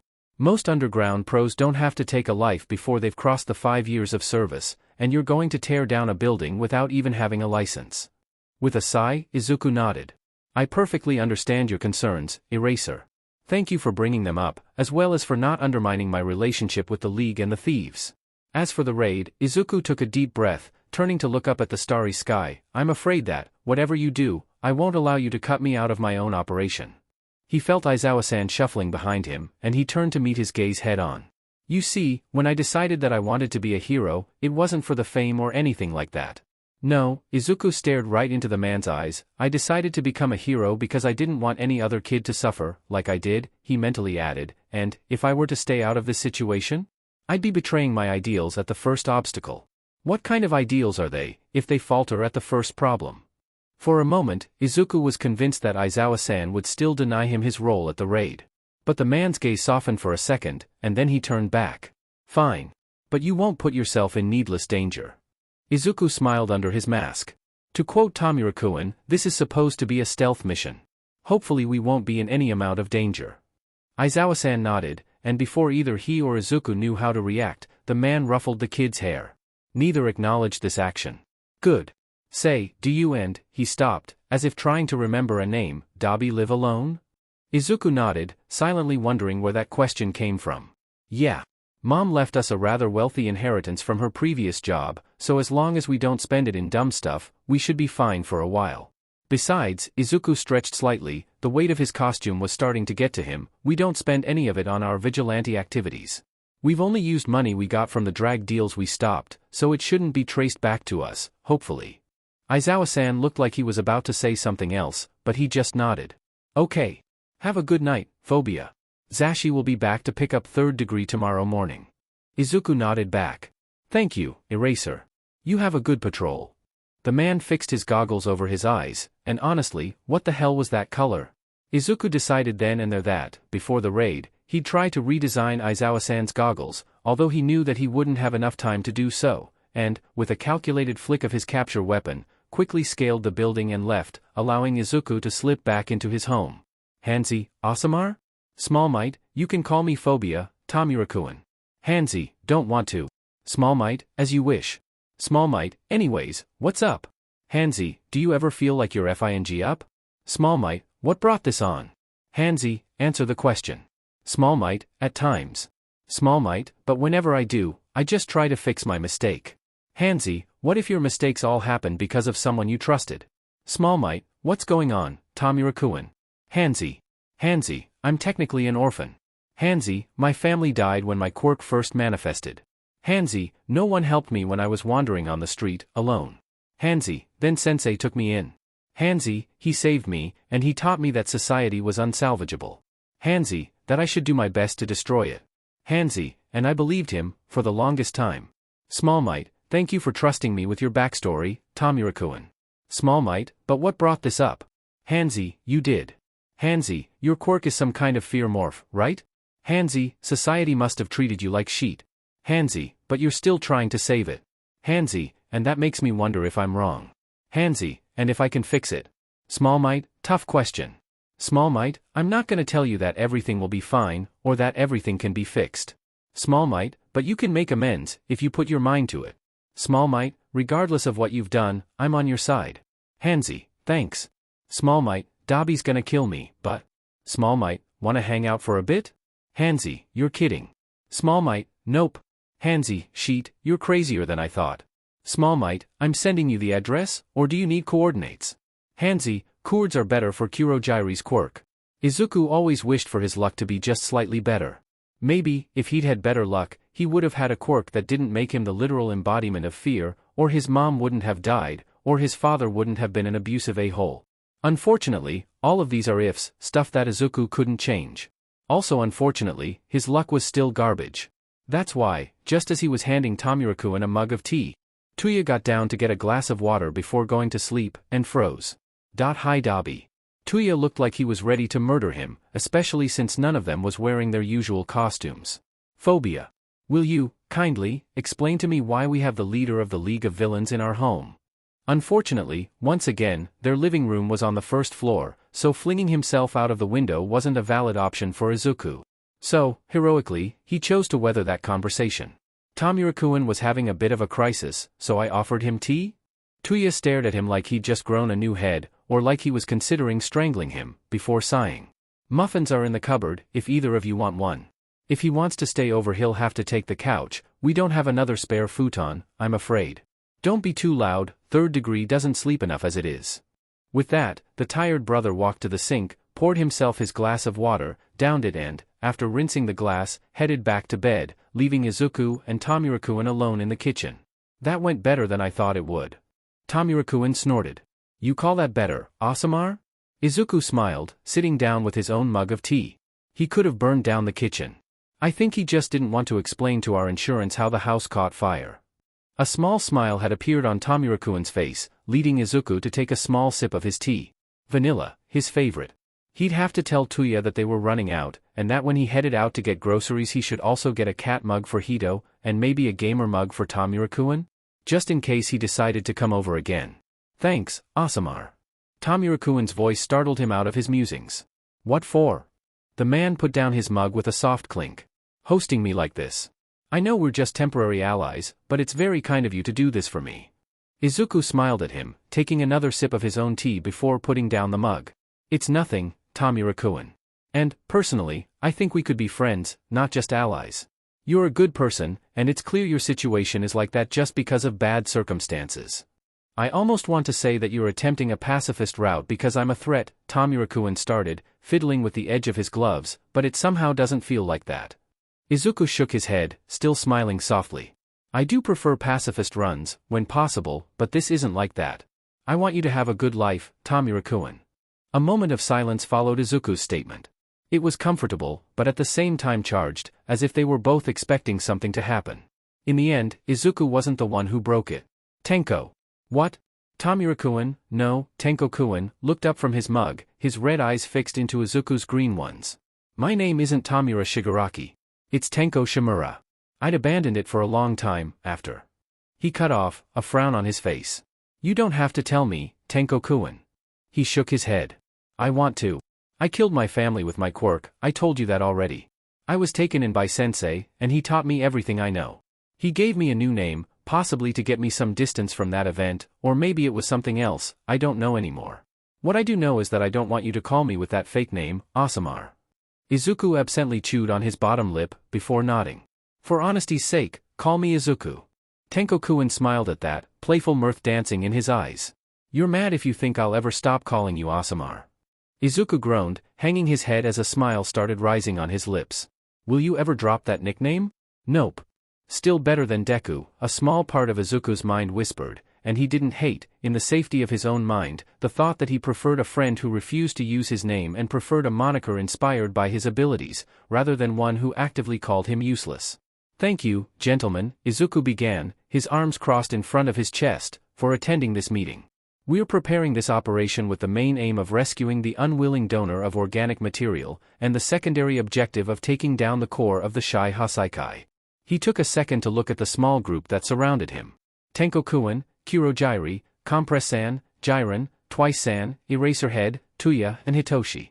2 entire weeks to gather information, fix the support equipment for his group, and design an accurate plan with the information that, tidbit by tidbit, Twice-san was feeding them. It had all led to this. You may leave right now, and I won't hold it against any of you. It goes without saying that those who remain should not mention this operation ever again outside of the members of this group. Any objections or defectors? Silence.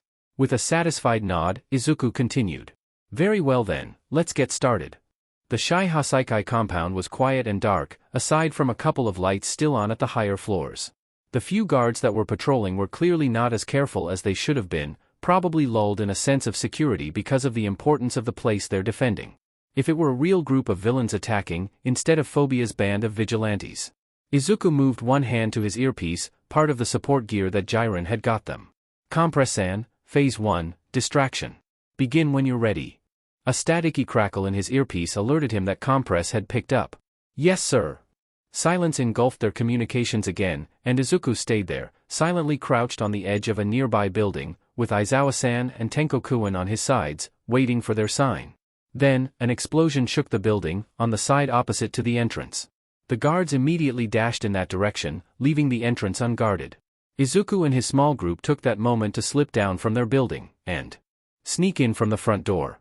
The entrance of the compound had a rather traditional appearance, with wooden floor and walls, and some decorative plants settled in various points in the room.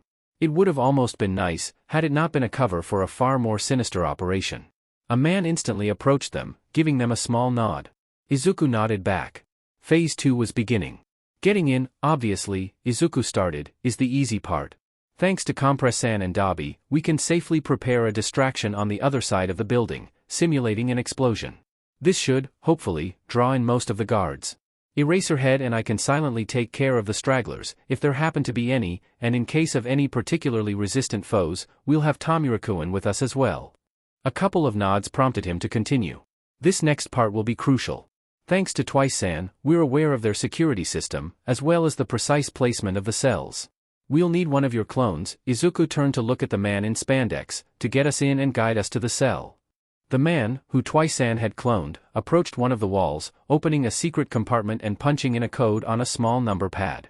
After a second, a quiet beep was heard, and the wall behind the number pad opened, revealing a staircase that headed downstairs. A single shot echoed behind the small group, but none of them paid it any mind. From then on, it should be a walk in the park.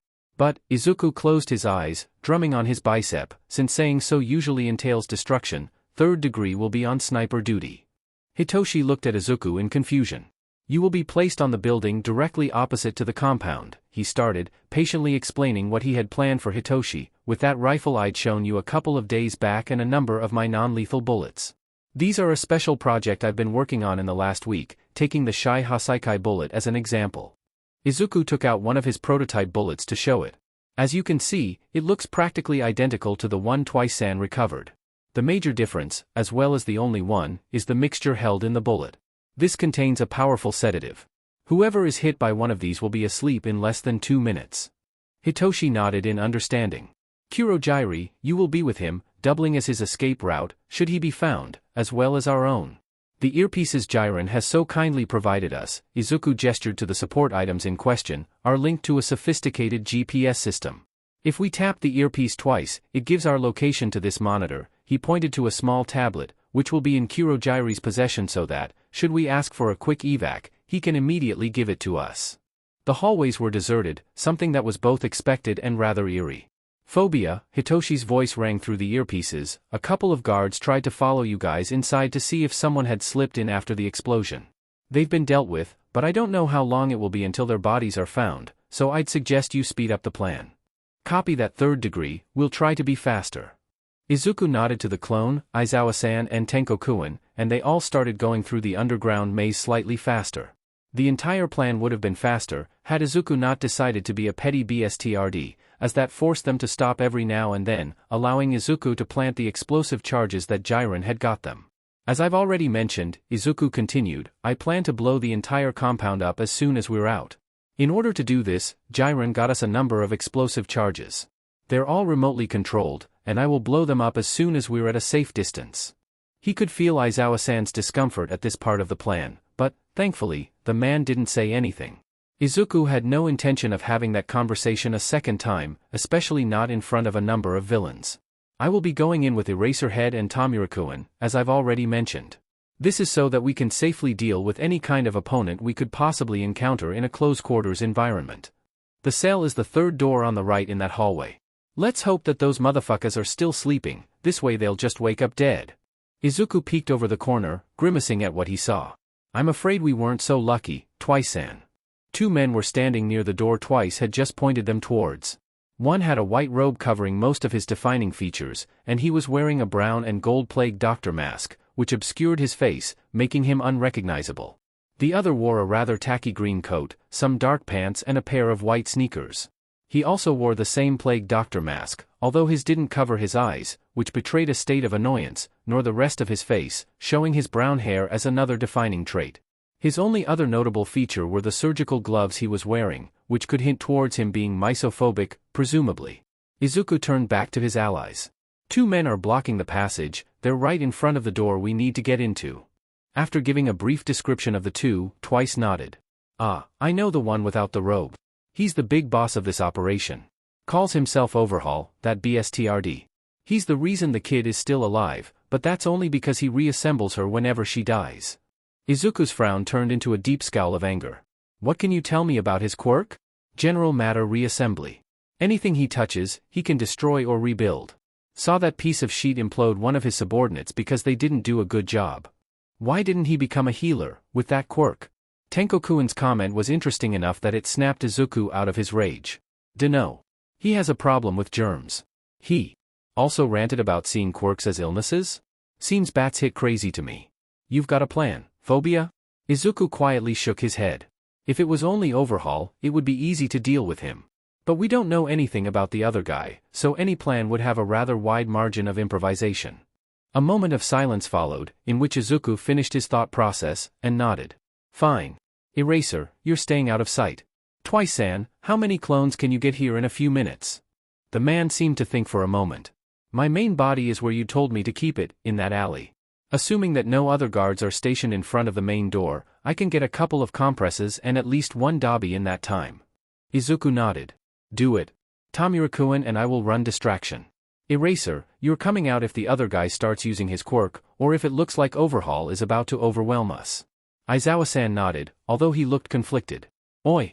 Overhaul and his goon turned to look at Izuku and Tenko-kun, just like he'd assumed.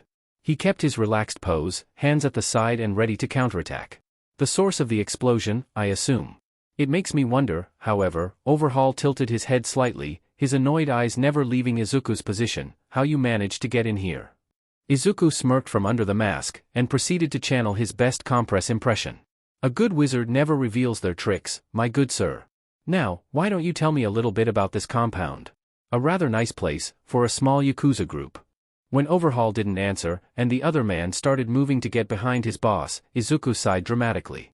It was partially an attempt to get the man to lower his guard, and in part an attempt to keep psychotherapy quiet. The quirk was picking up a rather unhealthy amount of fear coming from the cell, presumably from the girl who was trapped in there, and its form was rather similar to Overhaul's appearance. Well, it doesn't matter. I just need you to get out of my way, Overhaul. The man raised an eyebrow. Oh, someone's done their research. Bravo, he slowly clapped, sarcasm dripping from his every word. Now, just to even the field, why don't you tell me who you are? Izuku tilted his head slightly, as if thinking, before nodding. We, he made a wide, almost dramatic gesture, still imitating compress, are the League of Villains.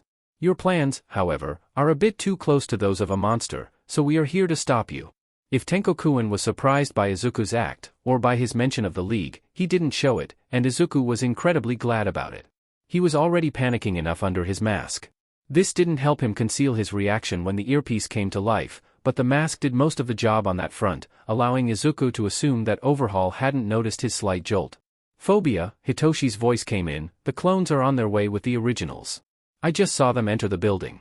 Don't answer, Twice-san informed us of your situation. So, Overhaul, will you get out of our way? The man appeared thoughtful for a moment.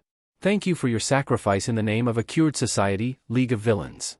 Izuku was expecting a similar reaction, which is the only reason why he managed to dodge back in time to not get pulverized by Overhaul's death touch quirk. Tenko-kun dodged to the side and, with a quick swipe, grabbed Overhaul's arm, starting the decay process from the forearm. The man, however, kicked Tenko-kun in the leg, making him falter for a moment, and used that moment to get out of his grasp and jump back. Painful little illness you have there. Luckily, he touched his own arm, destroying it and rebuilding it perfectly. I can alleviate those symptoms without issues. Kurono. Izuku had barely noticed the man in the robe moving away, which meant that he didn't react in time, getting stabbed in the arm by something. Suddenly, it felt like time had come to a crawl. Moving felt like going through molasses, even blinking was painfully slow. And then, just like it had started, it ended. Izuku dashed forwards, slipping under Overhaul's legs and jumping up, kicking Kurono's head against the wall and effectively knocking him out. Thanks, Eraser. He didn't turn to look at the hero, just rolling forwards to avoid getting touched by Overhaul, who had come closer in an attempt to catch Izuku unawares. Tenko-kun kicked the man's leg out, making him stumble, before grabbing his head with 4 fingers and slamming it against a wall, making him slump over. Powerful quirk, but still useless against concussions. Izuku snorted at that, and turned back to see Compress and Dabi run in, followed by the original Twice. What happened to the clones? Twice took a moment to breathe. Running distraction. More guards. Need to go, now. Izuku turned towards Tenko. Tamura-kun, decay the door. In less than a minute, the door got pulverized, showing a pale girl, trembling against the wall. Izuku walked into the room, removing his mask, and knelt in front of her, a smile fixed on his face. Hey, are you okay? A whimper escaped her throat, as she tried to make herself smaller against the wall. Izuku held his hands up in a placating gesture. It's okay. My friends and I are here to save you. This seemed to be the right thing to say, as she lowered her bandaged arms and looked up at Izuku with her big, red, teary eyes. Save me? Izuku nodded, still smiling. Yup. We can take you away from here, and you'll never have to see these evil men again. Slowly, the girl inched closer to Izuku who, equally slowly, picked her up, settling her against his hip, before slipping his mask on. Okay, is everyone ready? I'm alerting Kurojairi. After getting confirmation that everyone was in the room with him and the girl, Izuku tapped the earpiece twice. A few seconds later, just like he'd planned, a small puff of purple mist appeared in front of him, increasing in size until it was the usual portal. Izuku held the girl slightly closer, and stepped through. A deafening boom shook the city, that night. In a short amount of time, the police, firefighters and the news were in the area to check what had happened. No one ever came to know who had blown the place up, leading the incident to be ruled out as either a terrorist attack, or possibly the result of a feud between clans. Izuku smiled from a rooftop, admiring his handiwork. "Kurogyri," Izuku announced, "warp us back to the bar." With a nod, the Mist Man did so, opening another gate that the group quickly walked through.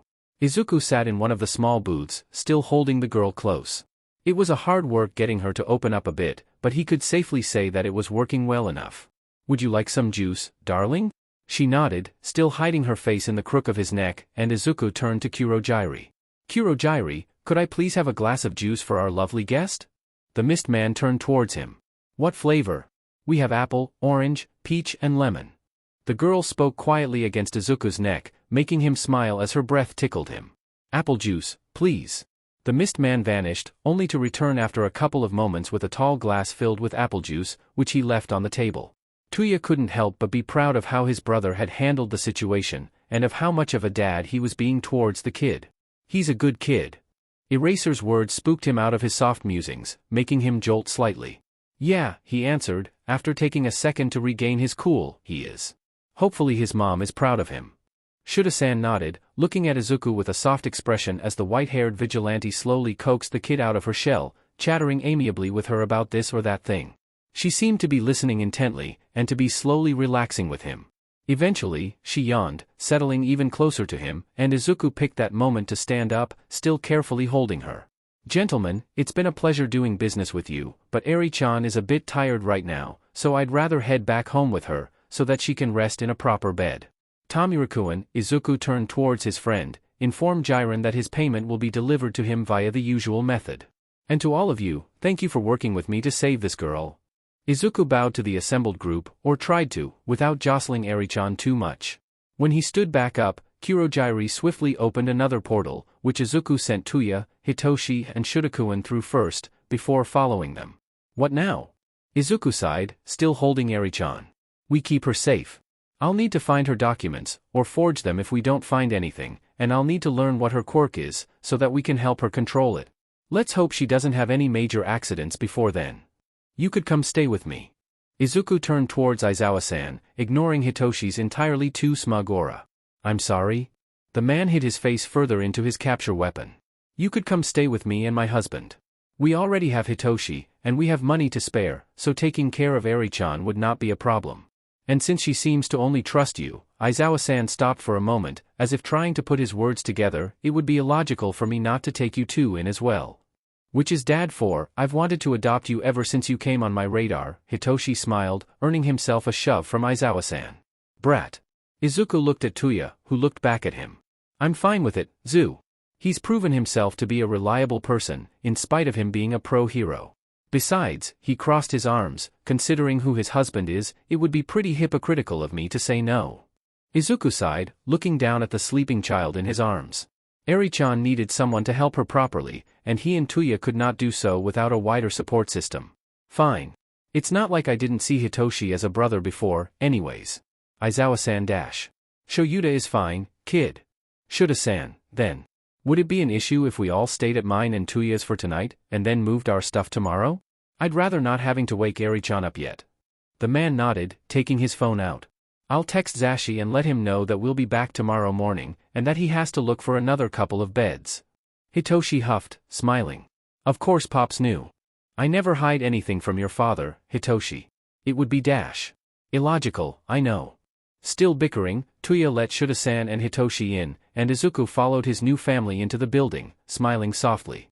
Moving in with the Aizawa Yamada family turned out to be a strange experience, in Izuku's opinion.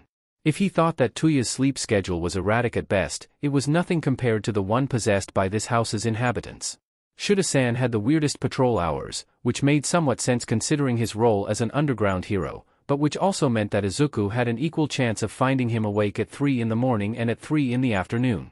Hitoshi was an insomniac, which meant that he barely slept enough as it is, which was something that Izuku was already aware of, but which didn't make him worry less about his new brother. Then there was Yamada-san, or Zashi, as he had asked to be called. Of course, Izuku had already been aware of the fact that Hitoshi's other father was present Mike. The boy had never kept that parent's identity hidden. But knowing it as an abstract piece of information, and realizing it like Izuku had, well, it was a different thing. Patrol had run a bit longer than usual, that night, but it hadn't been hard, to be fair. Izuku quietly rolled in through the window he'd left open, landing safely on the couch, before turning to close the window. The rest of the family, except, maybe, Zashi-san? Probably not, since Shuda-san was so adamant about telling him everything, knew that he was a vigilante, of course, but that didn't mean that he wanted to wake them up every time he came and went. Which is why Izuku prided himself in his stealth and, in general, his quietness, especially since it was only his first week in the house. Of course, he forgot to take account of his rotten luck, which is why he froze, the window half closed, when he heard the main door opening. Izuku slowly turned around, and his eyes met Zashi-san's tired ones. They quietly stared at each other for a second, before the blonde locked the door, put the keys down, and turned back towards Izuku. "Had a good patrol," he whispered, a soft smile tugging at his lips. "Izuku-kun?" He nodded, stunned that the man had no comments on his vigilante life. "Good. Make sure to drink some water before sleeping. If you got your clothes dirty, put them in the laundry basket, Sho will wash them tomorrow. Did you get any wounds that need stitching, or just tending to?" Izuku stammered, still confused by that interaction. "No, Zashi-san. Everything went, I'd say smoothly." The man nodded, satisfied. "That's good to hear. If you get hurt in any way, however, don't hesitate to tell us." Izuku nodded. "Did you have a nice shift, Zashi-san?" The man grimaced slightly, shuffling his leather jacket off and hanging it. "Could have been better. My manager's hounding me because we don't have enough recordings, in case I get sick again, and I understand her," he sighed, walking into the kitchen with Izuku on his heels, "but it's not like we have the time to actually record more than 1 or 2 per day, considering the timings of the show."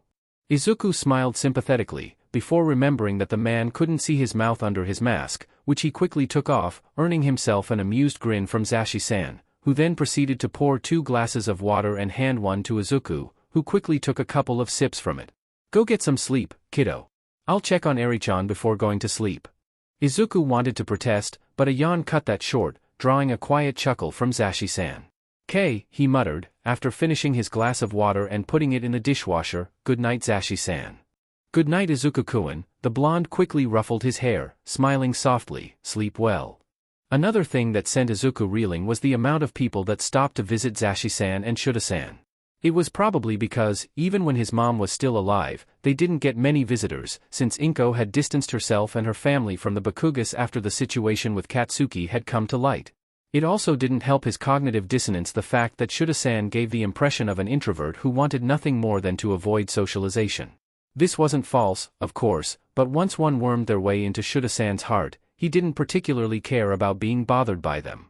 This was giving Izuku the impression that his father the hero was actually a massive softy who acted like a hard ass. "Shuda-san?" The man grunted in acknowledgement, turning slightly to look at Izuku. It had been a quiet day so far. Eri had even been able to sleep through the night without issues. Tuya was studying in his room, with Eri napping against his thigh, as the unicorn child recognized the value of a space heater such as Tuya, while Hitoshi had gone with Zashi-san to get some groceries, and Izuku was spending some time reviewing one of his most recent projects, when something clicked in his head. "You work at UA, right?" Shuda-san nodded, rolling his shoulders back. "Aren't you supposed to be teaching, then? I mean, classes are in, and Toshi and I are exceptions only because we study online." The man chuckled at that. "Oh, no. I expelled my entire class, this year. They didn't have potential, and I refused to train children only to send them out to die." Izuku nodded, a bit taken aback by the crude way in which Shuda-san had explained it, but understanding the reasoning. "I see." For a couple of seconds, neither of them spoke a word, before Shuda-san turned more fully towards Izuku. "Can I ask you a question, Izuku-kun?" "Yes, sir." That answer made the man snort in amusement while hiding his face in his capture scarf, which was definitely a comfort scarf, no matter what he said to Zashi-san. "You'd told me that you wanted to be an underground hero. Do you still want to be one?" Izuku frowned for a moment, thinking carefully about his words. "I do. But I also want to use my other talents for the job, you know? Like, my quirk is definitely more powerful than I'd originally thought, but I can't rely only on it forever, and I'm good with technology and biochemistry, so it would be a shame to not use those talents to be a better hero." Shuda-san carefully placed one hand on top of Izuku's head, startling him out of his musings with an indignant eep. "May I offer my opinion?" Izuku nodded, stars already in his eyes. Getting a direct opinion from a seasoned pro hero? He'd be an idiot to let go of that opportunity. "It's not as advertised as it should be," Shuda-san started, looking vaguely annoyed by this fact, but certain support students, if they perform adequately in the sports festival, get the opportunity to follow both the hero and the support course. Which, essentially, means that you sacrifice some hours each week from some of your other courses, and that you follow the foundational heroics lessons with the first years. This way you can follow your dream, and still work on your own gear.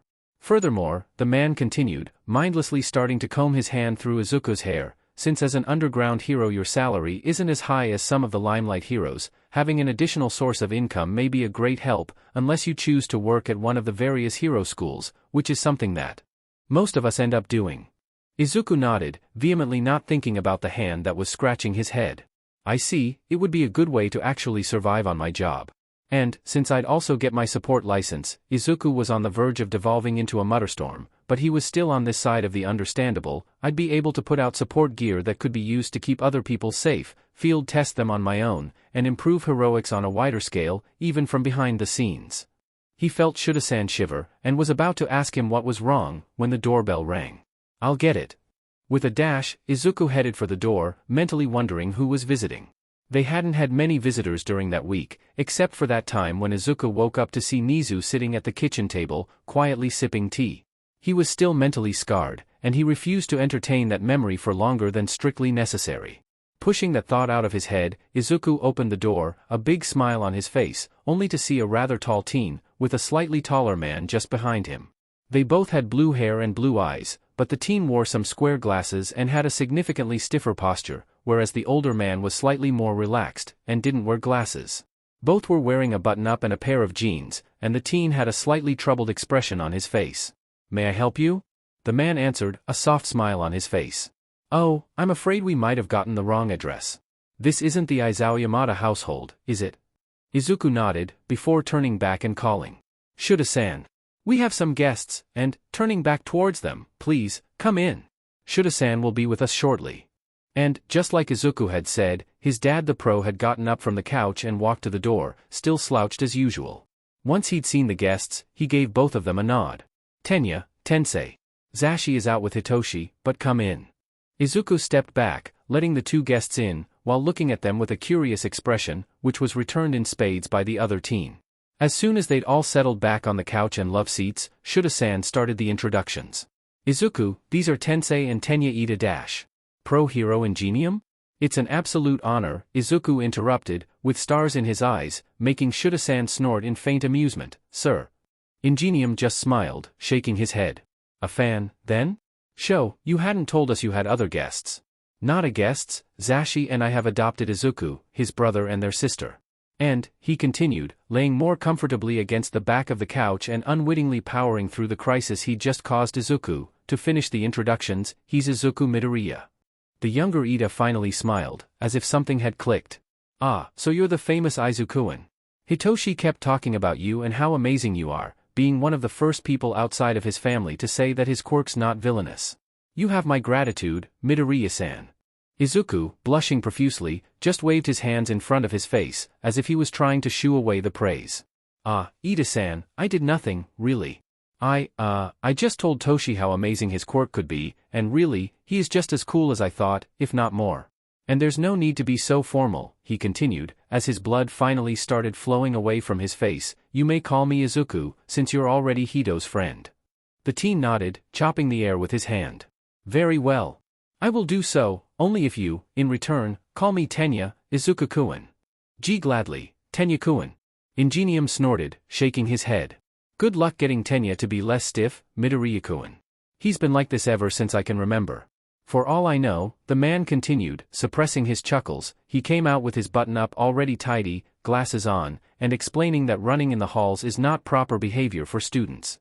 Tenii.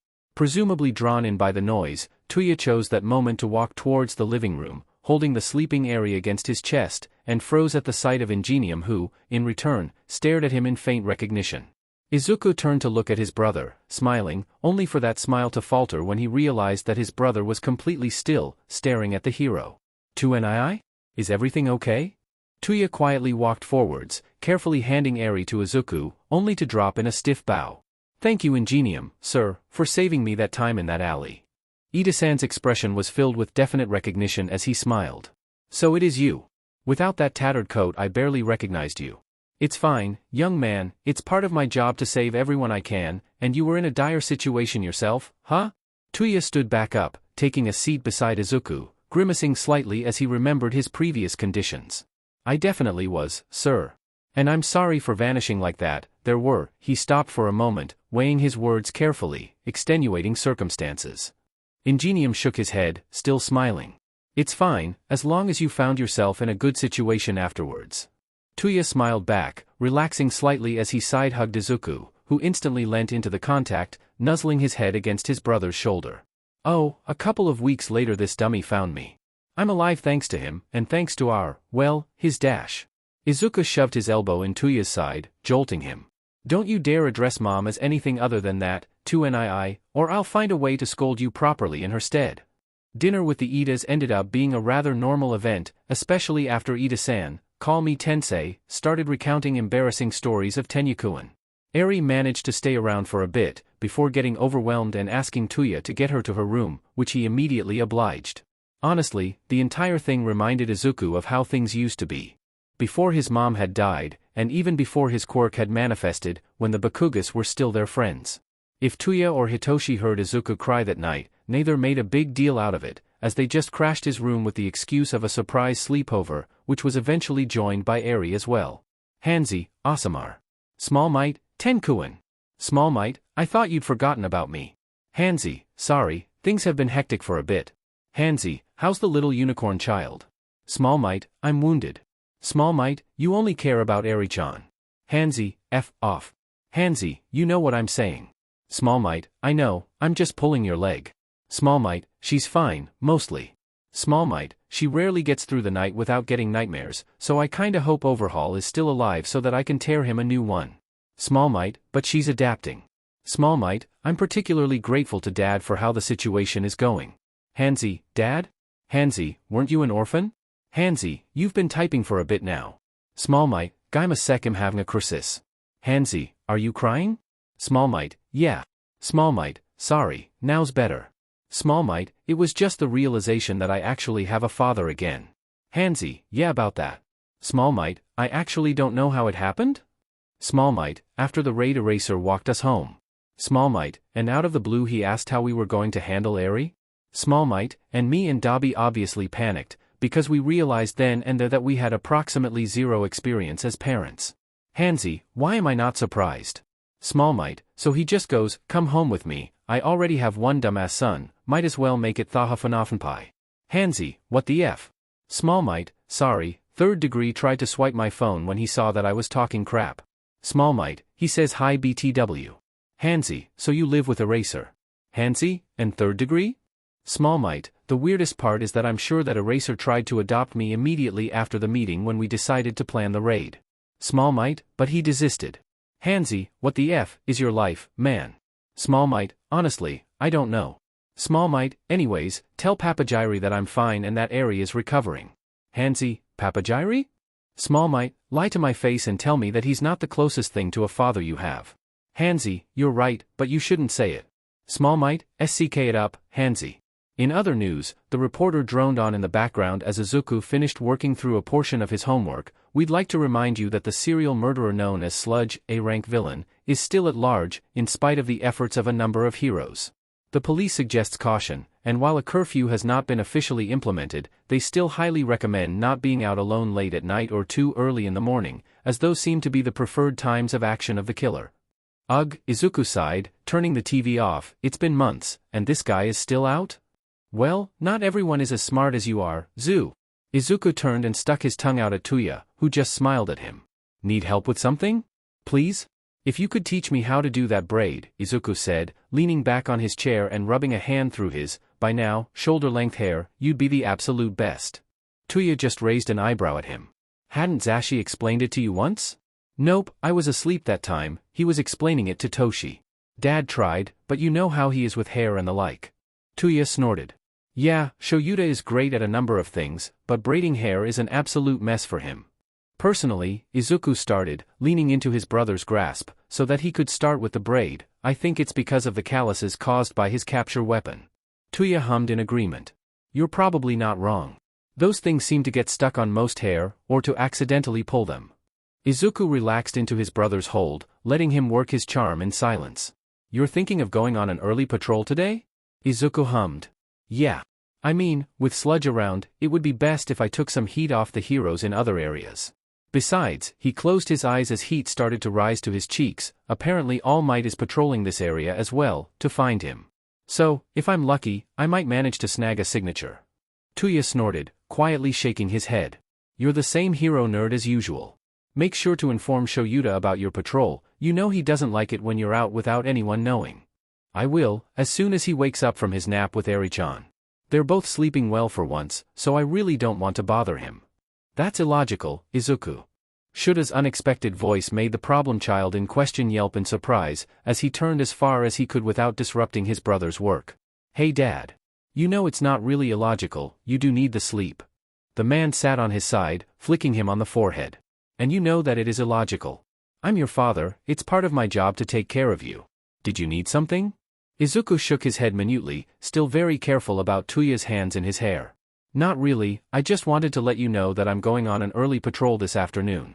Shoyuta leveled Izuku with a quick look, which immediately made some heat rise up his neck. I hope you're not looking for Sludge. I'm not. I wanted to take some lesser threats out, so that the police and the heroes can focus on him. Luckily, Tuya chose to back him up as he finished to tie the braid. You have to agree, Shoyuta, that it's perfectly logical. The man sighed tiredly. Of course it is. Still, keep your phone on, and remember to not damage your equipment too much. You'd said that you wanted to present some of it at the support exam. As soon as Tuya stepped back, Izuku hugged his dad, a massive smile on his face. I'll be careful, Dad.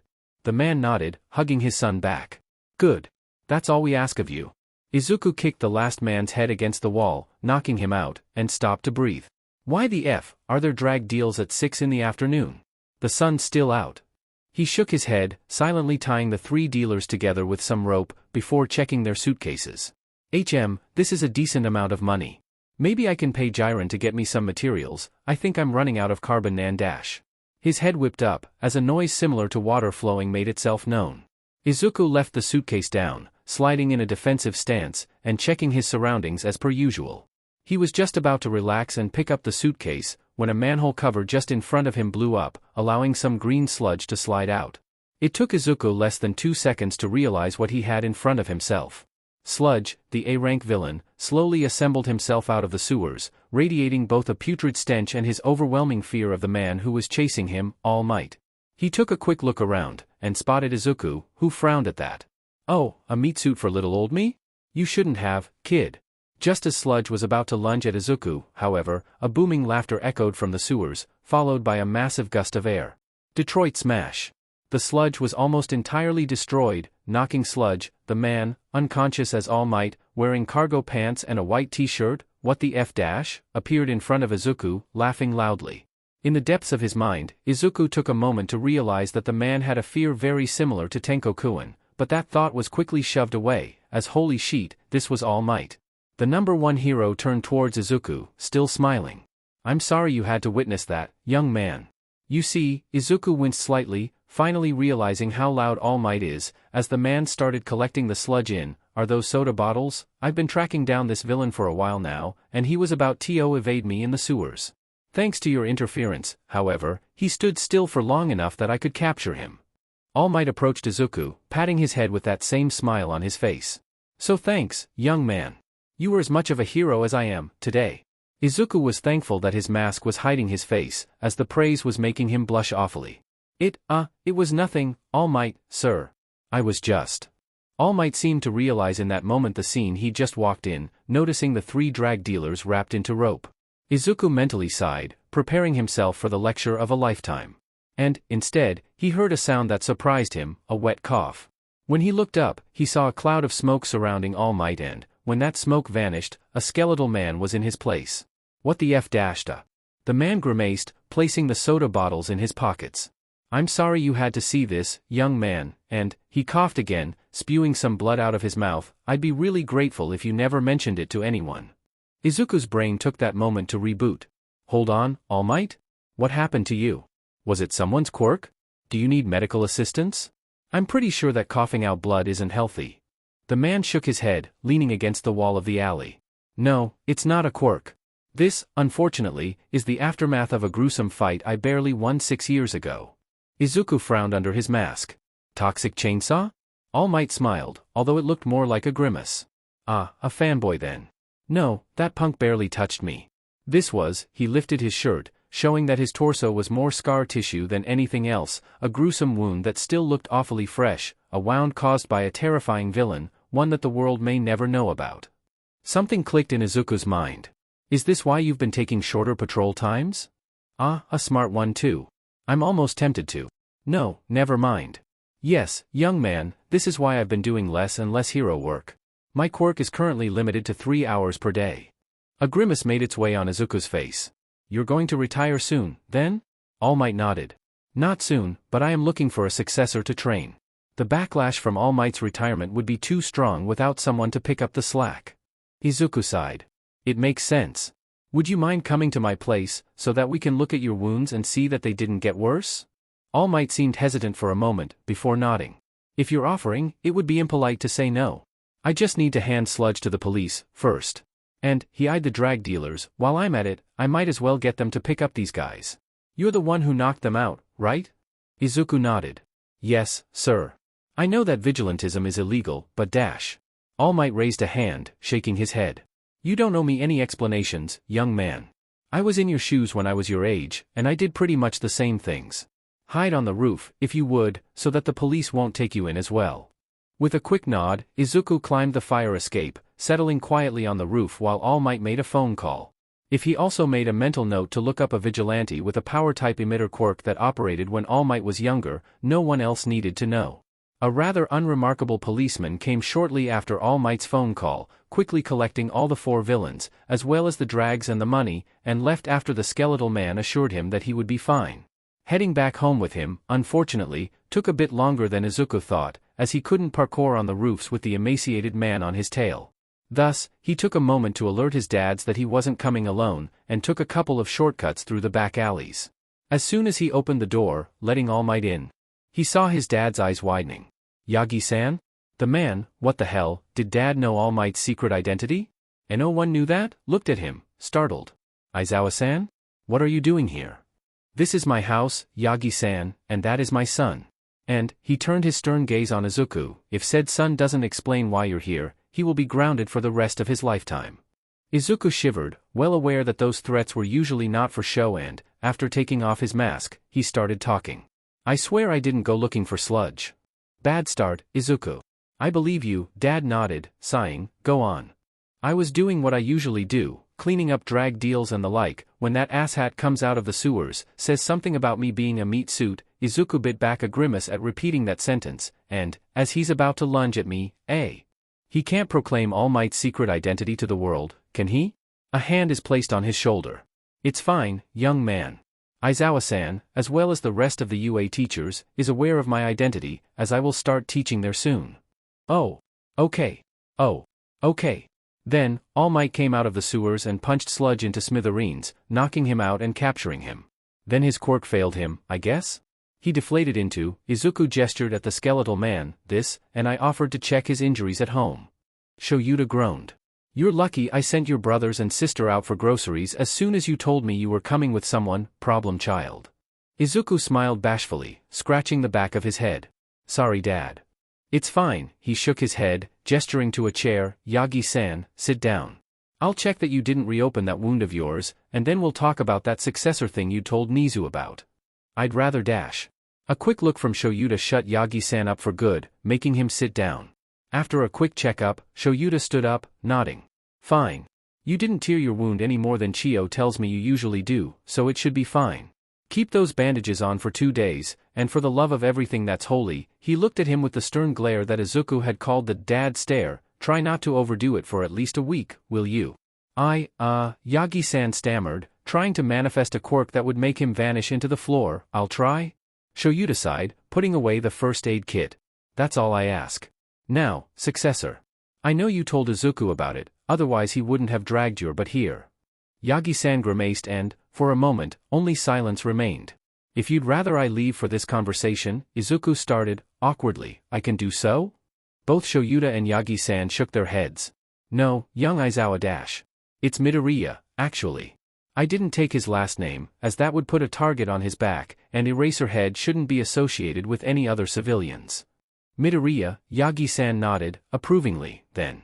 You already know most of the secret, and it would be useful to have another person who can help me pick a successor. Then, Yagi-san took a deep breath, steadying himself. It all began with the dawn of quirks. When All Might finished talking, Izuku suddenly understood the need to drink something strong, which was without a doubt felt by Kurojiiri during at least one of their meetings. A transferable quirk that came with its own nemesis? And said nemesis was the boogeyman of the underworld, the quirk thief that a lot of criminal whispered about? Not only that, but All Might had cracked the man's skull like an egg, almost dying himself during that struggle? If I wasn't hearing this straight out of your mouth, Izuku began, I would definitely try to get you in an asylum, All Might. The man grimaced. Yeah, I get it. I had a similar reaction when my mentor, Nana Shimura, told me that story. Shimura? The word slipped out of Izuku's mouth before he could do anything to stop it. All Might turned to look at him in confusion. Yes, Nana Shimura. The soaring hero, Nimbus. She was my mentor, who gave me One for All and taught me most of what I know. Why do you ask? Izuku shook his head. He needed more information before he could make a similar claim. He'd probably need to arrange a meeting with Tenko-kun, though. It's a familiar last name. I swear I've heard it somewhere. Shoyuta sighed, leaning against the wall. So you're looking for a successor, and it will probably be amongst the first-year students? Yagi-san nodded. Yes, Aizawa-san. 3 years with One for All should be more than enough time for them to acclimate to the power, and they can learn to use it safely at UA. Which means I'll have to teach them. Brilliant. Izuku hid a smile in his hand at his dad's dramatics. If you need a hand, I'll try to wrangle them, Dad. All Might turn to look at him. Young Midoriya, I was considering you as a potential successor, in that alley. Izuku shook his head, still smiling. It's an amazing offer, All Might, and I'm truly honored, but I'll have to refuse. You see, Izuku clenched his fist, looking at it with a more serious expression, my quirk already has a lot of moving tidbits as it is. If what you've told us about One for All is true, it would supercharge psychotherapy, my own quirk, and relearning how to use it would probably be a serious hassle, even ignoring the entire issue of how to explain such a different evolution of my quirk. Yagi-san looked at Izuku with curiosity. Speaking of which, young Midoriya, what is your quirk? I didn't see you use it while you were in that alley. Izuku took a deep breath. Try not to get too startled. All Might's fear had a vaguely familiar shape, although Izuku wasn't exactly able to put his finger on it. He closed his eyes, mentally taking that shape, and his body instantly answered that mental command, changing into what Izuku assumed to be the quirk thief's form.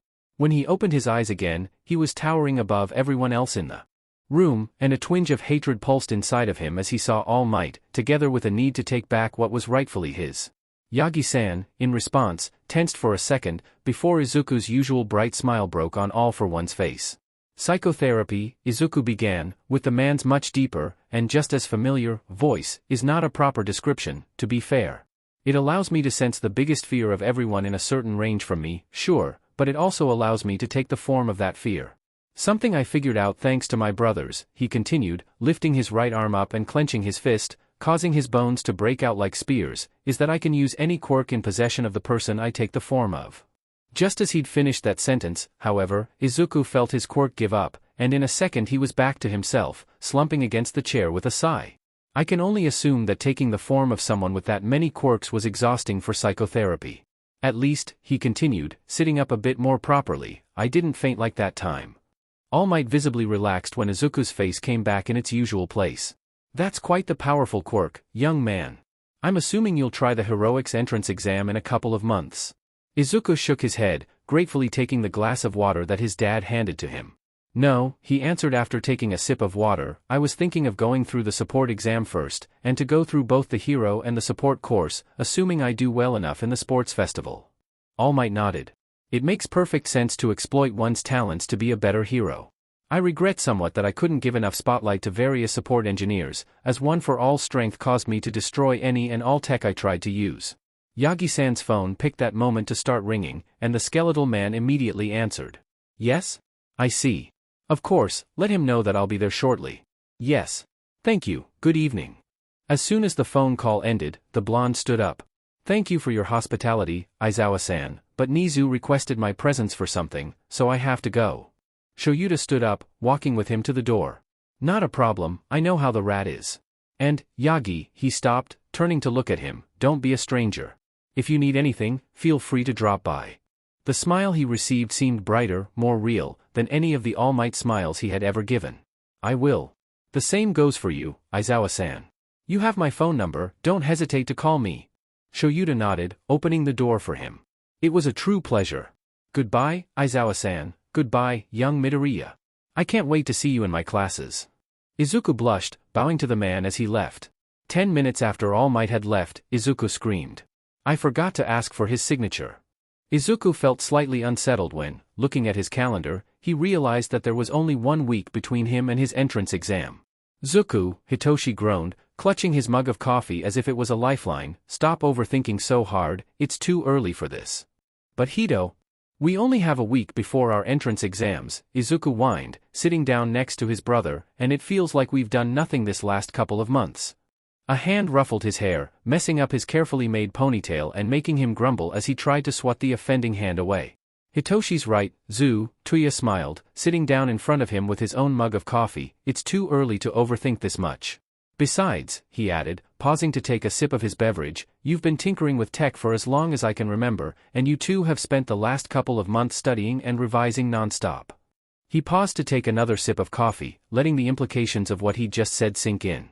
Izuku, however, still wasn't satisfied, and was about to object when Shoyuta came out of the bathroom. Is Izuku worrying about the exam again? The younger teen closed his mouth with a pout, eliciting a sleepy chuckle from Hitoshi, as Tuya nodded. Yeah, just like he's been doing for the last week and a half. Nothing new here, Dad. The tired pro sat down next to Tuya, leveling Izuku with a deadpan stare. Zuku. After a couple of seconds, he looked up at his father. At this point we're not wondering whether you two will get in or not, he began, making sure to inject as much openness as he could in his expression, but rather whether you'll get the highest marks in your respective exams or not. And before you start panicking about it, none of us will be disappointed if you don't get the highest marks. We'll be proud of you too regardless of how you do. This seemed to placate Izuku's worries a bit, enough that he finally started eating his breakfast, making Tuya sigh in relief. They'd all been through one of Hizashi's lectures about eating properly, and none of them wanted to sit through another one just because someone was worrying irrationally. After that, breakfast was a quiet business, as usual. Izuku finished his tea just as Hitoshi took his last sip of coffee, both finally regaining their usual composures, and the younger teen turned towards their father with a pleading expression. Can I please go out with Hito and Tuya today? Shoyuta raised an eyebrow. If neither of them have anything else to do, sure. Make sure to keep your phone on and to check it frequently. No vigilantism without telling me, Zashi Dash. Or Yagi-san. We know Dad, we've been through this lecture more times than we can count. Shoyuta smiled at them, leaning forwards to ruffle Hitoshi's hair. Then you should also know that I'll be giving you that lecture until you all have your provisional licenses, at the very least. Tuya snorted. Yeah, that's fair, considering how you officially met Izuku. The man nodded, getting up and collecting the dirty dishes. Go get ready, I'll do the washing. Up for breakfast. Izuku was already out of his chair before Shoyuta had managed to finish that sentence, chirping out a, thanks Dad, as he headed for his room. Where do you want us to go, Zu? Izuku didn't answer for a moment, nervously fidgeting with the hem of his shirt. Just as Tuya was about to prompt him to go on, he turned to face his brothers. I wanted to go visit Mom. He kept his gaze low to the ground, as if ashamed of what he'd just told them. It's not that I'm not grateful to Dad and Pops for everything they're doing for us. But Dash. A hand was placed on his hand, and Izuku looked up to meet Tuya's turquoise eyes, looking back at him softly. But you miss her because she was our mom, the first person to ever stay on our side through thick and thin, right? Izuku nodded, as his eyes slowly started filling with tears. You know, Hitoshi said, casually, for what it's worth, I'm sure that Dad and Pops wouldn't be mad if you told them so. I felt similarly when my parents died, but I was lucky enough that they adopted me after only a couple of awful foster families. Luckily for Izuku, they were all prepared to deal with the Midoriya waterworks as it wasn't as infrequent as he'd thought for him to cry. The local graveyard was a bit outside of the more densely populated area, so they met less and less people as they walked there. The weather was giving them a couple of days of peace after the recent storms, which meant that it was slightly warmer and that they could all get away with not keeping their coats unbuttoned as they walked.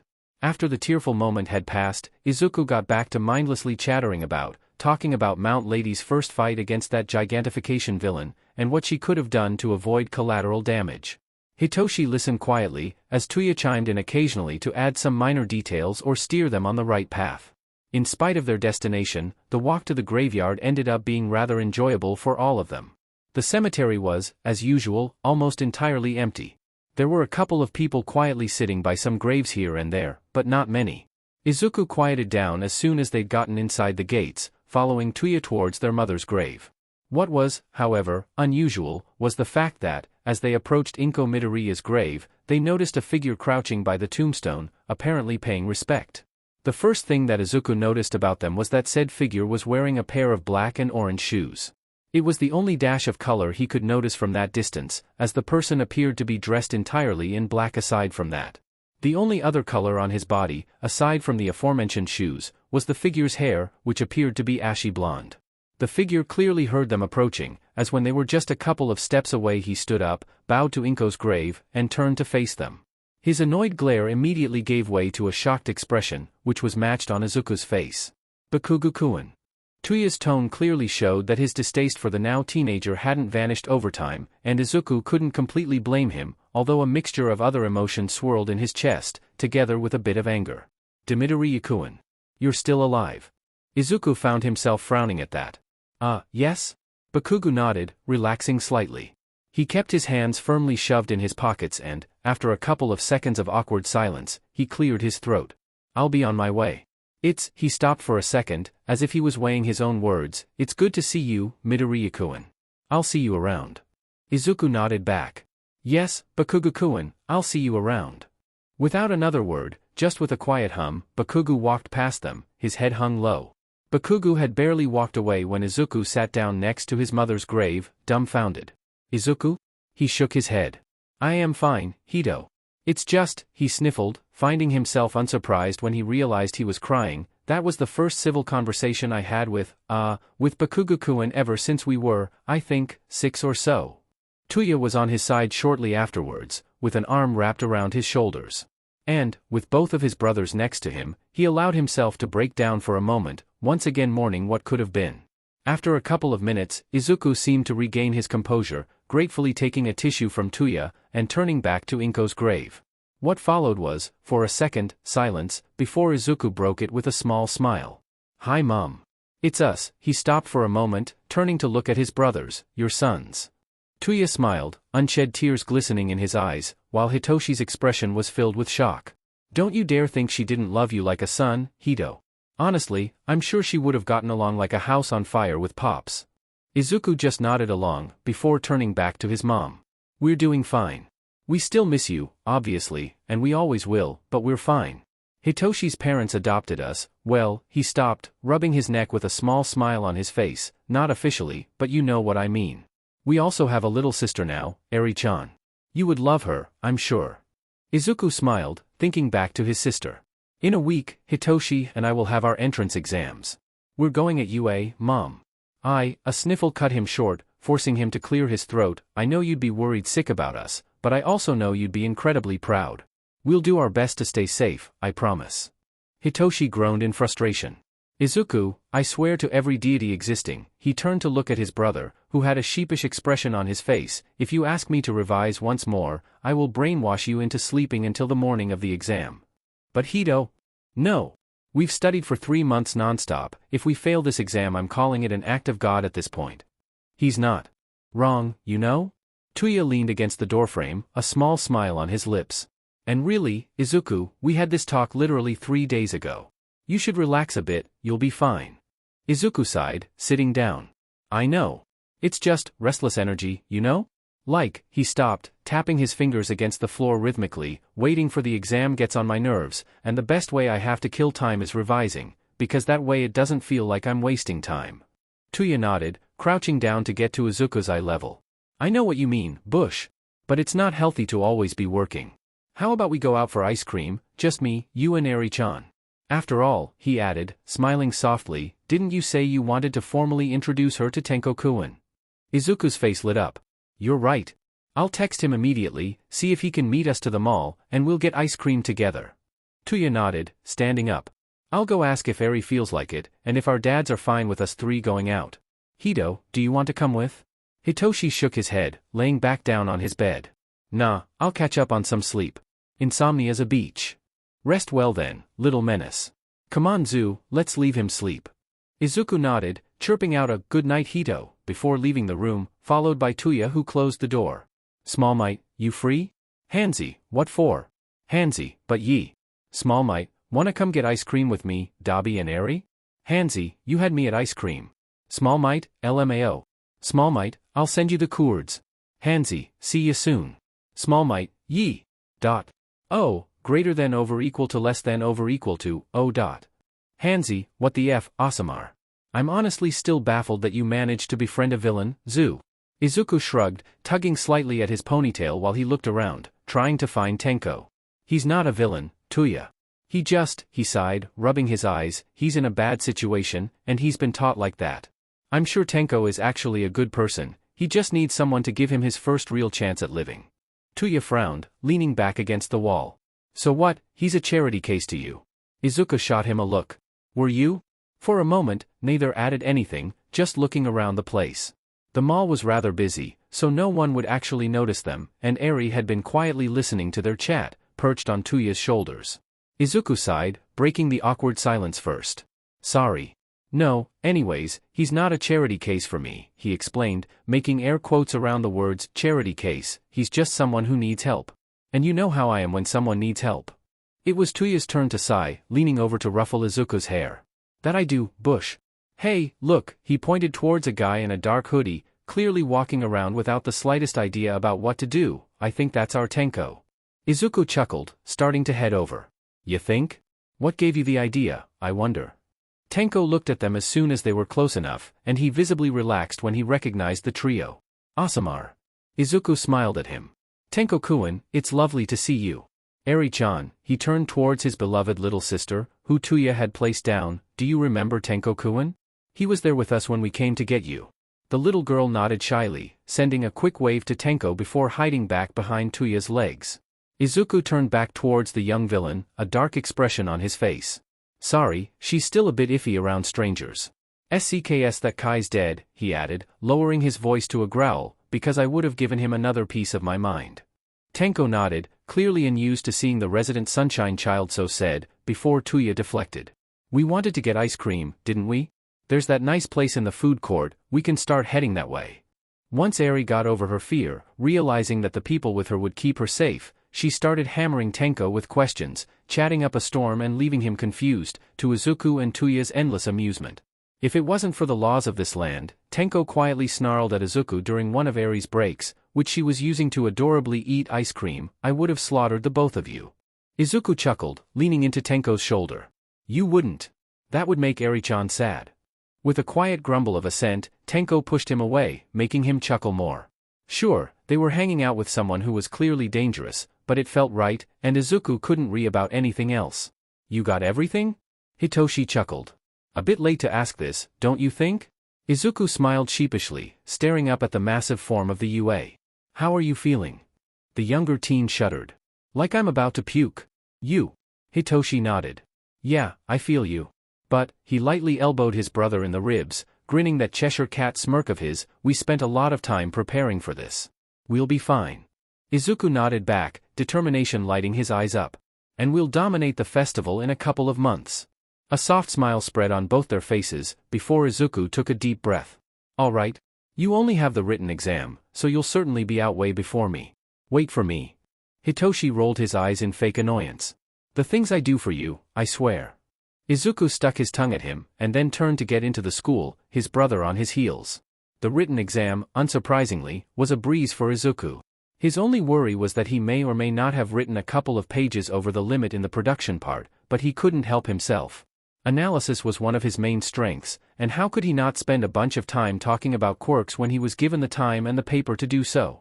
Hopefully UA would take it as a demonstration of plus ultra. He'd briefly crossed Hitoshi while heading to the waiting room, and his brother seemed just as relaxed, so he could confidently say that he would be getting into the general education course without any issues.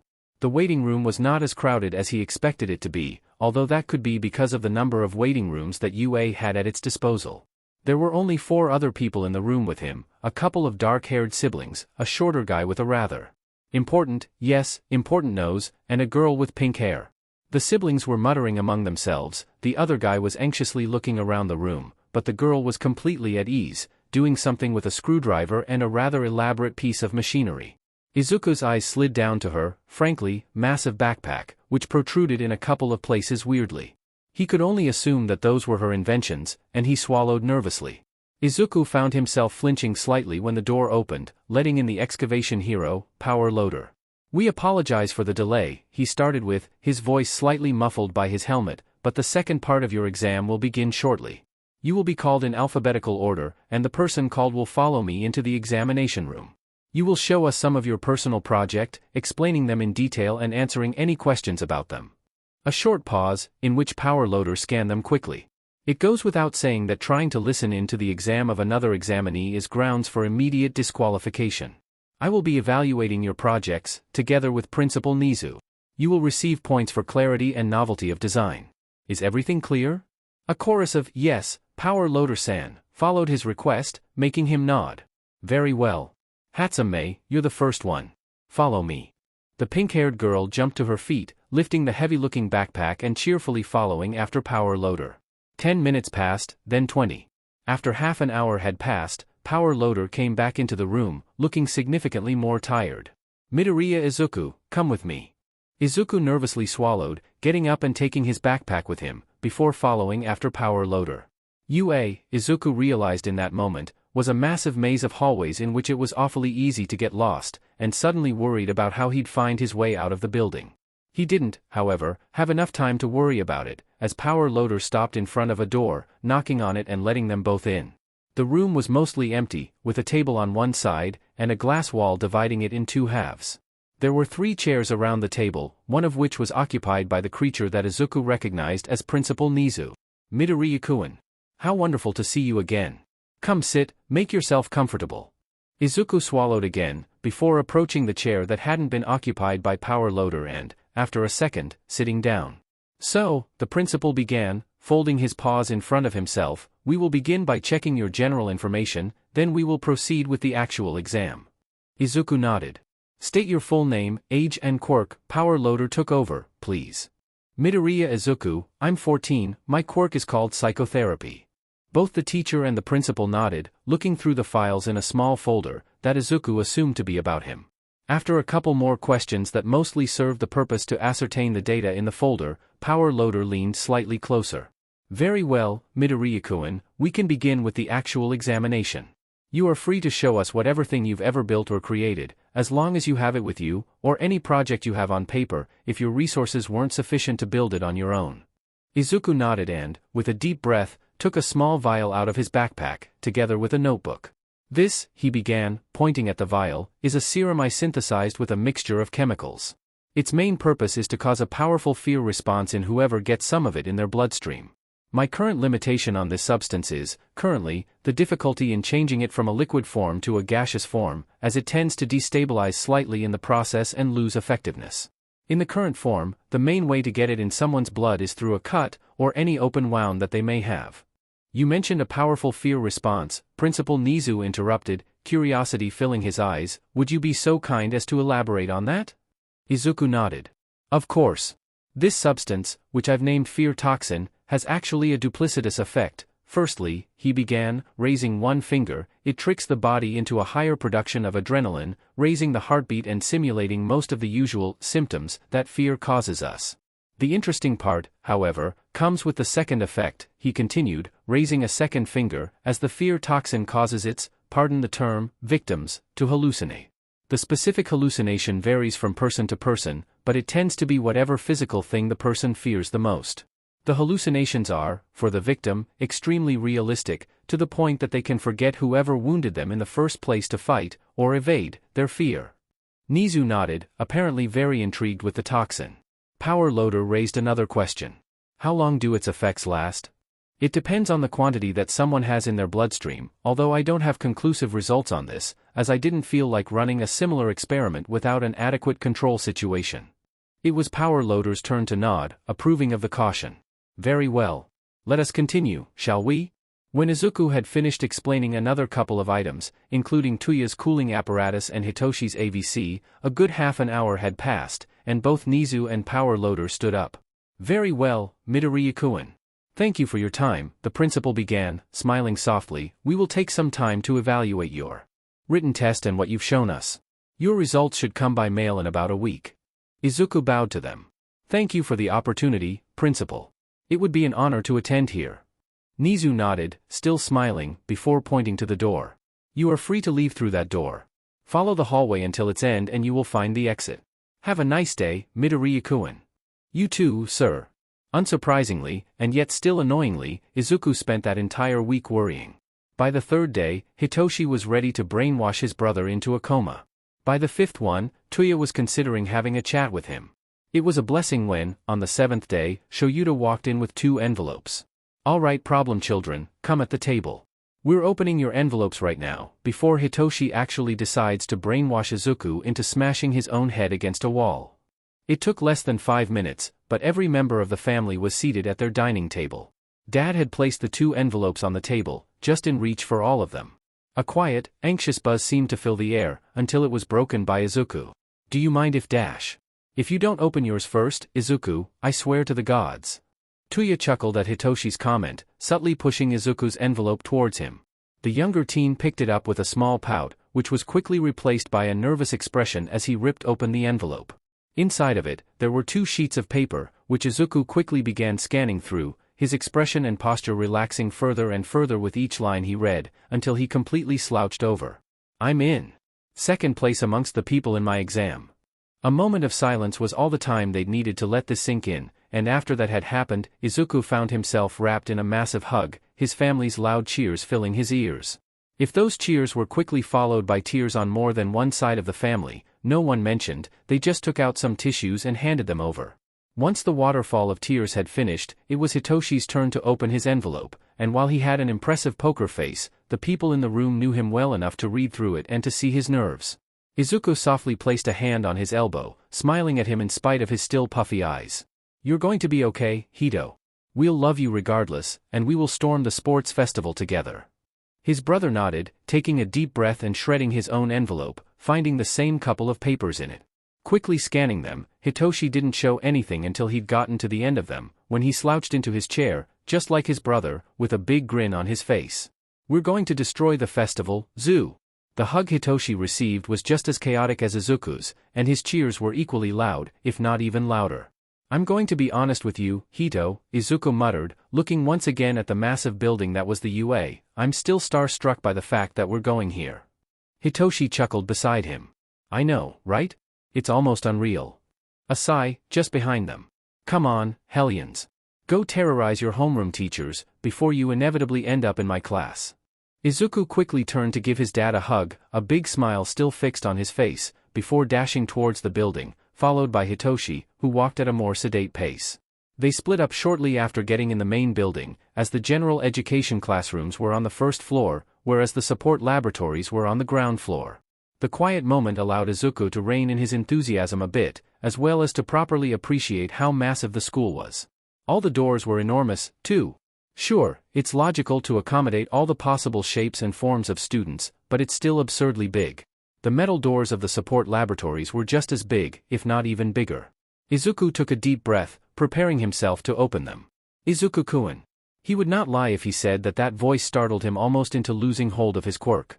Almost. Instead, Izuku just quickly turned, almost falling down on his butt, to see Tenya quickly approaching, a big smile on his face. Tenya-kun. You scared me. The taller teen stopped about a meter away, bowing deeply.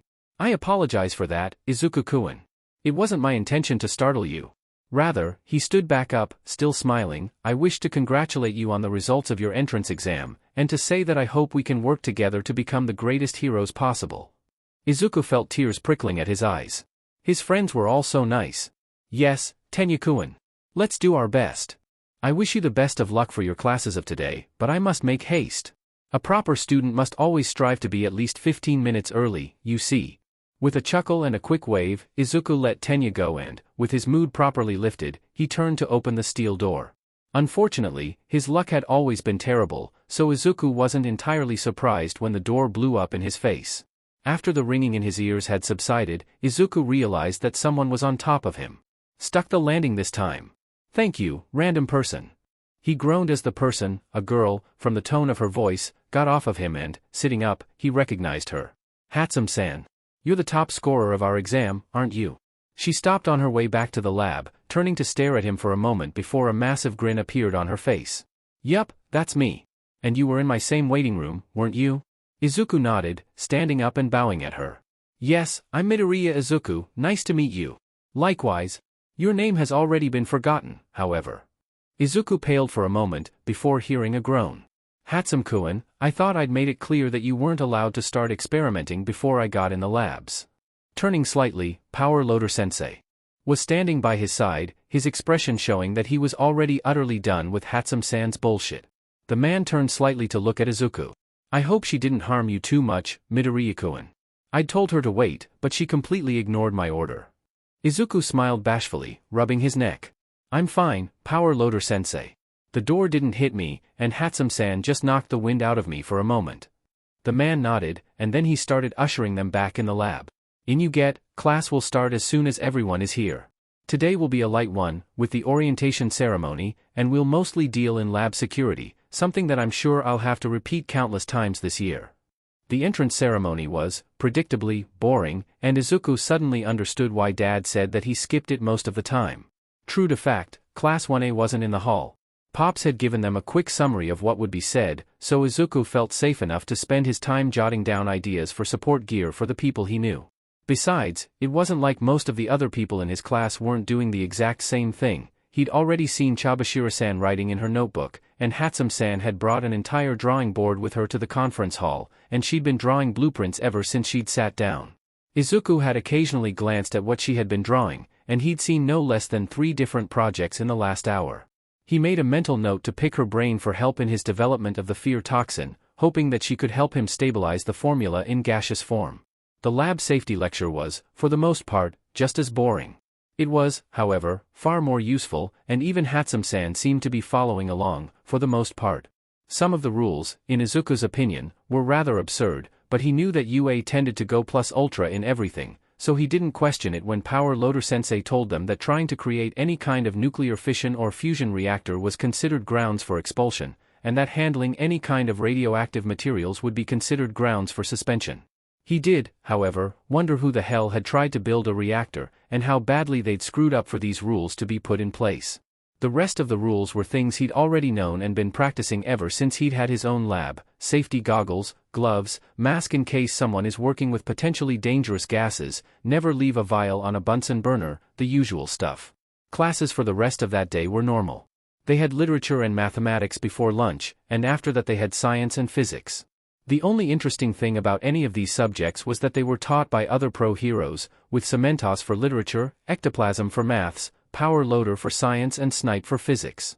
It didn't help dull the sense of normalcy, however, and when Izuku headed back home, he found himself interested in the next day of school, sure, but also hoping for a bit more excitement. The second day of school followed a similar normal schedule, with Midnight's lecture on history of art in the morning and more mathematics, although the dullness was balanced by the excitement for that afternoon's first lab class. Izuku found himself dreading it mildly, mostly out of fear for his own safety. He would likely never forget how he officially met Hatsum-san, and while he'd come to understand that she was only mildly eccentric and not actively hurtful, he would still be wary when she was tinkering with something. The laboratory was, just like everything else at UA, massive, but also extremely well furnished. It had a quality of equipment that Izuku could have only dreamt of, before getting in this school. Power Loader Sensei spent the first half an hour explaining exactly which machines did what, how to operate them in safety and how to clean them once one had finished using them. It was an insightful lesson, and Izuku took plenty of notes to make sure he wouldn't mess up anything once he was done tinkering with his own projects. The actual lab lesson, however, proved far more interesting, although it didn't get him any closer to his goals. There wasn't an actual lesson plan, for the most part. The support lab worked as a mixture of a costume department, which prepared support items and costume upgrades for the hero students, and of a personal lab for its students, who were encouraged to work on their own projects during those hours. Izuku evenly split his time there, using the first half of his time to tinker with the AVC, trying to increase its range so that Hitoshi could use it from further away. This was both something that he wanted to work on, and a way to buy time. He'd wanted to ask Hatsum-san for ideas, but he saw her become something akin to a frenzied shark as soon as she'd put a foot in the lab, and he wanted her to burn through some of that energy before he tried to ask for her opinion on anything. This proved itself to be a wise choice, as once the first hour had passed, Hatsum-san was considerably calmer, quietly tinkering with something that vaguely resembled a jetpack. Izuku picked that moment to approach her, making his footsteps loud and known. Hatsum-san?" She hummed, barely turning her head to show that she was, presumably, paying attention to him. "I kinda wanted to ask your opinion on a support item I was building, if you don't mind?" The jetpack lay abandoned on her desk, and Izuku found himself being shaken wildly by Hatsum-san. "Ask away, number 2. I'm always willing to help with making babies." Izuku barely managed to stop her from making him throw up when what she'd just said hit him, bringing a massive amount of blood into his face. "www. He slapped himself. "What? My babies. My beloved inventions," she pointed at the jetpack, "into which I put my blood, sweat, and tears to make them big and powerful." Izuku took a deep breath, mentally nudging her up from mildly eccentric to extremely eccentric. "Anyways, you wanted help for something, didn't you?" Izuku nodded, walking to his desk. "Yes, actually.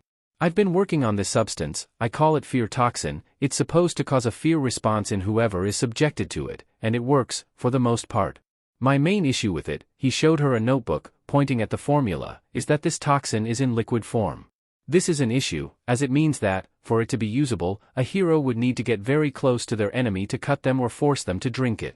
I wanted to develop it in a way that could allow someone to use it as a grenade of some sort, or a gas canister to spray on enemies, but this component," he pointed at a specific point of the formula, "is rather sensitive to heat, and when the liquid evaporates into gas, that chemical destabilizes the entire formula, making it either completely ineffective, or very dulled."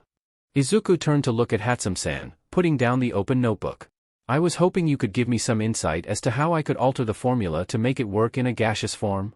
Hatsum-san's expression was rather thoughtful for a couple of moments, as she got closer to the notebook and carefully studied the formula. Izuku didn't say anything, just quietly looking at her. "I see. I have an idea for how it could work, but I would need to run some tests on inert components beforehand, just to make sure it doesn't blow up in our faces. Have you considered, however, using darts to inject the substance from further away? It would make for quite the useful piece of arsenal for any gun-wielding heroes." Izuku felt like he could slap himself. He'd built a whole-butt rifle for his brother, and he hadn't thought of using the Shai Hasaikai bullet structure to deliver his fear toxin. "I'm a FING moron." Hatsum-san chuckled at that. "It's fine, number 2. It happens to me a lot. I get stuck on something," she pointed at his formula, "and then someone comes along and gives me a solution that I had forgotten about in my focus on the original problem." Izuku smiled at her. "Thanks, Hatsum-san. My name is Midoriya Izuku, though, not number 2. She smiled back. "I'll try to remember it, Izuku." Day 3 started as a normal day, but everything went to hell in a handbasket at lunchtime. He'd finally managed to get Mei, and it was awfully weird to call her that, especially since he'd only known her for a couple of days, out of the lab, and he'd just finished introducing her to Hitoshi, when the alarm started blaring. "What's that alarm for?" Izuku's question to an upperclassman was, thankfully, answered. The answer wasn't good, however. "Security breach. There are intruders on campus." Izuku tried to get out in the hallway, but he was almost run over by the crowd, so he ended up mashed against someone. He'd been about to apologize when, looking at the person, he recognized Tenyukuin. "Tenyukuin." The taller teen looked at him, grimacing. "Izuku-kun. It's wonderful to see you, although I would have preferred different circumstances." Izuku nodded, only then noticing a shorter girl next to Tenyukuin, when she started talking. "Can you see what's going on out there?" Izuku peered over, seeing a crowd of people being barely held back by his fathers. "It's the media. They're the one who got through the gates. If only we could get this information to the rest of the crowd." The girl tapped Tenyukuin with her hand, making him float, and he used his engines to jump forwards, into the wall, before yelling. "Calm down, everyone. It is just the media. This behavior is not at all adequate for UA students." Once Tenyukuin had gotten everyone's attention, the crowd seemed to calm down a bit, falling back into a semblance of order and heading back into the canteen. Izuku took a deep breath, finally relaxing against the wall. "Nicely done. That idea of yours allowed us to calm most of the crowd." He smiled at the shorter girl, who smiled back. "Thank you. Although, to be fair, it was you who gave me the idea. She tapped her fingers together, bringing Tenyukuin down, when you said that we needed a way to get the information to everyone else.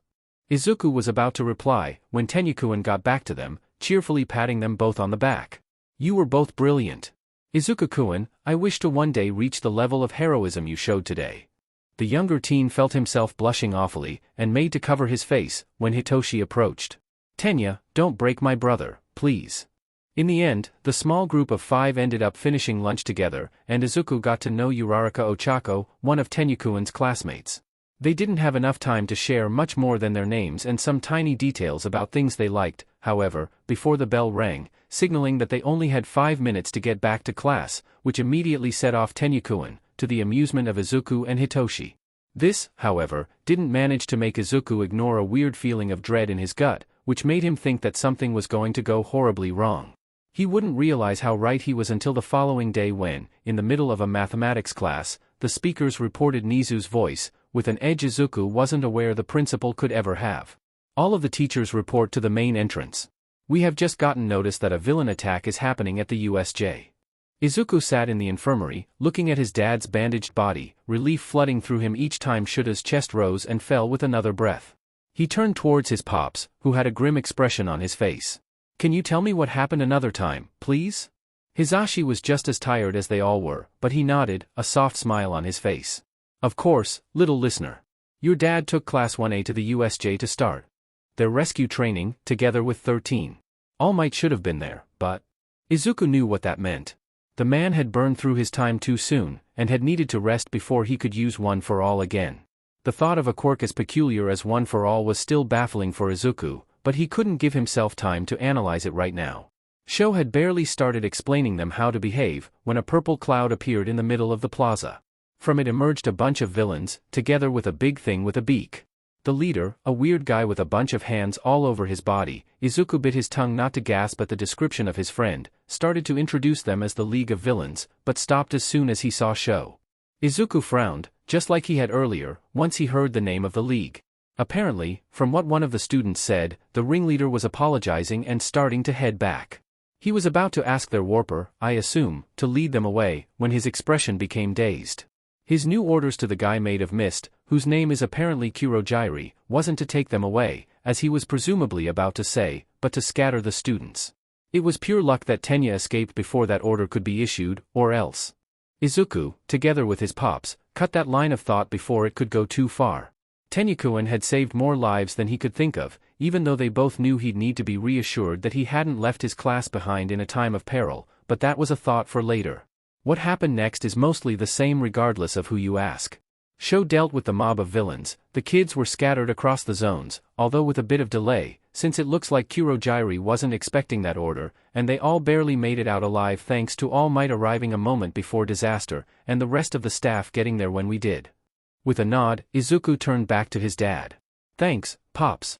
That cleared up some stuff in my head. Hisashi nodded back, leaning back in his chair to try and hide his anxiety. He wasn't doing such a good job, but then again, neither was Izuku.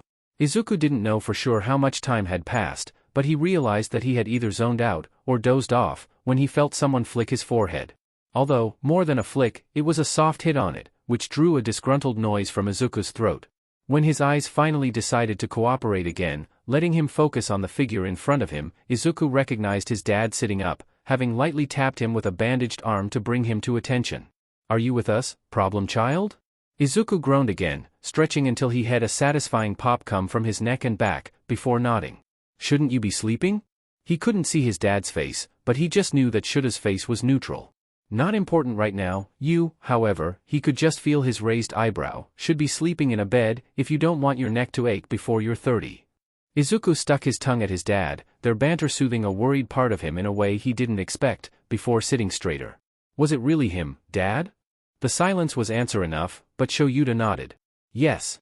I have no doubt that the man who led the attack on the USJ was Decay, although he introduced himself as Tamura Shigaraki. Izuku frowned, but hummed thoughtfully. Pop said something about him becoming dazed just before he left? Shoyuta nodded. At first, yes. Once he recognized me he immediately apologized, saying something about how Osamar would be upset if he found out I attacked you. His impression of Tenko brought a small smile on Izuku's face, and he was about to ask Kurojairi to open a gate back to their base, when he winced, and his eyes became glassy. A pause. Shoyuta took a sip from a glass of water that was on his bedside table, before continuing. When he turned back to me, his entire demeanor had changed. It was like a completely different person had suddenly taken his place. Izuku could imagine the frown that crossed his dad's face. I want to say that he told Kurojairi to scatter the students, but that was an order. There was an edge to it, a mark of power that Decay had never had in his voice before. I assume you already know the rest. Izuku nodded, just as confused as he was before. But why would Tenko attack you like that? If Shoyuta noticed Izuku's slip, he didn't mention it. I'm not sure. It could be anything, from a quirk to a psychological disorder. Whatever it is, he's dangerous. Izuku shook his head. He's just in a messy situation, and he needs a hand to get him out of it. I'm sure. Maybe. But there's not much we can do about it right now, is there? Izuku frowned. Small Might, I want to know what happened at the USJ. Kurojairi, Phobia? Small Might, do you know anyone else who has your contact info and who uses All Might's name like this? Kurojairi, not here. Kurojairi, I'll wait for you at your lab tomorrow night. Small Might, no surprises, I hope. Kurojairi, I'll try not to be followed. You what? Izuku sighed, well aware that this would have been Tuya's reaction.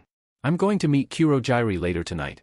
I'm telling you because I know you will worry, and because I need backup in case shit goes south. He didn't stop checking his gear as he kept talking, but he could almost see Tuya rubbing a hand across his face in exasperation. Let's ignore that for a moment. Why the F, are you meeting the warper who helped hurt our dad? Because, Izuku turned around, facing his brother with an unnatural calm in his entire demeanor. From what Dad told me, Tenko's behavior wasn't normal. I'm worried that something happened to him, and Kurojairi must know something, since he's basically his nanny, if not his adoptive father in all but legality. Tuya's expression showed that, while he didn't approve the plan, he had to begrudgingly admit that it made sense. Fine. But, he raised a finger, at the first sign of danger, we book it. Izuku nodded. I had no other plan. The lab was quiet and empty, just like Izuku had left it a couple of days prior. A sense of nostalgia threatened to overwhelm him, but he quietly pushed it down, sitting at the table with Dabi on his side. Did he say when he'd come here? Izuku shook his head. No, he just said he'd come tonight. Let's hope it's not a trap. Dabi had barely managed to finish that sentence when a patch of purple mist appeared, growing in size until it was big enough to let one person through. Out of it, in his usual attire, came out Kurojairi, immediately sealing the gate behind himself, and bowing to his hosts. I apologize for the delay. Making up a proper excuse that wouldn't bring unwanted attention on our meeting was, unsurprisingly, difficult. Izuku nodded, gesturing to a seat opposite to his own, which the warper immediately took. It's fine. Something happened at the USJ, and I need information about it. Kurojairi nodded. Allow me to start from a bit earlier, as my memory is becoming confused recently. A nod, and a moment of quiet, in which Kurojairi clearly made some order in his thoughts before speaking again. I know I wasn't born. At least, not in the way you see me right now. I can't remember clearly anything about who I was before being Kurojairi, although I do remember some small pieces here and there, a rooftop, yellow, a lot of it, and an orange cat. I think, he took a deep breath, that whoever I was before, he cared about children. And that's probably why I'm here talking to you, instead of spilling everything I know about you to Sensei. Izuku didn't speak, he just listened. He did something to Tamura. No, to Tenko-kun. I'm not sure of what. The day before the attack, Sensei asked me to take Tenko-kun, although he always calls him Tamura Shigaraki, to his chambers, and when Tenko-kun came out, he mentioned a small headache. I gave him some painkillers, and the headache subsided immediately, but I can't help but think that Sensei must have used a quirk on him. Izuku didn't miss how Kurojairi said a quirk, instead of his quirk, filing it away for a second moment. At the USJ, after talking with Eraserhead, I was ready to warp us away, to tell Sensei that the place was empty, and then Tenko-kun groaned in pain. When he stood straighter, he had the same energy around him as Sensei usually does. A second pause, and this one left Izuku far more unsettled than anything else he'd ever seen or done in his life. I have no proof of this, but I think that Sensei used a quirk to take control of Tenko-kun's body. Tuya felt himself freeze. Not for the news that they'd just been delivered, although that did something to the fire that always threatened to consume him entirely, but rather because of his little brother, who was now radiating that same cold, oppressing aura of barely contained rage as the day when they found out about Eri-chan. Logically, he was aware that he had nothing to fear, as his brother had never hurt him, or anyone else who didn't deserve it, but a small part of his brain, probably some remnant from the time when humans were hunted by terrors in the night, whispered that he had to run, or to stay perfectly still, praying that the predator who had suddenly appeared in the room wouldn't notice him. And then, after Izuku had taken a deep breath, that aura vanished, allowing Tuya to breathe again. He hadn't even noticed that he wasn't breathing until then. "Tell me about the sensei of yours, Kurogyri." Izuku's voice clearly startled the warper who, unbeknownst to the younger vigilante, was experiencing the same range of terror that Tuya had been going through, but with an added layer of familiarity. "You mentioned him using a quirk on Tenkokuin. Your phrasing seems to imply that this man possesses more than one quirk." The warper nodded. "Yes, he does. Sensei," he swallowed, looking around in a rather unsubtle way before lowering his voice, "he does have multiple quirks." Izuku nodded, folding his hands in front of his face. "Tell me everything you can about him." After hearing Kurogyri's tale, Izuku felt two things. The first one was regret, as he had decided to listen to his brothers and not included a recording feature in any of his gear. This, of course, meant that, even if he could find someone willing to believe this tale, which was already highly unlikely, it would hold in no court known to man, being labeled as hearsay almost anywhere. The second thing, however, was a mixture of dread and rage, because he heard once again the tale of the underworld boogeyman, the quirk thief, All Might's nemesis, and that said man had a firm hold on Tenkokuin. "Thank you for your time and for the knowledge, Kurogyri. I'll be in touch." The warper nodded, getting up. "Will you be able to help Tenkokuin?" Izuku's expression hardened with determination. "I'll make sure to save him." The UA, being a reasonable school that cared about their students' mental health, had given the rest of the week after the USJ attack off to the hero course, and had then extended this courtesy to everyone else to double-check their security system and upgrade it, which meant that Izuku had no business being at school, and even less business being at school on a Saturday. However, when he knocked on a single door, hearing a rather loud voice telling him to come in, he didn't hesitate, and he wasn't sent back by anyone on the way there. He opened the door. "Good morning, Yagi-san." The man smiled, a tissue clutched in his hand, gesturing to the seat opposite to his own. "Ah, young Midoriya. Good morning, how are you?" Izuku frowned. "I've been better. And you? I heard from Dad that you went over your limit once again at the USJ. Yagi-san's face became sheepish, as he rubbed his neck with his free hand. "Ah, I'm not as well as I could be, but I don't think I'll ever be, at least not until I retire." Izuku nodded, frowning slightly more. "Then, I'm afraid, you will be slightly worse once we're done with this conversation." The symbol of peace nodded, a dark expression appearing on his face. "Very well. Before we start, however, I made tea. Would you want some?" Izuku nodded, taking the seat that had been offered to him earlier. "Yes, thank you. This conversation will probably need a bunch of tea for us to get through." The tea was delicious. A bit unusual, which probably meant it was a blend made by the principal, or tailored to his taste buds, but it was very good. It was unfortunate that it had to accompany such a terrible conversation. Let me start by saying that I don't have a recording of what I'm about to say, so there is no proof that will hold up anywhere that what I'm saying is the truth. However, he continued, placing down his cup of tea, I have the utmost faith in my source of information, and thus I don't doubt them in the slightest. Yagi-san nodded, his face showing that his entire attention was on Izuku. I met with them yesterday at my lab, a private building that my mom got for me before she passed away. I have a personal connection to a number of the parties involved in the USJ attack, so I needed to get more information on it, and my source was, Izuku stopped for a moment, as if weighing his own words, personally involved in the attack. Izuku took another sip of tea, savoring it, before continuing. They told me a number of interesting things, but there are only two that I think are relevant for this case, and that you should bring to the police. One, he raised a finger, the assumed ringleader, Tamura Shigaraki, is actually innocent, as he was about to retreat from the battlefield. This clearly took Yagi-san by surprise, as he furrowed his brow in confusion, but Izuku didn't give him time to talk, raising a hand to stop him. Let me finish talking, and then I'll answer all the questions you have. Yagi-san nodded, leaning back into the couch, and Izuku raised a second finger. The second thing, however, is far more distressing, as it's the identity of the actual mastermind behind the attack, who is also the ringleader, as he used a quirk to take control of Tamura-san to force him to attack, instead of retreating as he was planning to do. Izuku took a deep breath. The mastermind's identity is, unfortunately, all for one. Izuku felt glad that Yagi-san hadn't been drinking tea when he revealed that information, as the blood that spewed out of the man's mouth was more than enough. His face had become deathly pale as soon as the name had been spoken, and it took him a good minute to regain enough composure to speak. "Are you completely sure of what you're saying?" Izuku wasn't fazed by his tone, and he just nodded. "Yes. I entirely trust my source, although I doubt that they will be willing to come here or anywhere for a follow-up interview, as they are the warper that facilitated the USJ attack." All Might frowned at that, but nodded. "I see. May I ask why you care so much?" Izuku hummed for a moment. "There are two main reasons. Obviously I wanted to understand who hurt my dad like that and why, but I also have a personal connection to Tamura Shigaraki, although you may know him by another name." The pause was heavier than either of them expected, but Izuku pushed through, "And that name is Tenko Shimura."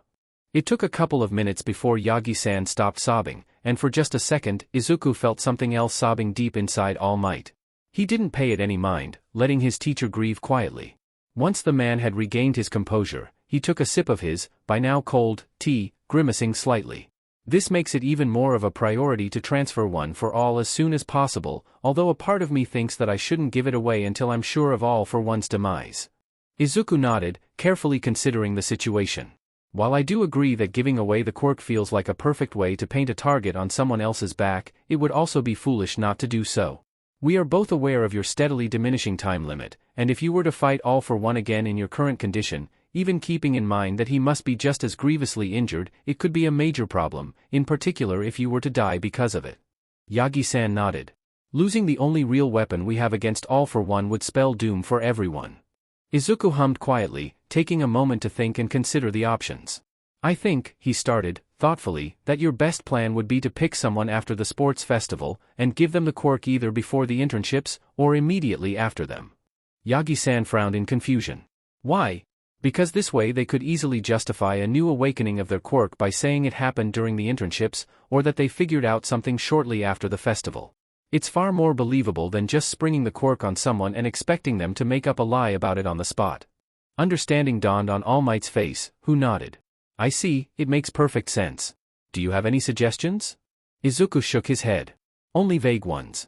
Ideally, someone with an accumulative quirk would be the best bet, preferably some kind of stockpile, as they could just say that they figured out how to pour more energy out, or how to output energy instead of whatever they were doing, but I'm not familiar enough with the students to give you any particular suggestions. We should probably talk about this immediately after the festival." Yagi-san nodded, and dismissed Izuku, who quickly left, allowing the man to express his feelings without being observed. With the sports festival looming on the horizon, and with the recent threat of All for One unveiled, Izuku had a lot more things to do. Unfortunately for him, his days weren't getting any longer, so he found himself approaching a table he usually hadn't noticed at lunch, as Hitoshi had been doing the dumb thing of training before lunch, and Mei had refused to come out of the lab. "Sorry, can I sit here?" A blonde student turned, a confused expression on his face, before nodding. "Sure, take a seat. Most of my classmates are using lunchtime to train their bodies and quirks, although it feels a bit dumb in my opinion." Izuku nodded at that, taking a bite of his katsudon. "I wholeheartedly agree. I mean, what good will do for them to train with empty stomachs?" The blonde nodded, before offering his hand. "Nito Monoma, nice to meet you." Izuku took a moment to put down his chopsticks before shaking Monoma-san's hand. "Izuku Midoriya, and likewise. You're from the hero course, aren't you?" Monoma-san grimaced for a moment before nodding. "Yeah, Class B. Unfortunately we don't get as much attention as Class A, but I guess it makes sense, considering that they were attacked by villains during their first week." Izuku nodded. "Yeah, I know. You'll get your attention during the sports festival though." Monoma-san nodded and, for a bit, they ate in comfortable silence. Eventually, however, Izuku's inner quirk nerd prevailed on the awkwardness, so he turned to his new acquaintance. "I'm sorry if this is rude, but could I ask you what your quirk is? I'm a bit of an analyst, you see, and learning about quirks intrigues me a lot." For a moment, Monoma-san didn't speak, and Izuku was worried he'd somehow offended him. However, as he was about to apologize, the blonde spoke again. "It's called copy. It allows me to copy any quirk, as long as I touch the person who has it. There are other limitations, of course, but this is the gist of it." He seemed to be bracing for some scalding comment, just like Hitoshi used to do, so Izuku did the only thing he could. "That's so cool. It will make you such a versatile hero." Monoma-san stared at him in confusion, and Izuku took the silence as a chance to keep talking. You can take a power-type quirk to break down walls, or a sensory quirk to be on lookout duty, or any kind of thermal quirk to help victims in a flood or in other catastrophes. Is there a limit to how many quirks you can copy? How long can you hold them for? Can you also copy mutations, or are those off the table? If you can, what would happen if Eraserhead looked at you while you were using a mutation? The barrage of words, slowly but surely, shook Monoma-san out of his daze, making him blush and, eventually, smile. Well, I'm glad to see that there's someone who recognizes talent around here. Izuku smiled back, recognizing that he was putting up a facade of pride for his quirk but letting him do so. And, if I may, what's yours? Oh. I call my quirk psychotherapy. Monoma-san's expression changed into one of confusion. It allows me to feel a person's greatest fear. I can also turn into whatever someone fears. Monoma-san's eyes widened. And you're not in the hero course? Izuku chuckled. Not yet, but I plan to transfer into it after the sports festival. I have a bit of a knack for technology, you see, so I thought that it would be a shame not to use it to be the greatest hero I can be. This also allows me to create support items that others can use. Monoma-san nodded, understanding his motivations. Speaking of the festival, Monoma-san, I have a proposition. So you're sure it works like that? Izuku nodded. Yes, Hito, it's been like this for as long as I can remember. The first event serves both the purpose of thinning the herd, as well as an opportunity for those with quirks that aren't good for athletic purposes to show off their wit. The second event is usually some kind of activity that tests teamwork. I remember, a couple years ago, they did a cavalry race, then King of the Hill, and there was another time in which they did a massive fencing contest. Hitoshi nodded, listening carefully. And the last event is always one-on-one battles, which can SCK for people like us, with less physical quirks. Just say me, Zuku, your quirk is good enough to take care of anyone who isn't All Might, and even he isn't off the table. Izuku chuckled at that. I was just being polite. So you want me to join your team for the second event, Izuku? He nodded, moving aside so that Mei wouldn't accidentally hit him with a wrench. Exactly. It's an amazing opportunity to show off our inventions, and any support student who gets to the third event usually gets a lot of attention from support companies and heroes alike. Mei spun around so quickly that Izuku wondered how she didn't puke. Count me in then. Any chance to show off my babies is well accepted. Hello my lovely listeners, and welcome to this new edition of the Sports Festival. As per usual, the event will be spread over 3 days, each day covering one of our 3 wonderful years of students. Pop's voice came from the loudspeakers, a soothing sound for Izuku's tense nerves. That, together with the amount of support equipment he'd managed to stash on his person, served to ground him. Now, let's give a round of applause for our first years. Starting with the hero course, the class attacked by villains, Class 1A. Their sister class, equally capable even if they haven't shown it yet, Class 1B. There was a clear difference in the cheers between Class A and Class B, and Izuku could just imagine Monomakuin's annoyance at it, which brought him a small chuckle. Let's hear some cheer for our general education course. While they might not be hero hopefuls, some of them might swoop in and steal a place in the hero course for themselves. Class 1C, 1D, and 1E. Thankfully, Mike reined himself in, managing to not be overly partial towards Hitoshi's class. This still left Izuku frowning, afraid that his pops would do some inappropriately partial comment towards his own class. He was just grateful that Dad was there to present with Mike. Then, our support course. They're the ones who will equip our future heroes and, just like their general education siblings, they too have a chance to snatch a hero course seat for themselves. Class 1F, 1G, and 1H. Izuku followed his class into the open arena, the subdued cheers welcoming them in. He took a look around, spotting Hitoshi and then Monomakuin, and nodding at both. Hito nodded back, while Monomakuin waved. Lastly, we have our management course. You should be able to spot them in the stands, where they will be working on their analysis of the other students. Class 1I, 1J and 1K. Some cheers were thrown for the management students as well, although it was clearly in a decreasing trend from the start. I, Present Mike, will be your host for today, and here in the cabin with me we have Eraserhead, who will help me comment the actions of our students today. Say something to our audience, Eraser. No. Izuku stifled a giggle, and he could see Hitoshi doing the same. You're always the same. Anyways, we have Cementos on duty to repair any issues, and our own recovery girl to heal any injuries, but try not to get hurt too badly. Lastly, our referee, the lovely Midnight, who will start us off with the athlete's oath. Izuku found himself frowning, as if a bad feeling had crawled up his back. This year's athlete's oath, Midnight began, snapping her whip, will be delivered by the top scorer in the entrance exam, Katsuki Bakugu. Ah, Izuku thought, there's that bad feeling. He watched, dread filling his gut, as Bakugo-kun walked to the stage, snatching the microphone from Midnight.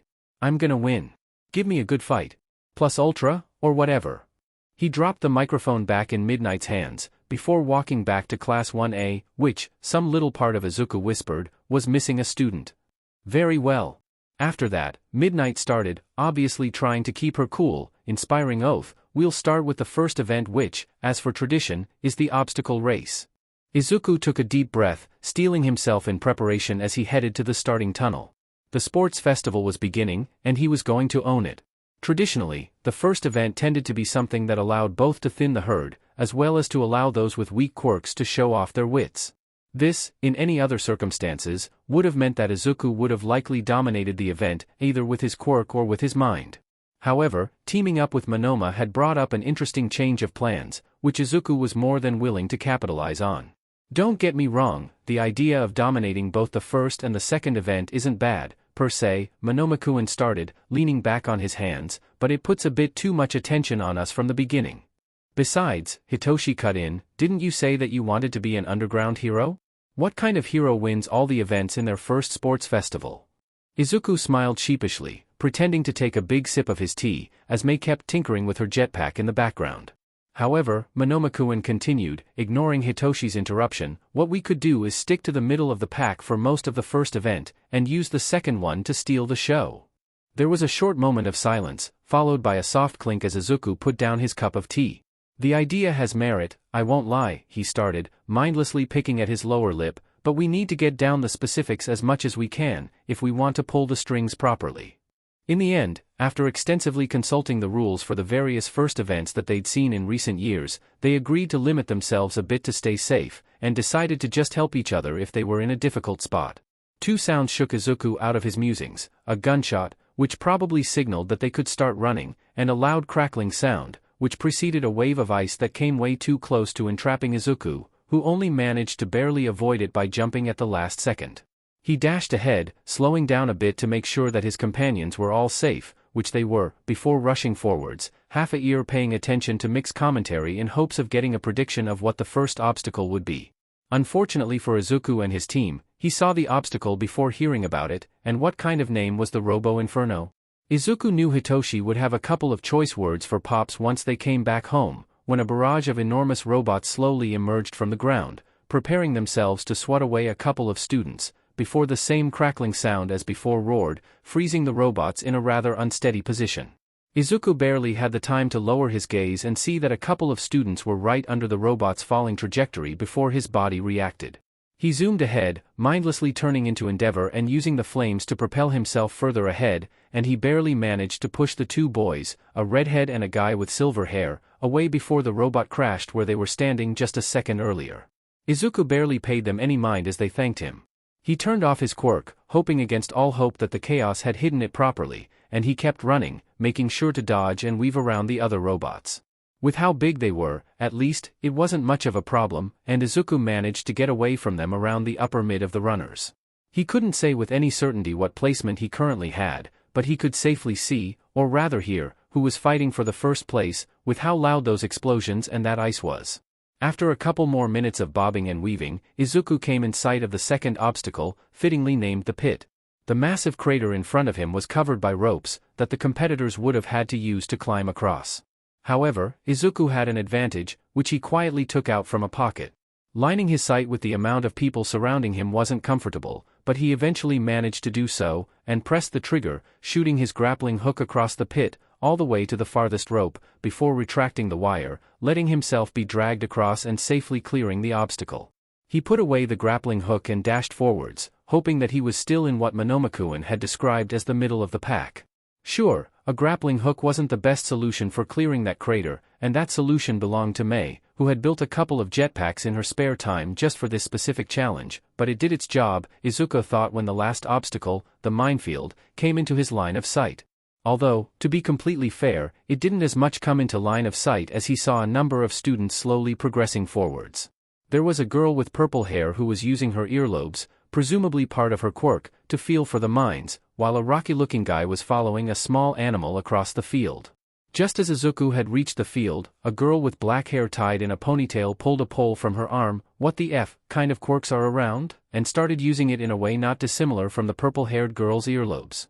After a couple of seconds of deliberation, Izuku decided to use his hover boots to avoid the mines entirely. Sure, they were only mildly concussive in strength, but he'd rather not have to deal with explosions, if possible.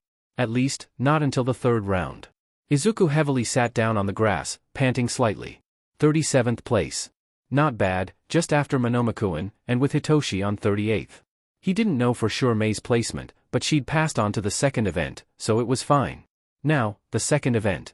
The one used to test cooperation. Monomakuen, Izuku patiently began, "Why do you keep insisting that the second event will be the cavalry battle?" "You see, the events usually rotate on a triennial schedule," he answered, pulling out a blank notebook and scribbling on it, "and said schedule has been this one for quite some time now. Cavalry battle, soft air match, fencing competition, rinse and repeat. And last year they had the fencing competition." Hitoshi finished the sentence and nodded, as if it was the most logical conclusion. "While I do agree that our data seems to point towards the second event being the cavalry battle," Izuku started again, still looking at the notebook on which Monomakuen had written, "I'd still suggest that we make sure to have at least some rudimentary strategy for all three of those events. I wouldn't be surprised if Nizu-sama occasionally switched the events to show that gathered intel can, occasionally, be wrong. For the 42 students who passed to the second stage, let's see what your next challenge will be." Midnight turned towards the screen that had, until that moment, shown the rankings for the first event and that, after a couple of seconds, showed the second event, to Izuku's eternal smugness. "Soft air event." Midnight turned back towards the students, cracking her whip to be sure she had their attention. "You will have to form teams. Anywhere from 2 to 5 students per team. You have 15 minutes to do it, so get to that." Izuku nodded, turning to head towards Monomakuen who, thankfully, had already gathered Hitoshi and Mei. Now it was just a matter of putting on their various support items. "Wait, what do you mean that you don't want to use your quirk until the third event?" Izuku smiled at Monomakuen's question. "Here's the thing, Monomakuen, sure, my quirk has a lot of moving tidbits and it is reasonably powerful, but it has a couple of interesting drawbacks that could be easily figured out by someone, if they saw me use it repeatedly. Thus the jackass has decided that he'll mostly rely on his support items." Hitoshi jumped in, shoving Izuku, "at least until the third event, when he will use his quirk, but only if the situation is dire enough. Besides, I already have most of the interesting KNKS in my quirk figured out. Right now it's mostly a matter of learning to work around it in the moments in which I won't be able to use it. I can't be a one-trick pony." Monomakuen had to begrudgingly agree that the idea was solid. "Everything ready, Izuku?" He nodded at Mei, fixing his mouthguard. "Did you explain properly how to use the jetpacks?" "We're not idiots, Midoriya-kun." Izuku chuckled. "I know, Monomakuen. But Mei has a way of explaining things that, occasionally, makes them sound harder than it has any reason to be. We already have our bracelets and comms active?" Everyone nodded. "Good. Is the frequency the right one?" "Yazoo. I have no clue how you managed to recreate this so quickly." Izuku smiled. "Oh, Gi-san let me keep a couple of these ones. Reverse engineering them wasn't that hard when I basically had the physical blueprints." Midnight cracked her whip again, gathering everyone's attention. A quick recap of the rules, so that even those who didn't follow the festival 2 years ago know how it works. She waited a couple of moments until the crowd had quieted down a bit before talking again. Each team will be given a number of rifles equal to their numbers. The rifles are, for the most part, all identical, but support students are allowed to add their own tech to their team's rifles, so be prepared for some dirty plays. Quirks are, obviously, allowed within reason, no fatal or permanent injuries. We have Recovery Girl on standby, but that doesn't mean you get to murder your yearmates on live television. For a moment, a couple of students chuckled at her words, before she continued. Last but not least, each one of you has been given a bracelet. If you turn it on, you'll see it has a bar divided in 3 segments, each one of those is one shot you can take. If the bar goes entirely down, you're out of the competition. The last 16 remaining students will advance to the one-on-one tournament. Midnight gave them a moment to realize the implications, and Izuku wasn't entirely surprised by the fact that half of the students around him would have happily killed most of the people around them to progress to the final stage. Not that he could blame them, he would probably do the same. "Our beloved Cementos," Midnight continued, "has built us an arena here in our stadium. Cameras have been relocated so that our public from home will be able to see what happens, and we will call people as they get eliminated with the loudspeakers. You will be escorted out by ectoplasm, as to ensure minimal damage to people who are out. Another moment of silence, in which the students saw 4 ectoplasm clones approaching the arena. Well then, teams, start getting into the arena. We will call for the beginning of the match in 5 minutes. The arena was built to resemble a city block, which made a degree of sense. Izuku immediately dragged his team off to a random building, using the jetpacks and the hover boots to get to its top as quickly as possible, and started working on the guns. Let's see. I don't think I have a suppressor on me, unfortunately, but with what Mei has given us I think we could safely make a scope. She should definitely be on the roof, and so should Hito. Midoriya-kun, would you mind explaining your ideas to the team? Izuku stopped talking, took a deep breath and turned towards the others. Alright. Mei is our best bet for a sniper, and Hito is the one with most experience with rifles, so I think 2-2 should be stationed on 2 separate roofs to act as our snipers. Hito, you also have the AVC, so you should be able to get rid of any opponents easily enough. Monoma-kun, you and I should go down into the streets, and try to get rid of our yearmates the old-fashioned way. Monoma-kun nodded, turning to Mei. Thanks for the jetpack, good luck. The pink-haired demon inventor chuckled. I don't need luck, I have my babies. The blonde smiled and jumped off the roof, firing his jetpack shortly afterwards. Izuku followed suit and, just before he jumped, he saw Hitoshi approach Mei. He could only hope that those two would be able to safely dispose of their enemies. As soon as he touched the ground, Izuku heard the loudspeakers come to life. Your 5 minutes of prep time are over. The second event is officially starting. Izuku's earpiece came to life. Hey, number 2, can you hear me? Loud and clear, Mei. Everything okay up there? Yup. Toshi just left for his roof, he's not too far from mine, so I can give him support. We'll call in every 5 minutes unless there's an emergency, like we'd planned. Izuku nodded before remembering that she couldn't see him. Copy that. Let us know if there's any trouble coming your way. No answer came from the comms, so Izuku started going through the streets, rifle secured in his grasp and with the safety turned off. The hover boots served their second purpose here, allowing him to maintain a higher level of stealth, as they silenced his footsteps entirely, and the mouth guard he'd put on served both the purpose of quieting his voice, and a second one that he'd barely finished before the festival. Shoyuta finally managed to settle in a comfortable position, and turned his attention back to the monitor. A couple of kids had already engaged in some sort of skirmish, and he could see a couple of his own that had already been taken down. Azui and Aoyama in particular had taken each other out, which was somewhat funny. Izuku, however, was still nowhere to be seen on the cameras. He hadn't been taken down, as his name was still on their monitors, but he wasn't doing anything in particular. That was until a flashbang echoed around the area where Jairu was stationed. Shortly after the bang, her name was taken off the list, and ectoplasm was alerted. When the light vanished, Izuku was crouched next to her, making sure that she wasn't hurt too badly, before dashing behind cover, a flurry of bullets chasing him. He wasn't hit, as his name was still green, but it had been a close call. Turning slightly his attention, Shoyuta managed to see who had just targeted his problem child. It was the rest of Jairu's team, formed by the remaining Satu and Shuji. Aoyama was part of that team too, but he'd already been taken out. A single shot echoed, turning Satu's name, which was already orange, to red. Another shot followed after a moment, officially taking him out of the competition, in spite of Shuji's attempt to save him. While he'd been distracted following his problem child, however, a number of other kids had been taken out, Shoyuta realized. Hananuki, Ojiro, Kaibara, Koda and Yanagi had all been taken out in the last couple of minutes, and he was partially sure that the latter two had been taken out by the same person, as he vaguely recalled noticing that their teams were close enough. Izuku was. Well, he wasn't exactly cornered, but his only way out meant losing at least one hit point, and he would have preferred to avoid that. Which meant that, regardless of his personal opinion, he had to use one of his support items. Looking into his pockets, he quickly found what he was looking for, a small orb with a tiny button on the side. He hadn't been aware of what, exactly, he might have needed to code into it, so he just prepared a basic bait. Izuku clicked the button, rolling the ball towards his right before starting to move towards his left. After a couple of seconds, the orb activated, creating an hologram that looked and behaved exactly like Izuku, with the only difference that this one acted as a distraction, dashing on the right and immediately getting shot by the tentacle guy, which gave the real Izuku an opportunity to dive behind another building, slowly circling around it to get behind his opponent. He had every intention of taking out the tentacle teen, but something else caught his attention. a smaller teen with purple hair resembling Ball.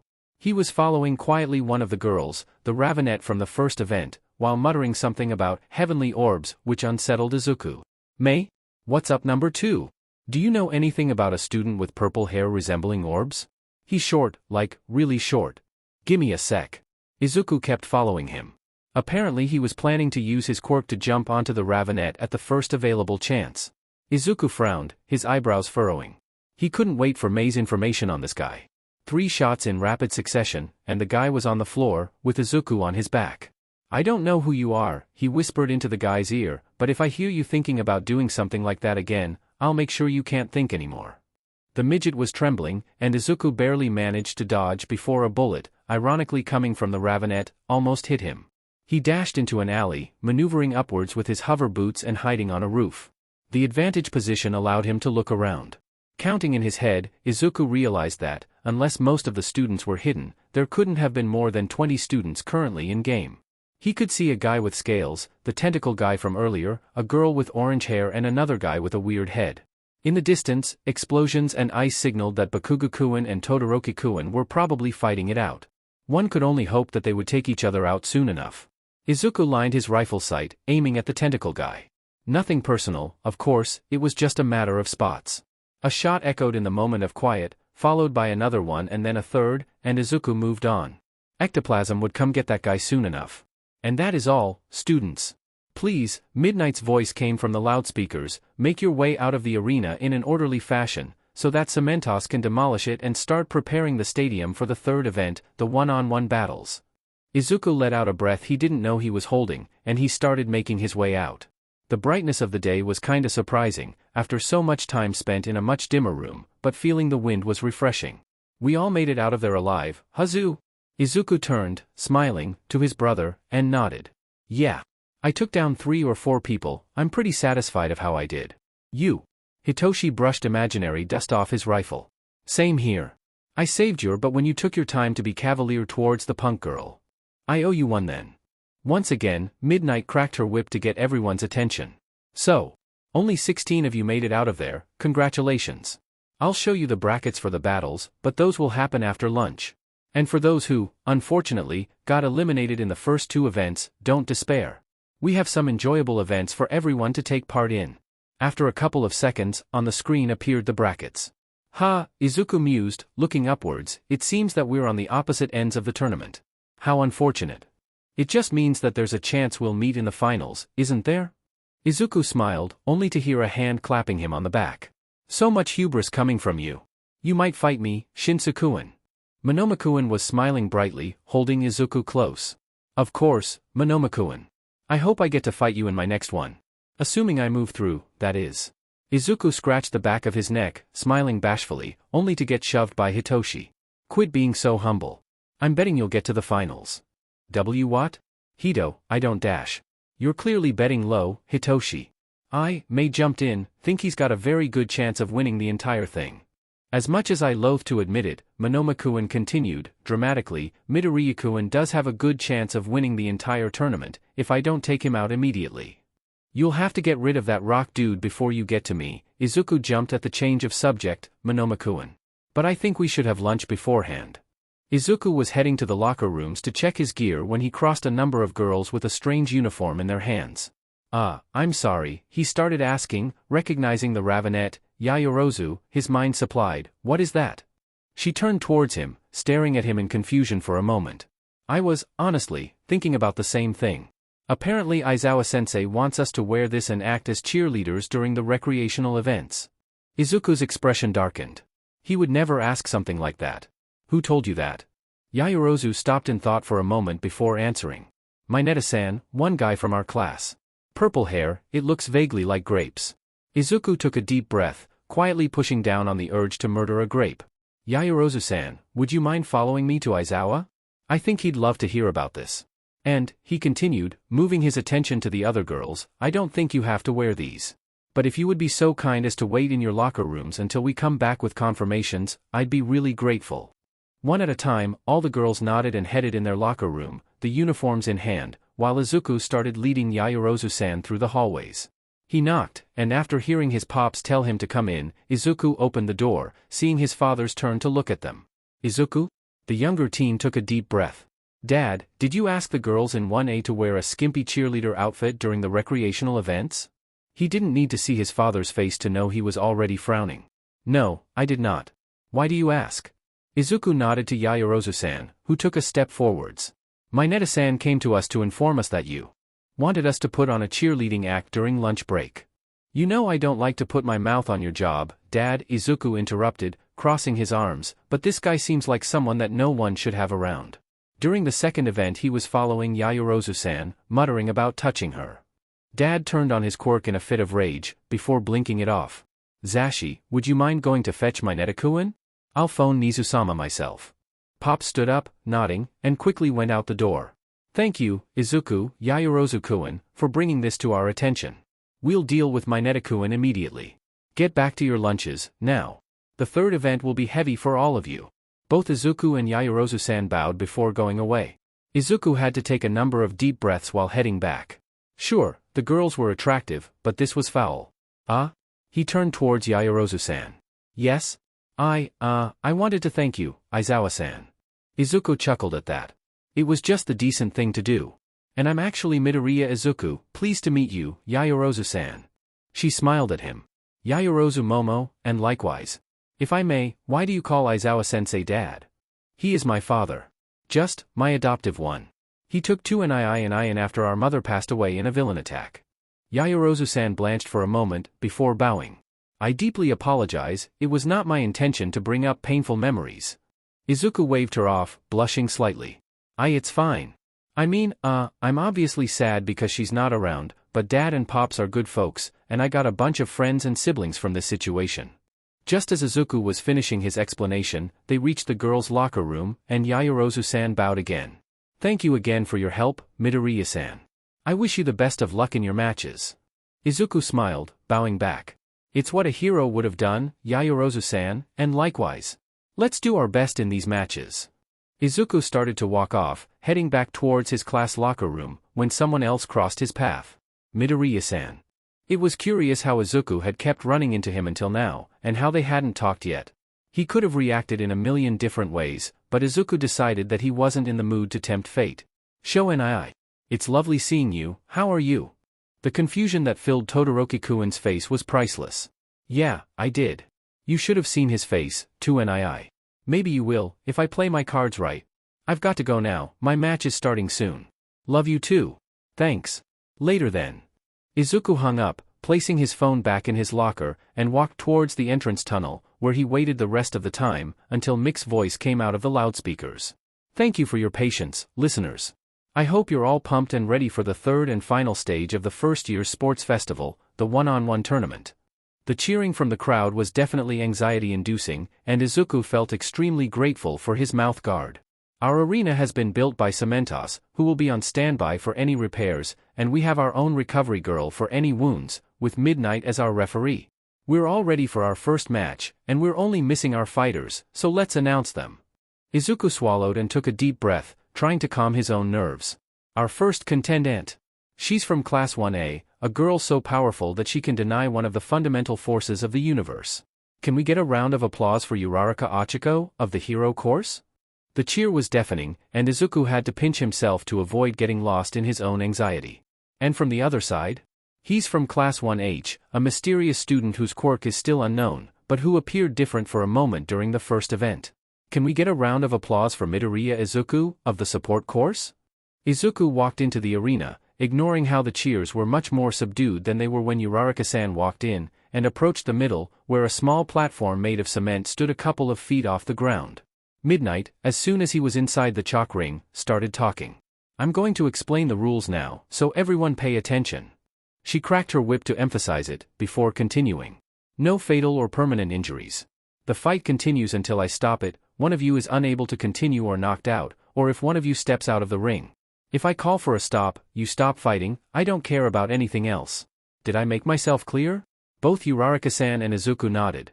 Very well. Begin. Izuku immediately jumped back, avoiding an open-hand swipe from Uraraka-san. In spite of how hard it had been, He had tried to pay attention to his competitors during the previous events, and he'd spent a bit of time during lunch reviewing the high points from the live streams of the festival. From that, he'd managed to realize that Uraraka-san's quirk had some kind of effect on gravity, and that it required her to touch him with all 5 fingers. This, however, meant that getting close was almost impossible, and that Izuku would have to rely on his quirk. Thus, he threw his jacket at her to cause a distraction, and then focused. Hitoshi's time training with him had meant that his quirk required less and less time to activate and take effect, which is how, in a couple of moments, Izuku was far taller, with piercing blue eyes and black hair, and a wave of blue fire coming out of his hands, forcing Uraraka-san back. He took the moment to check that his spare cooling system had kicked in and, after ensuring that he wasn't going to burn his skin off, he turned back to his opponent. "I'm sorry, Uraraka-san, but I kinda need to win this." She frowned at him. "Don't write me off that easily." Izuku smiled. "I'm not."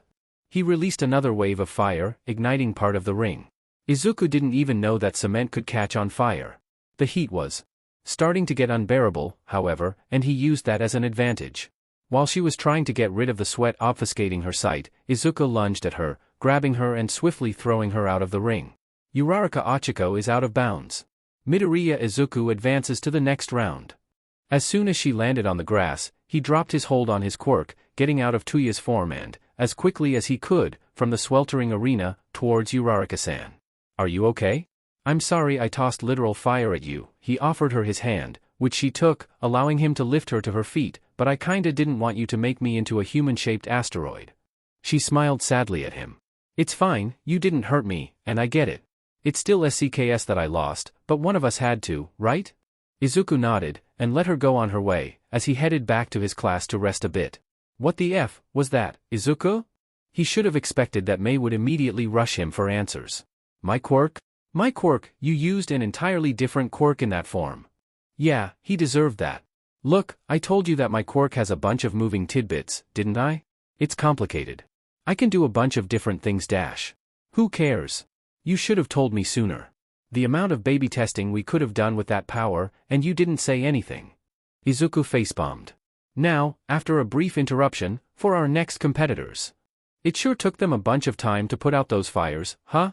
Izuku chewed on his popcorn, pretending to ignore who, exactly, had caused those fires in the first place. "Our first competitor is from Class 1A, he can become harder than most metals, and uses manly as his only positive adjective. Let's hear it for Kirishima Izuku, of the hero course." Izuku frowned while looking down at Kirishima-san, a jolly redhead who walked towards the arena while cheering and waving. It seemed like Monomakuen would have a difficult battle, since his competitor was almost built to counter physical quirks. "And from our other side? He's from Class 1B, someone you could define as a jack of all trades. Let's hear it for Monoma Nito, of the hero course." Monomakuen, predictably, looked vaguely annoyed by the fact that the cheers were more subdued than they had been for Class 1A, but did an admirable job at hiding it. From the way he walked, however, he seemed confident, so Izuku could assume that he had a reasonable plan. After a couple of seconds, in which Midnight repeated the rules to the new contestants, she cracked her whip. "Begin." Monomakuen immediately opened by spraying glue from his hands towards Kirishima-san, but the redhead was far faster in spite of his bulky physique, jumping forwards and landing a haymaker on Monomakuen, knocking him out cold. Midnight approached him, checking if he was actually out, before standing up. Monoma Nito is no longer able to continue. Kirishima Izuku advances to the next round. Izuku frowned. Unfortunate. He didn't manage to properly showcase his classmates' quirks. Yeah, it did kind of SCK for him. He turned to look at Mei. "Mei? She kept tinkering with something on her lap, barely looking at him. "Isn't your match the next one? F-. Our next competitors. This one is, and I quote from a paper that Power Loader handed to me earlier, a demon inventor who's blown up more stuff than she's built, from Class 1H. Let's hear it for Hatsum Mei, of the support course." In perfect Mei fashion, she flew on stage using one of her jetpacks, waving at the crowd before landing in front of Midnight. Izuku didn't chuckle knowing that she arrived that quickly because she was rushing over from the stands, and if he did, no one could prove it. "And our second one. He, too, is from Class 1A, and he can swing around faster than some of us can blink. Can we get a round of applause for Shiro Hanta, of the hero course?"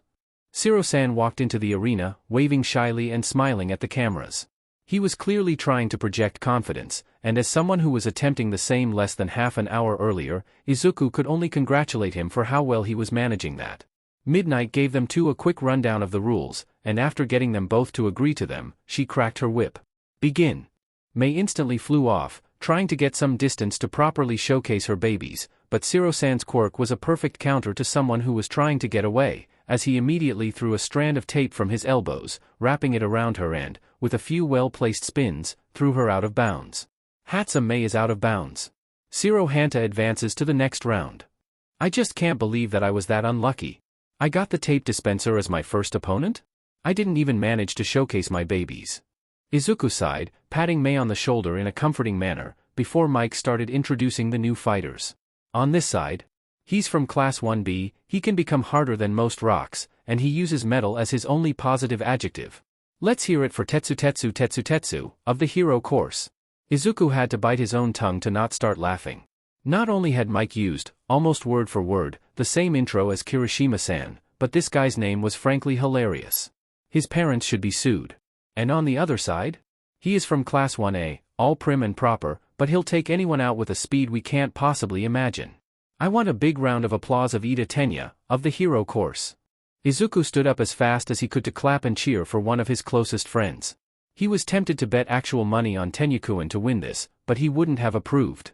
After Midnight explained the rules once more, she cracked her whip, signaling the beginning of the fight. Predictably, Tetsu-san used his quirk to turn himself into metal.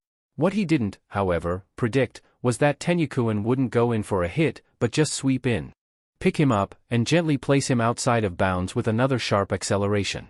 Tetsu is out of bounds. Ida Tenya advances to the next round. Izuku, once again, cheered as loudly as he could. This new group of students is peculiar, as they both come from Class 1A. He's dark, gloomy and shadowy, whereas she's bright, pink and acidic. Let's hear it for Tokoyami Fumikage and Ashido Mina, of the hero course. Izuku hadn't had a chance to see either of them properly in action, although Tokoyami-san's quirk was particularly interesting because of its sentience. It also didn't seem to have many weak points, which made it an even more fascinating ability. Mina-san's quirk, instead, seemed to be secreting a corrosive substance from her skin, and while that was an interesting capability. As soon as Midnight gave them the okay, Tokoyami-san's quirk went berserk, picking up Ashido-san and throwing her out of the arena. It also was a terrible counter against something like Tokoyami-san's power. Ashido Mina is out of bounds. Tokoyami Fumikage advances to the next round. Another group coming entirely from Class 1A. One is cold and aloof, the other is explosively warm. Can we get some cheers for these two powerhouses, Todoroki Shudo and Bakugo Katsuki? Izuku frowned. Todoroki-kun looked icy, as if some horribly cold rage was flowing through him, whereas Bakugo-kun was the usual level of explosive, which bode horribly for the stadium. In fact, as soon as Midnight gave the okay, Todoroki-kun froze Bakugo-kun in an iceberg that almost encased half of the stadium. Bakugo dash. The iceberg exploded in tiny shards as Bakugo-kun got out of it like an enraged demon from hell, launching himself at Todoroki-kun in a fit of fury. Todoroki-kun barely managed to dodge, trying to throw another chunk of ice at Bakugo-kun, who however exploded it and proceeded to throw himself at his opponent once more. This time, Todoroki-kun wasn't as lucky, as he got an explosion to the chest, getting pushed out of bounds. Todoroki Shudo is out of bounds. Bakugo Katsuki advances to the next round. Our second to last set of fighters. He's broody, with purple hair and from Class 1C. His name is Shinso Hitoshi of the General Education course. Can we hear some cheers for him? Izuku, once again, stood up to cheer for his brother, followed shortly by Mei. Hitoshi seemed vaguely amused by the attention he was receiving, but Izuku paid it no mind. And from Class 1A. She's prim and proper, with long black hair, and she can throw anything at you. Her name is Yaoyorozu Momo of the hero course. Let's make some noise for her. Izuku cheered for her as well, although with a vague feeling that this would be a short fight, a feeling that was solidified when, after the beginning, Hitoshi said something to Yaoyorozu-san, and she answered. Immediately afterwards, she turned and walked out of bounds. Yaoyorozu Momo is out of bounds. Shinso Hitoshi advances to the next round. Izuku sighed. Once they got into 1A, they'd have to explain that Hitoshi hadn't pushed her out in bad will, but mostly out of fear that she'd throw a cannon at him. Here's our last pairing for this first round. From Class 1A, he's a bright and cheerful blonde who can power anything he wants. Let's hear it for Kaminari Denki, of the hero course. From what little Izuku had managed to see, Kaminari-san seemed to have a quirk related to electricity, which meant that he could be a powerful opponent. And from Class 1B, she's a devout believer who will use her vines as a tool for her god. Let us make some noise for Shiozaki Ibara, of the hero course. Of course, following the trend that had been shown so far, Shiozaki-san appeared to be a perfect counter for Kaminari-san, something that she showed. After the OK from Midnight, Shiozaki-san turned, using her vines to create a wall that tanked Kaminari-san's massive discharge of electricity and that then put him out of bounds. Immediately, by taking her opponent out, Kaminari Denki is out of bounds. Shiozaki Ibara advances to the next round. For the beginning of round 2, we have two contestants who have shown great power behind them. One side, Midoriya Izuku, from Class 1H. On the other, Kirishima Ijiru, from Class 1A. Izuku took a deep breath. Tuya would be of no help against Kirishima-san, and he couldn't risk always using cremation, or it would overwhelm his cooling system. This, of course, meant playing dirty. Begin. Izuku dashed forwards, keeping himself low, as Kirishima-san hardened his arms, preparing a punch. Izuku gracefully dodged, slipping in between the redhead's legs to get behind him and, as soon as he'd gained a good enough position, he kicked. Kirishima crumbled, allowing Izuku to safely, if with a bit of difficulty because of the weight, pick him up and place him out of bounds. Kirishima Ijiru is out of bounds. Midoriya Izuku advances to the next round. If most of the male population had their hands between their legs, Izuku pretended not to notice. Most of the following matches followed a predictable pattern. Tenyukuin quickly put Siro-san out of bounds, managing to avoid his tape and, by consequence, tripping and falling on his face. Bakugo-kun showed to the world that even extremely powerful quirks have limits, by blasting Tokoyami-san's quirk with enough light to shrink it, forcing the bird-headed teen to forfeit. Hitoshi kept going with his usual strategy, which led him to taunt Shiozaki-san until she answered, and then ordering her to walk out of bounds. It was unfortunate, but predictable. The third round is about to begin. Our contestants so far have shown great promise, but will they manage to keep going? Or will they finally falter and fall from grace? Let's find out during this first semi-final, between Ida Tenya and Midoriya Izuku. Tenyukuin was another issue. Any kind of fire quirk was out of Izuku's plans, as Tenyukuin could have kicked him out of the ring before said fire could hurt him. Dirty tactics work on someone significantly slower, not on him. Then, perhaps, another quirk could be the solution. Begin. Izuku barely managed to dodge, activating his quirk with a push of focus, before soaring higher up. Red wings had quickly and painlessly come out of his back, and from the way in which the world seemed in higher focus, Izuku could safely guess that turning into hawks had been successful. Midoriya-kun, I must request that you stick to fighting properly. It isn't polite for a hero hopeful to dash. Izuku cut him off by flying down and picking Tenyukuin up, quickly depositing him out of bounds before landing and shrugging off the quirk. Ida Tenya is out of bounds. Midoriya Izuku advances to the final. Izuku offered his hand to his friend. No hard feelings? As a hero you must be prepared to be on the receiving hand of a number of dirty tricks and underhanded tactics. Tenyukuin took it. You are, of course, right, my friend. Unfortunately for Hitoshi, his plan had no chance to work on Bakugo-kun. It could have worked on the first round, but the explosive blonde had seen it too many times to be fooled, and thus simply blew his opponent out of bounds. Which led them here. And for our final fight, both of these two have shown great strength and willpower. Which one will soar above the rest? And which one will fall to the second place? Let's find out, in the first year's sports festival final, between Bakugo Katsuki and Midoriya Izuku. Izuku swallowed nervously. Fighting Bakugo-kun had been, until now, a possibility, but now it was a reality and Izuku wasn't entirely sure of how to go about it.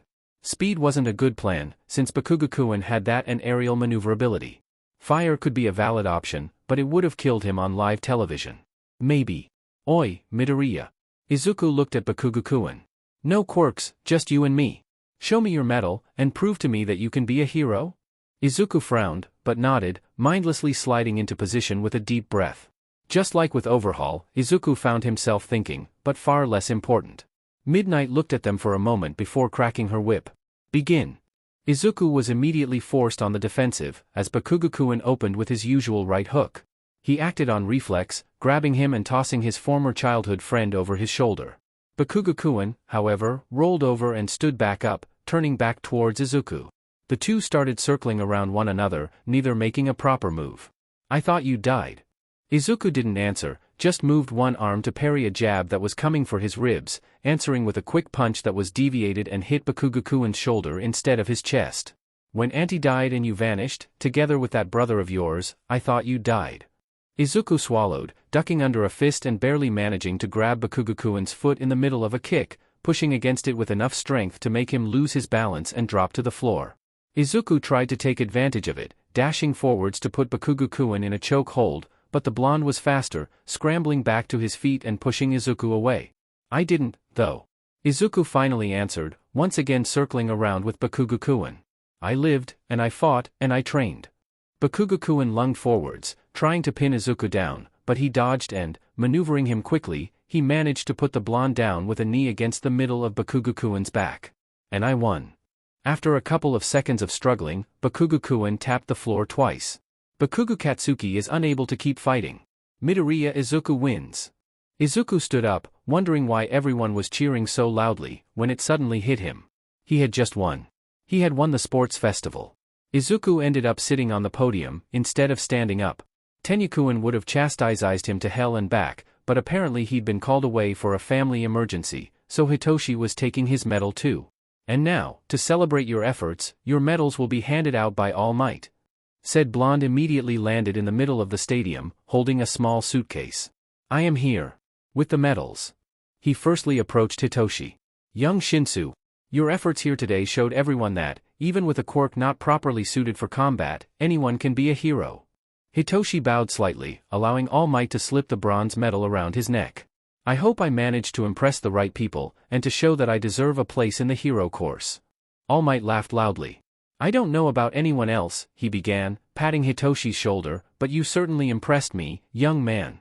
And in my opinion, you're more than deserving of a place among the heroes. He moved on to Bakugo-kun, slipping the silver medal around his neck. Young Bakugo, you showed the determination and the mettle required of any hero to keep fighting. I think I can speak for a number of people when I say that we'll be very interested in your growth, from now on. Bakugo-kun didn't say anything, he just bowed, allowing All Might to get to Izuku.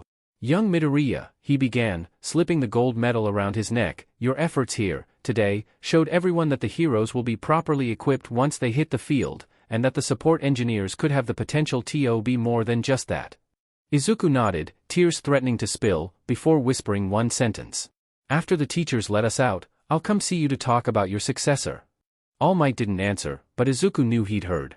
Instead, he turned around, still smiling, and addressed the crowd one last time. And now, to thank everyone for their hard work, there is only one last thing to say. Plus Ultra. Izuku knocked, yawning widely. In hindsight, the idea of having this meeting with All Might immediately after the sports festival wasn't his brightest one, he'd admit to that, but waiting felt like a dumber choice, considering the threats that were conspiring against UA. Come in. The man's voice startled Izuku out of his musing, and he opened the door. Good afternoon, well, evening, Yagi-san. Good evening to you, Midoriya-kun. Once again, congratulations on winning the sports festival. Izuku felt heat rising to his cheeks, and he bowed to try and hide it. Thank you, sir. If you don't mind, he continued, standing back up and moving towards one of the seats, I wanted to share my thoughts in regards to One for All. The man nodded, standing up. Of course. However, I feel it would be wiser to conduct this meeting in Recovery Girl's office. I believe that she intended to remove your father's bandaging immediately after the festival had ended, and I feel that his input would be equally valuable. Izuku nodded, moving to follow Yagi-san as he walked out of the office. The walk towards Recovery Girl's office was rather short, and was spent in relative silence, until All Might knocked on RG's door. Chio? It's me, I have to talk with Shida-kun. A moment of silence, after which the door opened, showing a rather tiny woman with a full head of gray hair. She was wearing a nurse's outfit, probably tailored specifically for her size, and used a cane to walk around. Ah, Tashinori, it's good to see you. Come in, come in. As the skeletal man made his way into the office, Recovery Girl's eyes landed on Izuku. Oh? You must be Midoriya Izuku, Shida-kun's kid. It's lovely meeting you, dear. Izuku, to his credit, managed to not instantly blurt out that he wanted a signature. Instead, he calmly bowed. It's an honor meeting you, ma'am. Maybe calmly isn't the right word for it. The elderly woman chuckled, waving one hand. None of that, dearie. Come on, Shudakuen is out of the bandages, and I could definitely use some help wrangling him while Tashinori talks. Izuku awkwardly stood back up, following after Yagi-san towards Dad's bed, where the latter was, predictably brooding, although he did light up when he saw Izuku. Problem child, he smiled, just a tiny thing, but it made Izuku feel warm inside. You did good today. We're proud of you. Thanks, Dad. The problem child in question smiled, before failing to hold a yawn in. We'd better get this talk over with, before Midoriya falls asleep in front of us.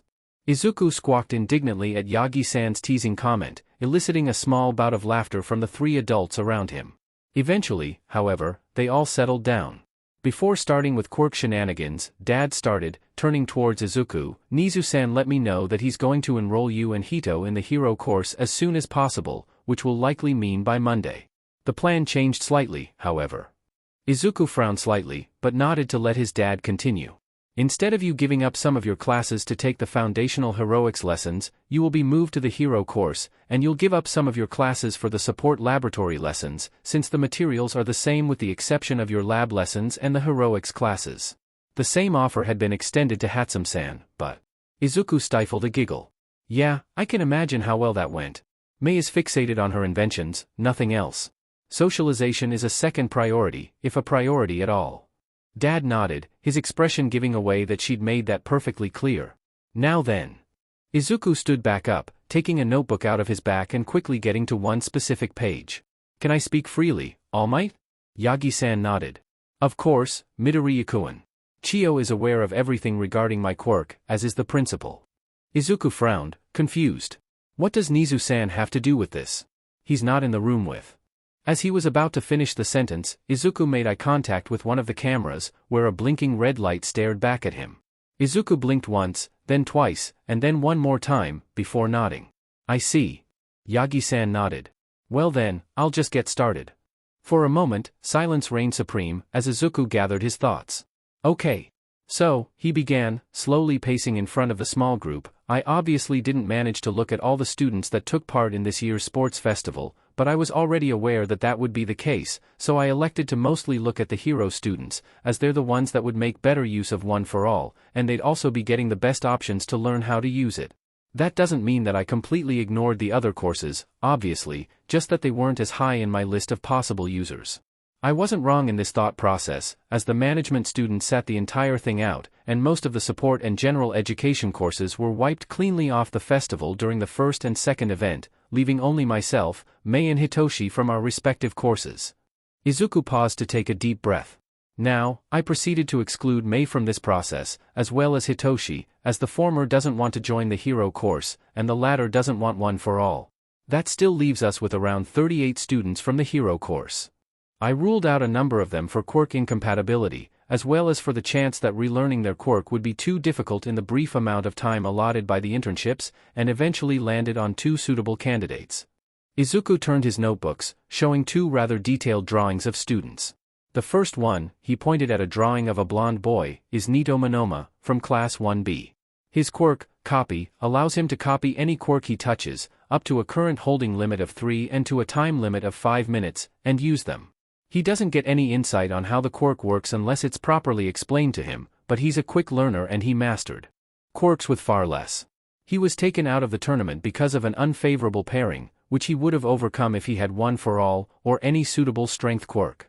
No one said anything, but from their expressions, it was easy to infer that the idea had merit. There is, however, a major issue with this, which would be that we don't know how his quirk will evolve after adding One for All to the mix. There is a possibility that we might create a second All for One, just capable of permanently copying and storing quirks inside of his own body, instead of taking them. The giving part is still up for debate. A quick grimace took over Yagi-san's face, and dads and recovery girls weren't much happier. This leads us, Izuku moved his hand to show the second drawing, this time of a girl with very dark hair, to our second candidate, Momo Yaoyorozu, from Class 1A. Her quirk, Creation, seems to allow her to produce anything she wants from her body. I am not entirely sure on the specifics, as I didn't ask her, but I'd assume that it works by converting some sort of fuel from her own cells, maybe sugars or fat, into different matter. Her quirk is already much more suitable to explain the sudden increase in strength. It could be passed off as her turning the energy she would have used to create stuff into adrenaline, or any kind of fuel for her body. This is, obviously, ignoring how much her quirk could change once she's connected to the greatest energy stockpile the world has ever seen. He stopped, putting his hand on his mouth and tugging at his lower lip. Her major issue is less tied to her quirk and more to her mind. She's not yet used to thinking on her feet, more of a strategist than a brawler, but if her main plan fails, she's, forgive my crude language, on her but and incapable of coming out of that situation in any way, as she gets lost in her head. This was less apparent from the tournament and more from the second event, as Monomakuen told me that, once her barricade had been broken down, she was about to be taken out with extreme prejudice, had it not been for the ending bell. Izuku sat back down, putting his notebook on his legs, before gesturing to All Might as if to give him the stage. The skeletal man stood up. Thank you, Midoriya-kun. That insight was, he paused, taking out his buzzing phone and grimacing as he saw something there, surprisingly deep. Nizu-san thinks so too, and has formally invited you to take some tea with him during your next free PRD, on Monday. Dad groaned. Fing hell, problem child. Izuku looked confused, before turning towards the camera and nodding. It would be my greatest honor to have some tea with you, Nizu-san. Recovery girl cleared her throat. World domination issues aside, I think we need to vote on a candidate? Attention back on subject, Yagi-san started speaking again, ignoring Izuku's muttered, world domination. I've seen both of your candidates, Midoriya-kun, show a great amount of intelligence, as well as dedication and overall strength. The potential threat of a second all-for-one, he frowned, leaning against his chair, however, makes me rather unsure about picking Monomakuen. While that may be true, Dad interrupted, we have to consider if we can effectively correct Yaoyorozu-kun's glaring flaw more easily than we can keep Monomakuen from going supervillain. Izuku raised his hand. If I may, he began, as soon as Yagi-san had looked at him, Monomakuen isn't going to turn villain anytime soon. It's more likely to see Hitoshi become a villain, and you know how much he hates the thought. Dad nodded. That's because Monomakuen's main line of thought is showing that he's capable of being helpful, regardless of his quirk. Your point has merit, Izuku, Dad nodded, crossing his arms, and overall Monomakuen seems like a suitable candidate. However, I'd prefer if Yaoyorozu-kun was the one to inherit the quirk, especially since she's already a student of mine, which means I'd be able to evaluate her progress with it, as well as help building up the excuse. Otherwise, we'd need to either bring Vlad King in, which would go against the whole state secret quirk, or somehow justify a number of extra lessons between myself and Monomakuen. Izuku nodded, thoughtful, while Yagi-san simply stroked his chin, before clearing his throat. I appreciate all your suggestions, Shota-kun, Midoriya-kun. I would like to take some time to evaluate the decision on my own, if it's not a problem for you. Recovery Girl was the first one to stand up. Of course, Tashinori. It is your quirk, so you deserve to take your time picking your successor. Izuku nodded enthusiastically, followed far more calmly by his father. Indeed, Yagi-kun. The choice is yours, we're only here to advise you, should you need it. The skeletal man smiled. And I appreciate it very much, Aizawa-kun. Now, if you don't mind, I think I'll head back home, rest a bit, and make order in my mines. And we'll follow, Dad jumped in, standing up and moving next to Izuku, as we wouldn't want to overstay Recovery Girl's welcome. Take care of yourself, Shota-kun.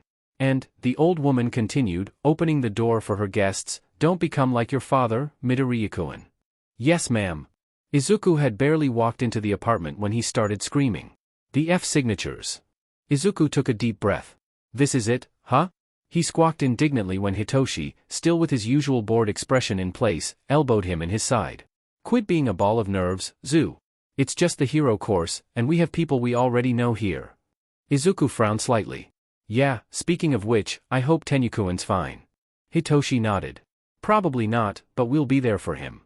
Izuku returned the nod, turning back towards the massive door of the 1A classroom. Standing there and staring at it won't make the door open on his own, unless you manifest some telekinetic quirk. Izuku jumped half a meter in the air, before turning back to his dad, who was looking at him with an amused expression. You're worried about nothing, problem child. You'll be fine. Izuku took another deep, steadying breath, before nodding. You're probably right, Dad. The man was about to pass in front of him, but stopped. What the hell is that, Izuku? Oh. My tie. Yeah, nerves, couldn't tie it properly. Hitoshi just chuckled in the background, as Dad settled in front of Izuku, undoing and redoing his tie. Follow my movements, so that you may learn it. Izuku flushed, but followed. Eventually, Izuku's tie went from a tentacle actively trying to murder him to an actual tie, to Dad's satisfaction. After fixing that mess, he stood back up and opened the door, just as the bell started ringing, entering the class with Izuku and Hitoshi in tow. "Good morning, Hellspawn. Settle down, I've got a couple of announcements today." Izuku could feel a number of eyes on them, although most of them were just curious. Uraraka-san's face was confused but happy, Bakugo-kuin's was, seemingly, satisfied, Tenya-kun was staring flatly at his desk, and Yaoyorozu-san had a small smile, directed specifically at him. Izuku smiled back. "Firstly, Mineta-kun has been expelled. His behavior towards a number of your classmates, as well as other people in UA, was unacceptable, in particular for a potential hero. On behalf of the school, I apologize that it took us this long to right this wrong." He bowed deeply to the class, in the stunned silence. "Second announcement," he continued, after standing straight up, 2 students are transferring from, respectively, the general education and the support courses. I trust you'll make them feel welcome. The 2 students in question are Hitoshi Shinso and Izuku Midoriya. Izuku and Hitoshi bowed to the class. "We'll be in your care." Dad gave them a small pat on the back, and they took it as a sign to head to their seats. Izuku sat down in front of Yaoyorozu-san, with Hitoshi just in front of him, and behind Bakugo-kun. Final announcement, which will lead us into today's lesson. The class turned back to Aizawa-sensei, pushing any idle chatter to a later moment. "You all did well during the sports festival. I hope this experience gave all of you some inklings about what you have to improve, as well as what you can learn from your yearmates. As I'd mentioned before the festival, Aizawa-sensei turned on the projector, which showed a small chart of names and numbers. The festival is both for your own improvements, as well as for pro heroes to scout you for internships. Your results are unusual, compared to most first years." He turned to point at the spread, showing that Bakugo-kun had, by far, the most amount of offers, followed shortly by Izuku, and immediately afterwards, in spite of his placement, by Shudo-kun. The rest of the class had got far less offers, trickling down to one Fumikage Tokoyami, who had only got 1 offer. For those of you who didn't get any offers, don't worry. There are a number of agencies, contracted by UA, who are willing to take interns who didn't get any offers. That seemed to lift the mood slightly, and Aizawa-sensei gave everyone the time to draw in a breath of relief. "However," he interrupted, "this is your first step to get out into the public eye. Some of you will stay there for longer, other for just a few moments, depending on the branch of heroics you choose to follow. Regardless, you'll need proper hero names, which is what we'll be covering during this lesson. However, I suck at picking names, which is why I will be taking care of this class." Midnight threw the door open, as if on cue, and Izuku wasn't going to doubt that she'd rehearsed this entire thing with his dad just to get this effect, and walked towards the teacher's desk. "You have to know that dear old eraser, here, had to get his own name from Present Mike. Yeah, ruin my reputation while you're at it. Anyways, you've got 15 minutes to pick a name, Midnight will approve or veto them. I'm going to sleep, don't wake me up." And, just like that, he slipped into his yellow sleeping bag. Where the F did he keep that? While Midnight started handing out whiteboards, so that they could brainstorm. 10 minutes in, Izuku was almost willing to drive his own head through the wall. All the All Might base names he'd planned when he was younger were coming back to bite him in the butt, now. The only name that currently came to mind was Phobia, and he couldn't use that, obviously, if he didn't want to instantly get arrested. "Toshi?" His brother turned to him. "Yeah? What did you put as your name?" Hitoshi shrugged. "I was thinking of using the Headspace hero, Mindjack." Izuku smiled. "Isn't that the name May suggested?" Toshi didn't answer, but the faint blush on his ears was enough of an answer. "Did you call me just to mess with me?" Izuku placatingly raised his hands. "No, actually I needed some help." "You don't have a name in mind?" Izuku groaned, nodding. "Yeah. There's Phobia, but I can't use it, obviously." Hitoshi hummed for a moment. "How about Osamar?" Izuku frowned. "No, that's a nickname, and it's staying like that. However." He stopped, thinking for a moment, before smiling and nodding. "Thanks, Hito. You gave me an idea. Glad to help." He turned back to his desk, and Izuku quickly moved to jot down his own name. For FS sake, who allowed some of these names? Can't Stop Twinkling is such a mouthful, Invisigirl is so basic it could neutralize most acids, and Izuku wasn't going to talk about Tailman or Sugarman. At least Bakugo-kun kept trying to use increasingly amusing variation of Explosion Murder God, so there was that. Eventually, however, came his turn, so Izuku walked to the front, before showing his whiteboard. "I want to be the protecting hero, Angel." A moment of silence, before Midnight Wolf whistled. Nice name. Midoriya. If I may ask, however, where did the idea come from? Izuku smiled, nervously scratching the back of his neck. A friend of mine always calls me Asamar because of a weird thing I did with my quirk one time, and I thought it would be a good inspiration. Midnight nodded, approvingly. Nice one, I like it. I just hope you've got a fitting costume in mind. Izuku's smile lit up the room.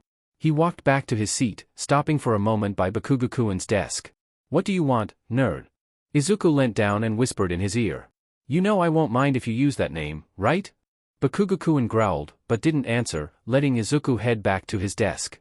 However, when the explosive teen presented the name, the Demolition Hero, Ground Zero, he couldn't help but smile and clap at him. Eventually, the Hero Informatics class ended, with only 2 people, Shudo-kun and Tenya-kun, who elected to use their own first names as placeholders. Aizawa-sensei got out of his sleeping bag, moving to the front of the class. You've got a free PRD now, as Cementos is still recovering after the work he did for the festival. Midoriya-kun, Yaoyorozu-kun, come with me for a moment. Already? All Might had made his choice, then. Izuku stood up, followed by Yaoyorozu-san, and walked out of the class after Aizawa-sensei. Once they were out and far enough from prying ears, Izuku spoke up. So he decided? Dad nodded. Yes. Don't worry, Yaoyorozu-kun, he turned towards her, you're not in trouble for anything. A teacher has a proposition for you. She nodded, quietly setting her skirt, a gesture that Izuku picked up as fidgeting. Luckily, All Might had picked the usual classroom, which wasn't that far from the 1A class, and thus didn't give Yaoyorozu-kun enough time to work herself into a panic. Dad knocked. Come in. The door was opened, and the trio quickly filed in. All Might was sitting there, in his small form. Aizawa-kun, Midoriya-kun, Yaoyorozu-kun. Thank you for coming so quickly. Dad just nodded, taking a seat next to Yagi-san, while Izuku and Yaoyorozu-kun took the 2 chairs opposite to the small couch on which the teachers were sitting. If I may, the Ravenet began, still nervously fidgeting, what did you need from us, sir? Izuku moved slightly forwards, but All Might shook his head, before standing up. Yaoyorozu-kun, what you will hear and see in this room must not, unless for exceptional and approved circumstances, leave it. She just nodded, turning to look, confused, at Izuku, who sent her a reassuring smile. All Might buffed up, and her jaw dropped. The explanation was, as it was the first time, convoluted and complicated. All Might had dropped back into his usual form, to save time, but Yaoyorozu-kun had still to shake off the confusion of it all. I'm very grateful you decided to share this secret with me, All Might, she started, carefully weighing her words, but I don't think I quite understand why you would choose to bring me in such a carefully guarded secret. Now Yagi-san gestured to Izuku, who turned fully to face Yaoyorozu-kun, just as she did the same. One for All, as All Might explained, is a transferable quirk. He came here to find a successor, Yaoyorozu-kun, and had originally offered the quirk to me. I, however, refused it, and offered to help him find someone suitable to inheriting that power. So, he continued, taking out his notebook, in between the events of the sports festival, I took my time to scout the various students, in search of someone who could make good use of it. Eventually I settled on 2 students, and you were one of them. I gave my information to Yagi-san and Dad, and I chose you, Yaoyorozu-kun. All Might finished, getting her attention back on himself. I believe that you will be able to use the quirk to get to even greater heights, making you an even better hero than you could already be. For a moment, Izuku wondered if she was going to refuse it. Her expression certainly made it look that way, at least. It was, however, nothing more than a moment, and Izuku would forever wonder what it would have been if that moment hadn't passed. Yaoyorozu-kun took a deep breath, as if steeling herself, and she nodded. Yes. I will take the quirk, All Might Sensei. Izuku could feel the relief that filled Yagi-san as soon as she said that, and he was clearly about to either give it away, or take her to Recovery Girl to see what her physicals were, before she raised one hand. However, I do have a request. Yagi-san's mood was exchanged for minor confusion, but he nodded. Ask away, Yaoyorozu-kun, and trust that we'll do what we can to satisfy it. She nodded, almost chewing on her words for a moment, before continuing. I'd request to receive the quirk after the internships, if possible.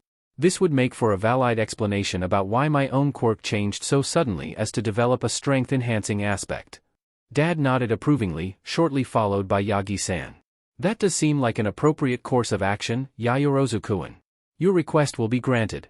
Feel free to pick any hero you got a request from, or from the UA list, to intern with. If All Might leaned slightly back in his chair, however, none of them interest you, I may have a suggestion. Yaoyorozu-kun shook her head. Thank you for your offer, sir, but I already had my eye on a couple of heroes. I just need to pick the one that would be most appropriate for my skill set. Both of the teachers nodded approvingly, before Dad stood up. Very well. Head back to class, the two of you. Remember that you have until the end of the week to hand in the paperwork for the internship of your choice. Izuku and Yaoyorozu-kun stood up, bowed, and headed out. Midoriya-kun? Izuku turned to look at Yaoyorozu-kun. The empty hallway was vaguely eerie, but he paid it little mind, focusing instead on her worried expression. Yes? Is something the matter? She just shook her head. Although her body language painted an entirely different story. I'm very grateful that you suggested me for this opportunity, but I am not entirely sure I will be able to fulfill your expectations, or our teachers. Izuku hummed. The quirk itself is a big legacy to fill, and it doesn't help that I feel that there are countless of more qualified candidates. Let me cut you off there, Yaoyorozu-kun. I can entirely agree that the legacy is massive, but I'm afraid I can't let you doubt the choice in candidates. Not because of my pride in my analysis, he immediately put his hands forwards, but because it was a choice made by our teachers, people who are supposed to know best. I wouldn't trust them on this basis alone, but I've known both of them for quite some time now, and I know they wouldn't have picked you if they felt you weren't up to the task. Yaoyorozu-kun didn't answer, instead taking to twirling a stray strand of hair that had gotten out of her ponytail. If, however, you still feel that you're not up for this, you can either go back on it and refuse the opportunity, or work harder, until you feel that you're actually good enough for the job. This shook her out of her worried daze, turning her gaze onto Izuku. If you pick this option, you will have people around that you can ask for help. Dad, Aizawa-sensei, Yagi-sensei, my brothers and I. We're all here to help, should you need it. Yaoyorozu-kun nodded, before bowing. Thank you, Midoriya-kun. I will try my best to fulfill your expectations. Izuku smiled, gently pushing her back to a standing position. You have no obligation towards me, Yaoyorozu-kun. Make sure to become the best hero you can be, yes, but do it for yourself. If you ever need anything, however, my doors are always open. You just need to come knocking. The smile he got back from her made Izuku feel like his every choice, up to that moment, had been right. Lunch was slightly more tense than Izuku had expected, although he could have assumed so earlier. Instead, the realization came when Tenya-kun didn't show up for lunch. Has anyone seen Tenya-kun? Hitoshi shook his head, equally worried, while Uraraka-kun tilted her head slightly. I think that Ida-kun mentioned something about wanting to eat on his own, and that he would have lunch on the rooftop today. Izuku frowned. At least it stopped raining. I hope he's fine. I'll have to talk with him to remind him that he can reach out for help. Hitoshi nodded. I can't imagine what I would feel if something like what happened to Ingenium happened to 2NII. Uraraka-kun looked at the two siblings curiously.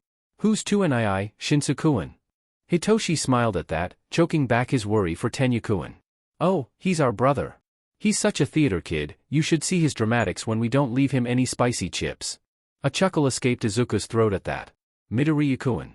The amusement got cut short, as Izuku turned around to see Shudo-kun, staring at him with an unreadable expression. Shudo-kun, did you need something? The stoic teen's expression changed slightly into mild discomfort, before being schooled back into its former expressionless stare. I would like to talk to you for a moment, privately. If you don't mind. Izuku nodded, standing up. I'll be back soon, guys. Uraraka-kun, I'm trusting you to check on Hito so that he doesn't steal what's left of my katsudon. And, with that, he was off to follow Shudo-kun. For the second time in the same day, Izuku found himself alone in an otherwise empty hallway with one of his attractive classmates. What's up, Shudo-kun? The stoic teen frowned slightly at that, leaning against the wall opposite to Izuku's. Why do you not call me Todoroki-kun? Everyone else does, and you're the only one who doesn't. Izuku hummed at that. To be fair, neither does Hitoshi, although I don't think he's done so while in your earshot. But, to answer your question, he shrugged, you don't like being associated with Endeavor, so I thought it would be a kind choice to spare you the umpteenth person who sees his son instead of another teenager. Shudo-kun didn't answer, for a moment. What do you know about Endeavor? Izuku smiled. I know far too much, Shudo-kun. I know someone that you know as well, and he told me so much, it's a miracle I haven't leaked it all online and started a smear campaign against your SPRM donor. A small frown appeared on the other boy's face. Speaking of which, Izuku took a small planner from his pocket, quickly jotting down his own address and contact info on it, before tearing the page out and handing it to Shudo-kun. Why don't you come over for dinner, one of these days? I don't know if the moron gave Yumine our new address, but I do know that Natsuo has yet to visit, and that he owes 1500 yen from some old bet, so drag them both at our place whenever you want. Shudo-kun took the piece of paper, staring at it with a confused expression, before nodding. Great. I'll explain everything at dinner, I promise.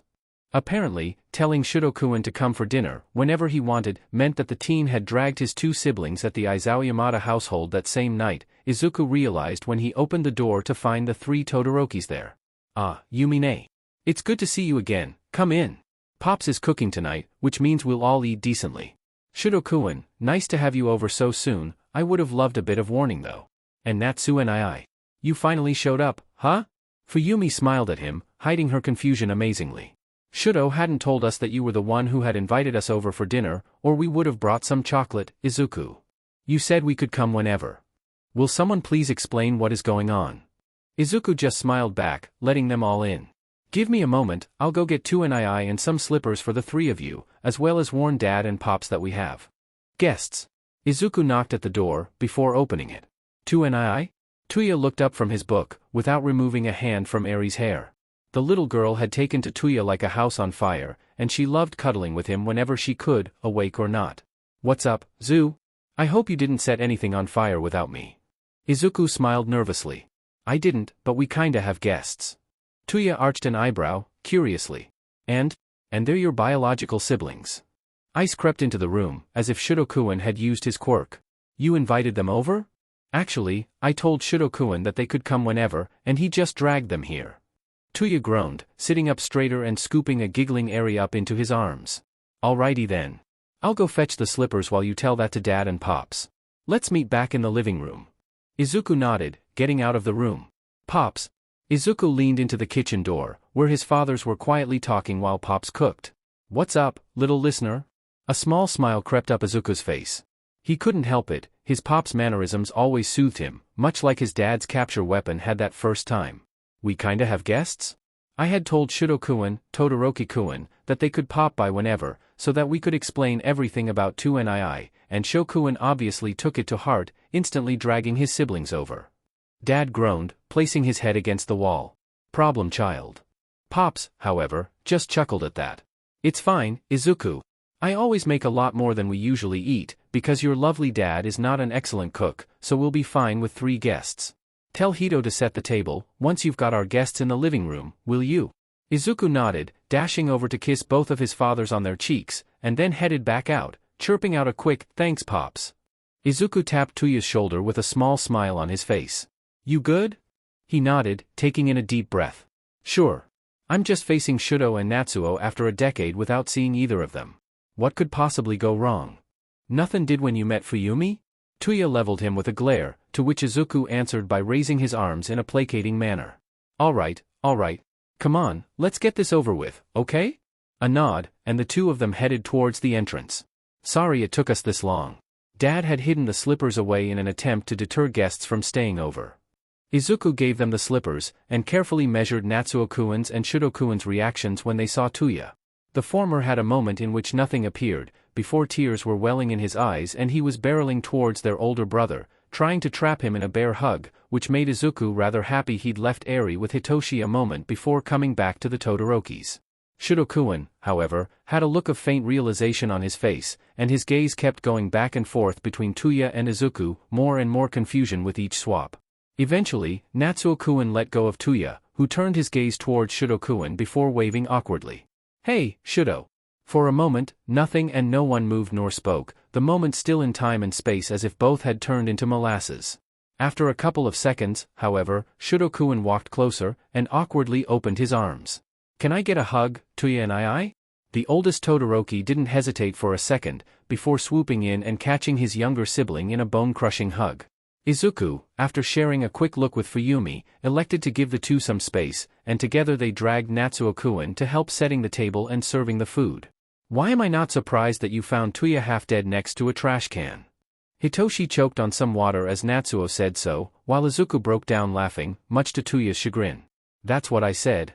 I swear, he went away and then he kept pulling the same stunts, just away from those who would keep him alive. Shudo smiled, a thing that was all mischief, and Izuku stilled, feeling a chill going down his spine.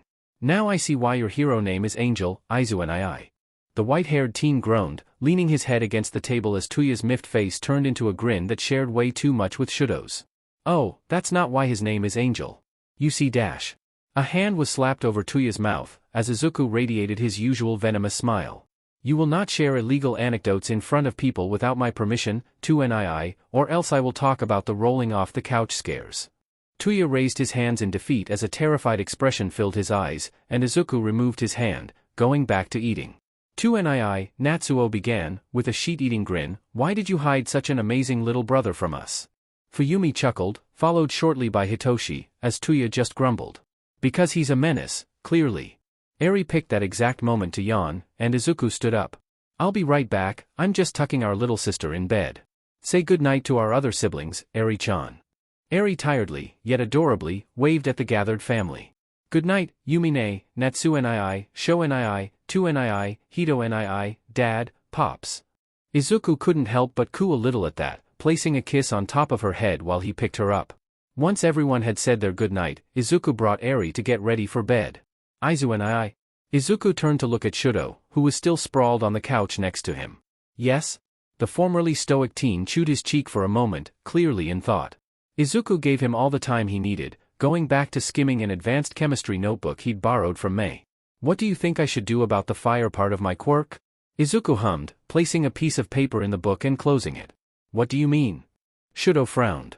It's Endeavor's quirk, and I promised myself I didn't want to use anything of his if I were to become number one. And yet?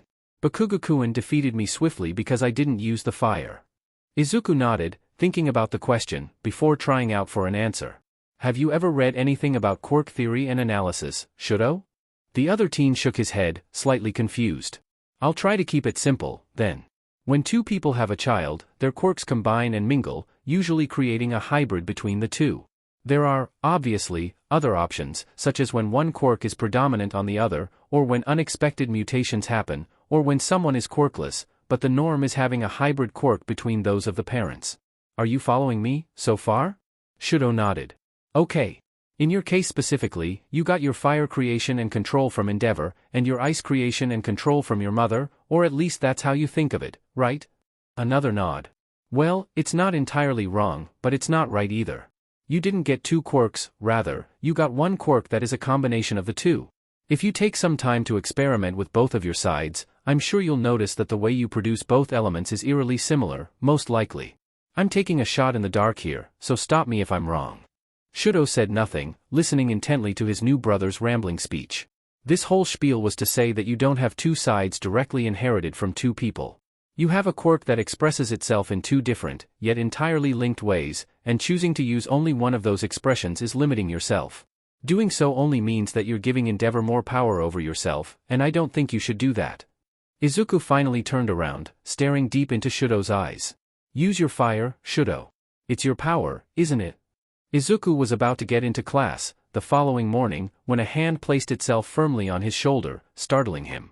He quickly turned around, ready to toss whoever was attacking him. Certain reflexes were hard to suppress, but stopping as soon as he recognized the figure in front of him. Duh, Aizawa-sensei? The man gave him a quick look, stopping on his tie and humming in approval when he was certain that the tie was properly made, before starting to speak. Principal Nizu will be waiting for you after lunch today, and he greatly apologizes for missing yesterday's planned meeting.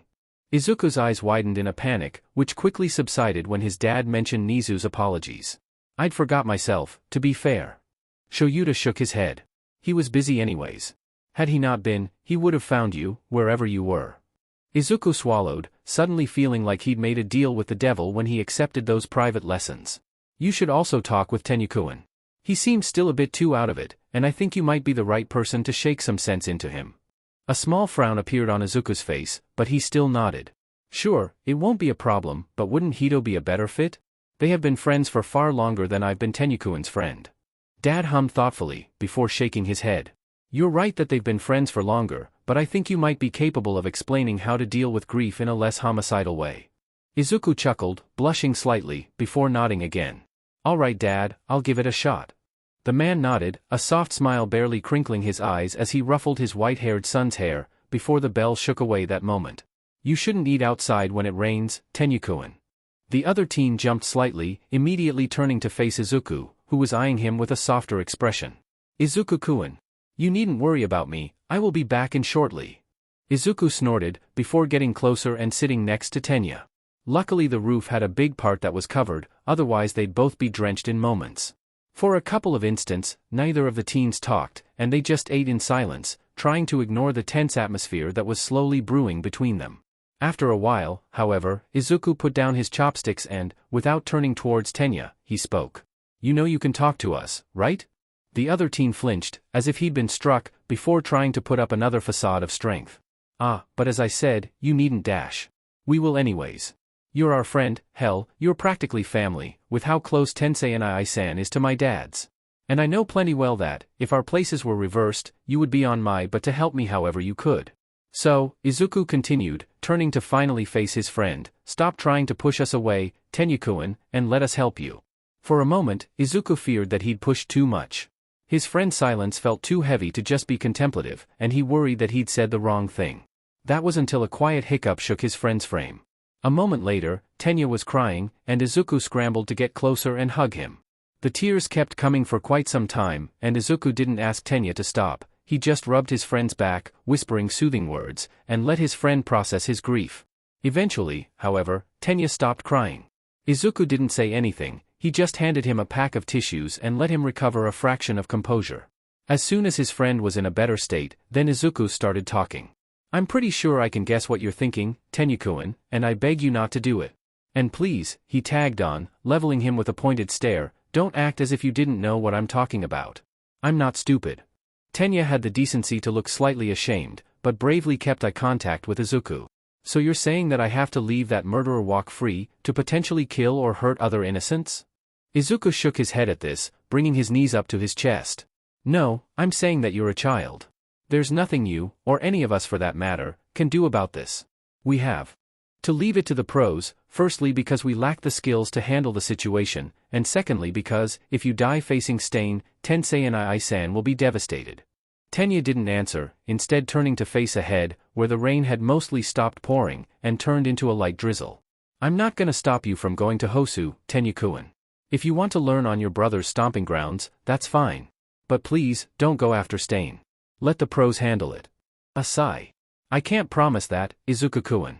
But I will try my best to stay out of it. Izuku nodded, resigned. He knew he couldn't get anything better, and just decided he'd inform his dad. If Izuku thought that the door to Class 1A was massive, or that the laboratory ones were big, then he had no way to measure how immensely big the one to Nizu-sama's office was. He was rather glad he didn't have a phobia of big things, because this school would have been the death of him. Izuku took another moment to steel himself and, just as he went to knock, the door opened in front of him, letting a rather cheerful voice reach his ears. Come in, Midoriya-kun. Come in. Izuku swallowed and, after another moment, he walked in. Good afternoon, Nizu-sama. Midoriya-kun. Good afternoon, it's lovely to see you again. How have you been? Has the heroics course been treating you well? Izuku felt himself relax a bit as he took a seat, settling down his backpack. I've been good, thank you sir, and the heroics department has been amazing so far. All the people I've had the pleasure to talk with have amazing quirks that I just can't wait to analyze, and they've all been extremely kind to me. Nizu nodded at that, apparently satisfied. Good, I'm very glad to hear that. Now, before we start, I'd like to know what you would like to get out of these lessons we'll have, so that I can tailor my personal program to hone your mind as best as I possibly can. Izuku found himself humming thoughtfully at that. This is quite the question, sir.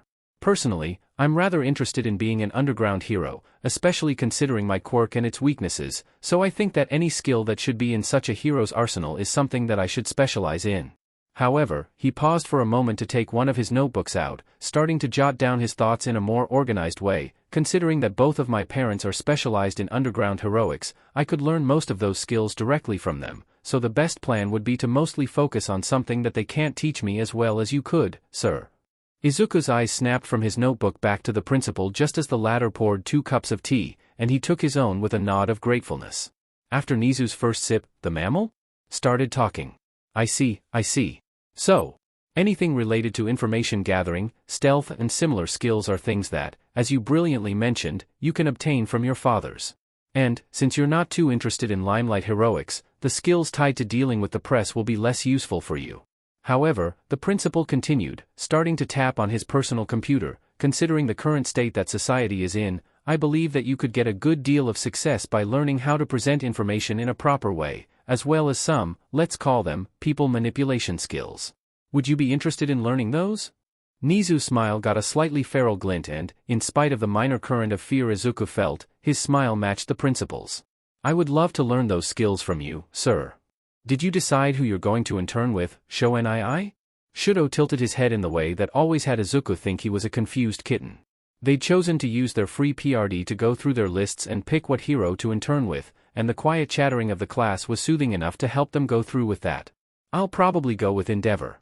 If I want to be the best hero I can be, I need to put aside my feelings and get the best training I can get, and while Endeavor isn't exactly a pleasant person to be around understatement of the century. He does have a deep interest in seeing me succeed, so I can get good experience with the fire side of my quirk.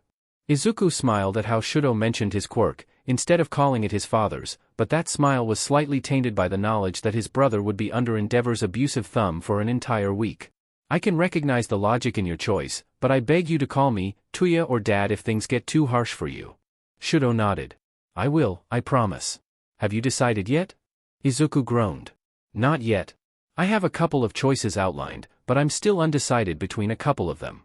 Sir Night Eye sent me an offer, and while I would be very interested since he focuses more on underground heroics these days, I can learn a lot from Fat Gum regarding my quirk. I also got an offer from Maruko, but I don't feel like being pummeled to the ground for a week straight, so I think I'll pass that one. Midoriya-kun? Yaoyorozu-kun's voice startled Izuku mildly, but he kept his cool and turned to look at her with a smile on his face. Yes, Yaoyorozu-kun? She was frowning slightly while going through her own offers. I got an offer from Iwabami, what do you think about that? It was now Izuku's turn to frown. Iwabami doesn't do much hero work recently. She mostly deals with disasters, but since she's in a city, she has very little work, so she spends most of her time doing advertising and such. I don't think she'd be good for you, or for your quirk. Yaoyorozu-kun nodded, a troubled expression still firmly in place on her face. Then what would you suggest? Izuku gestured towards her offers. Do you mind if I take a look? She shook her head, pushing the pile towards him, and Izuku started going through them, quickly skimming them. No. This one's not it, oh gods no. Oh. This one could help you. It's good to see that he's followed this year's festival, he usually only goes for work studies. Izuku handed her back a folder with Fatgum's agency name on top. Fatgum's quirk deals with fat stores, so I'm sure he could help you push the limits of your quirk. I was considering him myself, to be fair. Yaoyorozu-kun's eyes lit up at that. Oh. Would you be interested in coming with me at his agency, then? Izuku looked through his remaining choices. Well, it's either him, Night Eye or Maruko, and since I can go back to Night Eye's during my work studies, probably. He turned back towards her, nodding with a small smile on his face. Sure. Let's finish writing down our last information and then hand the papers back to Dad. Izuku dodged to the side, making sure to keep an eye on his opponent. So, Fat Gum? He nodded, testing a quick jab against Hitoshi's ribs, but his brother quickly batted his hand away. Yeah. He's gonna be helpful for my quirk, I need to be faster with my transformations, and having someone teach me a bit of the groundwork for the Limelight heroes will still be helpful. Hitoshi nodded, a smile on his face as he lunged forward, trying to grab Izuku who, however, gracefully sidestepped him. And it has nothing to do with the fact that Yaoyorozu-kun asked you? Izuku swallowed, ignoring the question and blocking a punch, before sweeping Hitoshi's legs out and pinning him down. His brother struggled for a couple of seconds before tapping out. Well, I could help her hone her quirk further. Besides, now that she's about to get one for all, I want to be aware of her current baseline, and interning alongside her will help me determine that. Hitoshi's smile didn't falter, even when Izuku tossed him a water bottle. So it's not because you have any sort of interest in her? Izuku felt glad that his back was turned to his brother, and that he hadn't started drinking yet, or he would have spit the water out. I don't know what you're talking about, Hito.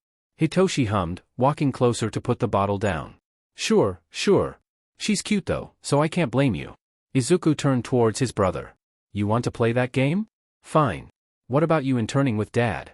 Is it just for your quirk, or is it also because you get to hang around Mei? Hitoshi didn't have the advantage Izuku had, so the latter could see the former blushing clearly. Precisely. Also, unrelated, get some everything-proof clothing if you want to stay with her for a bit. She tends to be a bit careless with the stuff around her, so you might accidentally be set on fire otherwise. Hitoshi's blush, if possible, deepened, causing Izuku to burst into laughter. Hellspawn, do you all have your stuff? A loud cheer of, yes, Aizawa-sensei, answers the question, earning Class 1A a soft glare from their homeroom teacher. Brats. Alright, one last recap of the rules: always obey whoever you're interning under, don't cause unnecessary trouble, don't use your quirks without supervision or a direct order. You are now representing UA out there, so please behave. Another chorus of, yes, sir. Good. Now get going, some of you have your train in 5 minutes. And, with that, Kaminari-kun dashed away, followed shortly by some of the others from 1A and 1B. Our train is in 15 minutes, Yaoyorozu-kun, and it's on track 11. She nodded as Izuku looked at the timetable, his suitcase containing his costume in the hand that wasn't holding his phone. Thank you, she spoke, after a couple of moments of silence. Midoriya-kun. HM? What for? She just shook her head, a soft smile on her face. For accompanying me on this internship, as well as for convincing me to accept that offer. Izuku's eyes lit up in understanding as he slipped his phone back in his pocket. It's nothing, Yaoyorozu-kun. I told you that you could come to me for anything, and it would be rude of me to immediately go back on my word. Besides, he continued, turning towards the tracks to hide the slight blush that was slowly rising on his face, this way I can get to know one of my new classmates better. Yaoyorozu-kun turned away, still smiling. That is true, but still, I felt that I owed you my thanks, Midoriya-kun. Another short moment of silence followed, before Izuku looked at the time. Oh, our train is in 5 minutes. We should start heading towards our tracks, and we can talk on the way. Yaoyorozu-kun nodded. Let us go then. Okay, sadly the chapter is over, and if you enjoyed the video just leave a like, and subscribe with post notification, so when the next chapter is ready, you will be notified. Okay, see you in the next video. Bye.